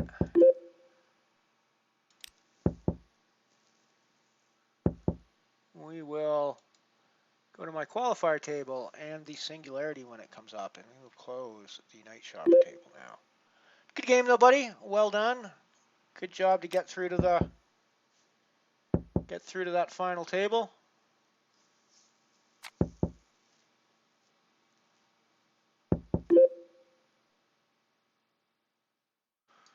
You should have voice now.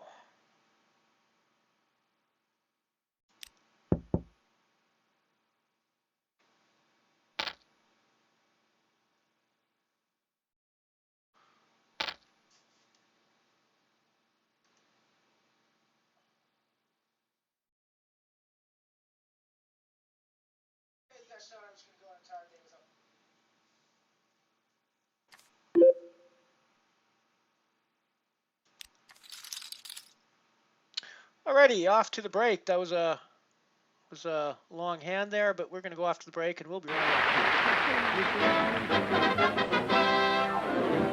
The most talked about new car in America, Corvair by Chevrolet. 9 years of planning and testing has built the most practical compact car in America. Watch how it goes.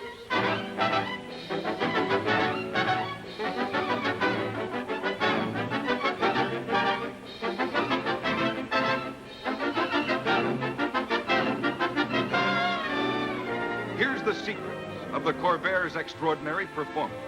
America's only air-cooled aluminum engine. It never needs water or antifreeze. And it's in the rear, where it belongs in a compact car. It belongs there because that's the way to get the near-perfect weight distribution to give you benefits like these. Quick, straight stops, because weight is more evenly distributed. Superb handling, so easy you don't need power steering. Sure-footed traction in mud, snow, or ice. And because the engine is in the rear, the floor is virtually flat. You have more legroom for passengers. And with this optional pull-down rear seat, you get station sedan room for packages and loads of all kinds. And that's only the start of the Corvair story. There are lots more things you should know about. The Corvair's astonishing gasoline economy. The Corvair ride, its sensible low price. The happy ending to that story is at your Chevrolet dealers. Come on in and take a drive in the new compact Corvair by Chevrolet. The most talked about new car in America.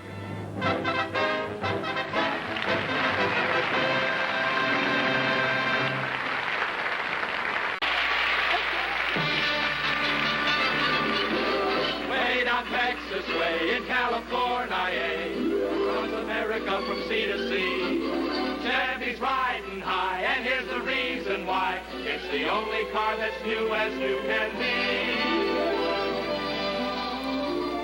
Today, Chevy is riding high, wide, and handsome everywhere. And no wonder, because Chevrolet offers the only all-new line of cars in the low-price field. Nowhere else will you find the fresh sculpturamic styling of this beautiful Bel Air Impala. And nowhere else will you get the size you get in this Bel Air sedan, the longest in the low-priced field. At the same time, it's easier to park because it turns in a tighter circle, tighter by 3 feet than any other full-sized car in its field. This handsome Nomad is just one of Chevy's 5 all-new station wagons, beautiful, easy riding wagons with standard full-coil suspension or level air, the greatest road smoother outer you've ever seen. Chevrolet's Biscayne series combines high style with low cost. And like all Chevrolets, it's built to last with a new type safety girder frame and the craftsmanship of Body by Fisher. This handsome Del Rey offers most of the exclusive features that you'll find in every other Chevrolet. Special features like safety plate glass in every single window. Crank-operated ventipanes for easier ventilation control, and a polished lacquer finish that shines like a mirror. And yet, with all these exclusive features and many others, this Del Rey is the lowest priced Chevrolet of all. Yes, it's no wonder that Chevy is riding high. It's got everything, with 17 different models to choose from. So you see your Chevrolet dealer tomorrow. He'll give you a quick appraisal on your present car and prompt delivery on your all-new 1958 Chevrolet.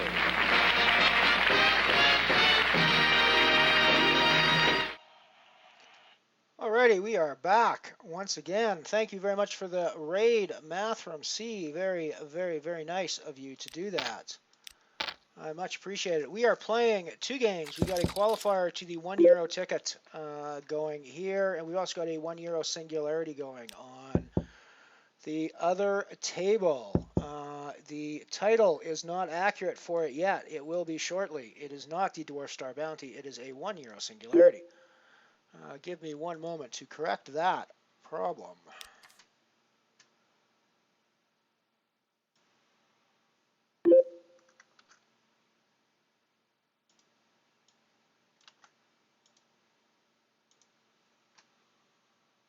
Get rid of the ace queen in the qualifier.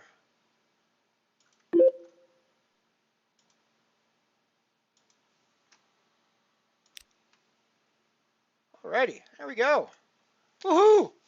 Thank you very much, Mr. Mathram. Welcome to all the new welcome to all the new viewers. My name is Lyle Bateman, aka Elron66, Elron6900, Elron Steel, or Elron Priestman, depending on where on the online or real world you happen to know me from.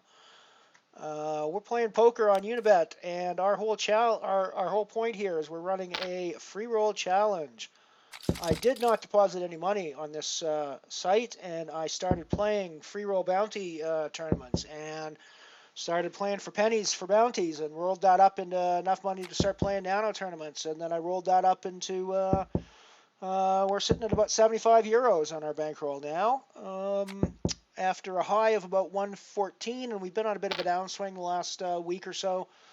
But today might be the turnaround on that. We're booking a profit for today, no matter what happens. So thank you all for coming by and checking out the Mothership poker stream. Click the follow button to get yourself beamed up to the Mothership. And that'll let you know every time we are in flight, ladies and gentlemen.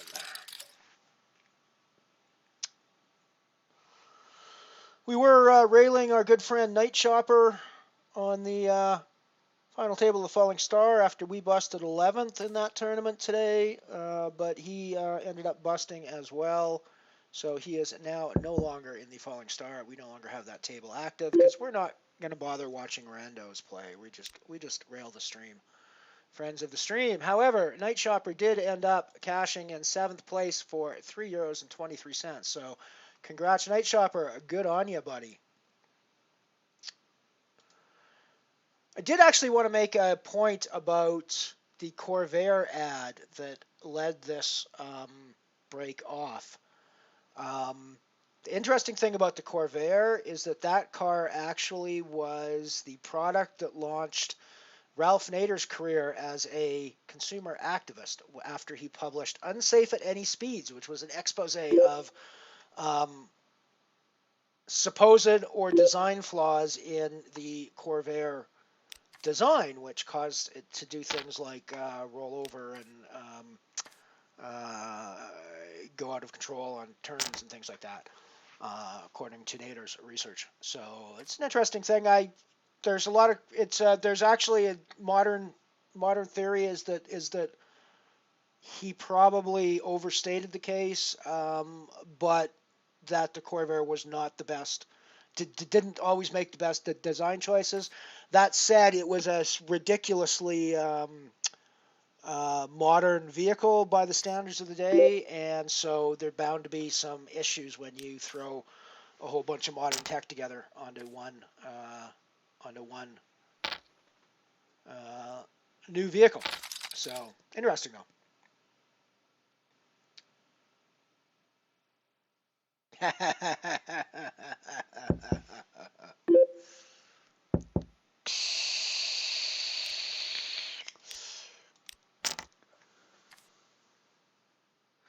I've picked up Ace King on the qualifier table, so I put in a raise over top of a limper.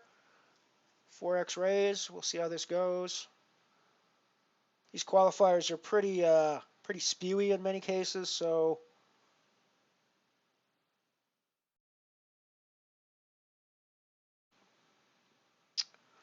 backdoor clubs here. The Ace King can be the good here a lot. So I think we're just going to call behind here, see what happens on the turn, and go from there.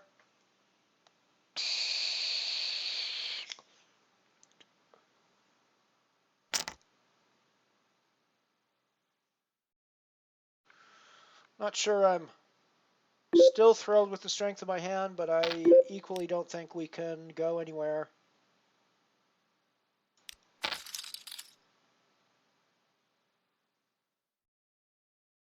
So it takes away the clubs, but it gives us the gut shot with the 10. But for a chunky bet like that, I don't think we're going to stick around with just a 4-outer gut shot to our name. Especially not when we could be up against hands like 9-10 potentially. Although I'm not sure 9-10 is calling my raise pre-flop out of position, but then again, it's the kind of hand that wants to be able to bust big pairs and big hands. So I think we just get out of the way there with our Ace King.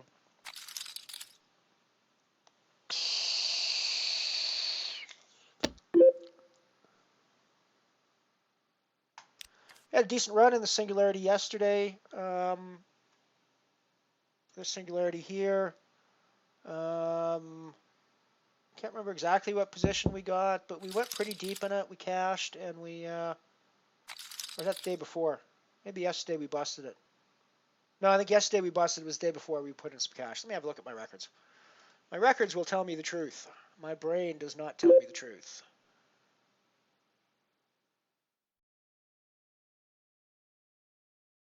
So yesterday we did not cash the Singularity, but we did cash the Singularity for 265 on Thursday. So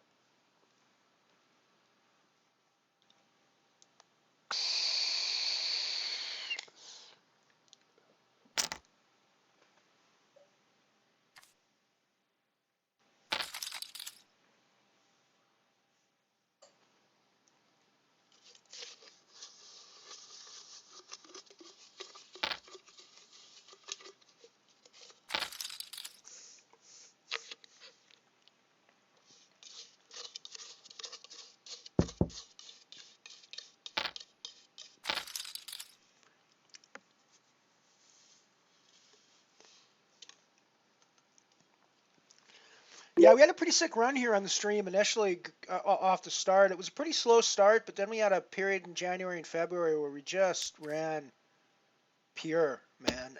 And looking at the bankroll graph, you can see sort of up until we had very few downswings of any significant length until just recently. This last week is sort of our first major downswing on the Unibet Free Roll Challenge, and so far we've weathered it okay. Today's been a cashing day. Today's been a positive day no matter what happens here in this €1 Singularity and qualifier. We are a couple of euros up on the day anyways. So yeah, it's been a pretty good day. A pretty good day on the pokers.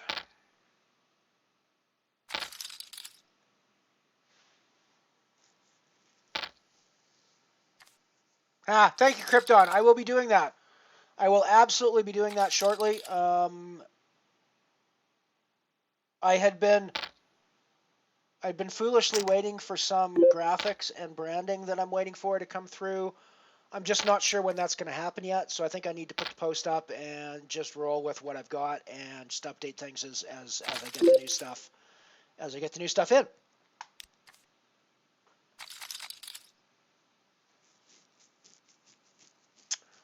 I agree, Mr. Krypton. Let's win the lot. Let us win the lot.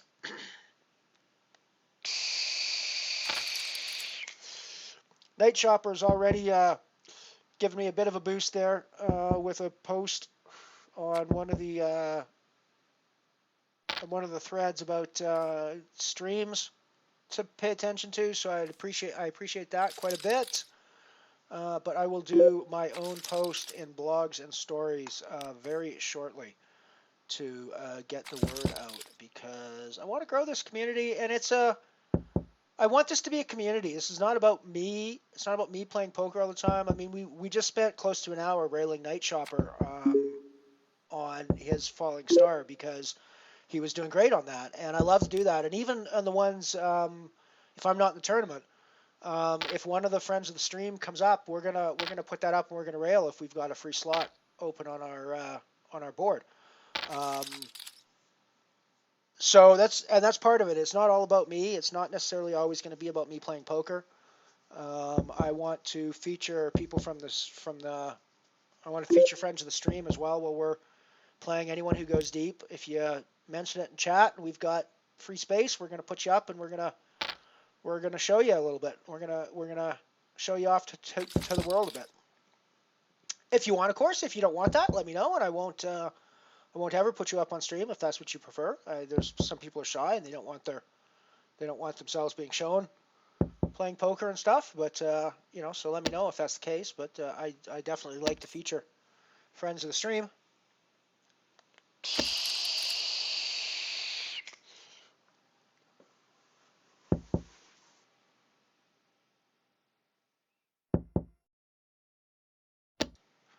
I really want to win one of these singularities. Haven't won one yet. I've gotten deep in a few of them. I've final tabled a couple. I've not won one yet. I'd really like to win one of these singularities. I'm a big fan, of course, of the freeze-out format. That's my favorite format of poker. I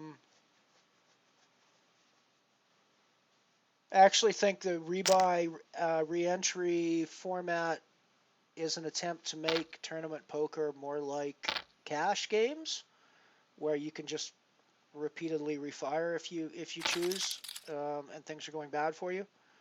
And I think one of the points of tournament poker from the beginning, sort of, was that one of the key things that's supposed to distinguish it from cash games is that you have one life to live. End of story. So I think the freeze-outs need to be a key part of poker kind of going on forever, because that's what the tournament concept is all about. But I'm happy to mix in with some rebuys and reentries, because those can be fun as well, with a slightly different strategy involved. And it's an interesting way to mix the cash and tournament strategy, I think. Good night, shopper. Sleep well, my friend. We will see you again soon.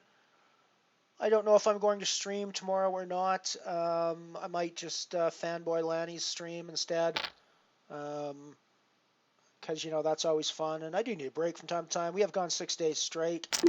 At some point, I want to do maybe 2 weeks straight without a break. But I'm not sure today's the day for that, or this is the week for that. So probably we'll take a break tomorrow.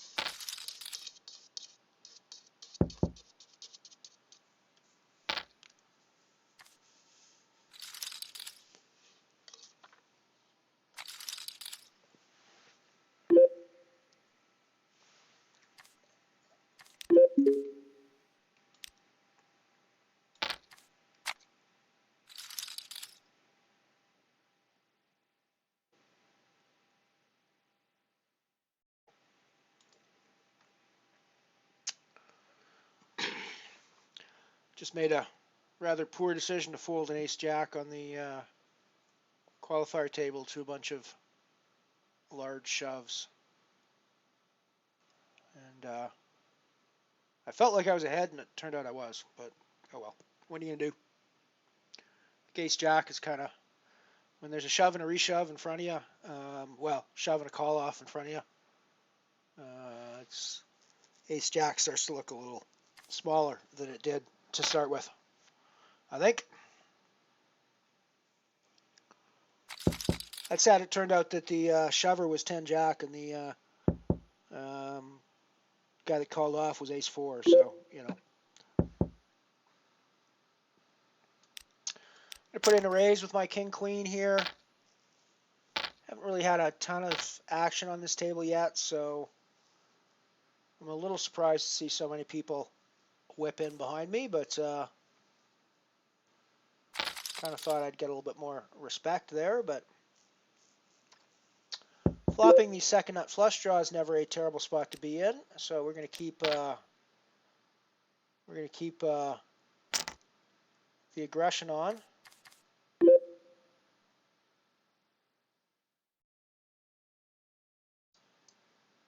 And I think we're just going to call this off, because we've got outs, even if he's got the ace. So it could be a short day in the singularity for us, or it could be a nice spot to double us up. And we're done, because he had the ace. So, GG us, I guess. GG us, I guess. So we're just playing qualifier now.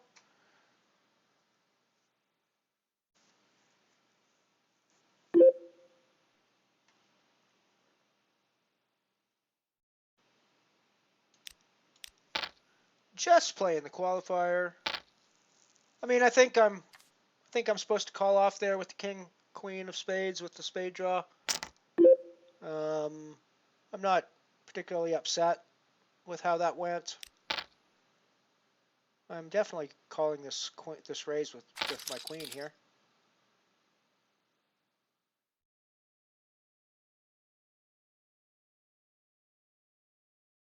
And I mean, maybe I'm just done here in the qualifier with a bad queen, but I think that this feels like clubs a lot too, trying to get people off the pot. So I guess this could be the end of our streaming day, ladies and gentlemen. Bleh. The club coming on the end is like the worst thing we could have seen. Just one of these people has clubs.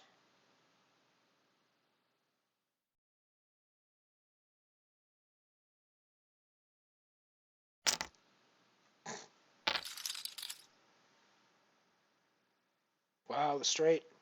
Gross. Alrighty. Well, that was that ended up being short and sweet end to the day, but that's cool. We still had a profitable day.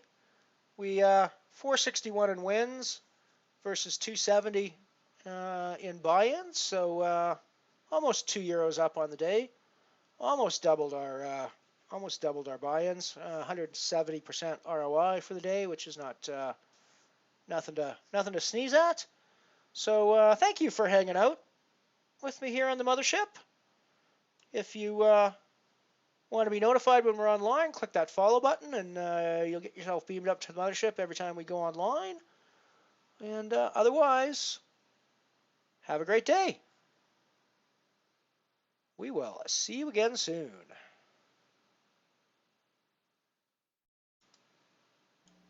For more vintage poker content from Mothership Poker, click the subscribe button and check out the playlists for all of our old archived content, as well as the ads-only cut from some of the early streams.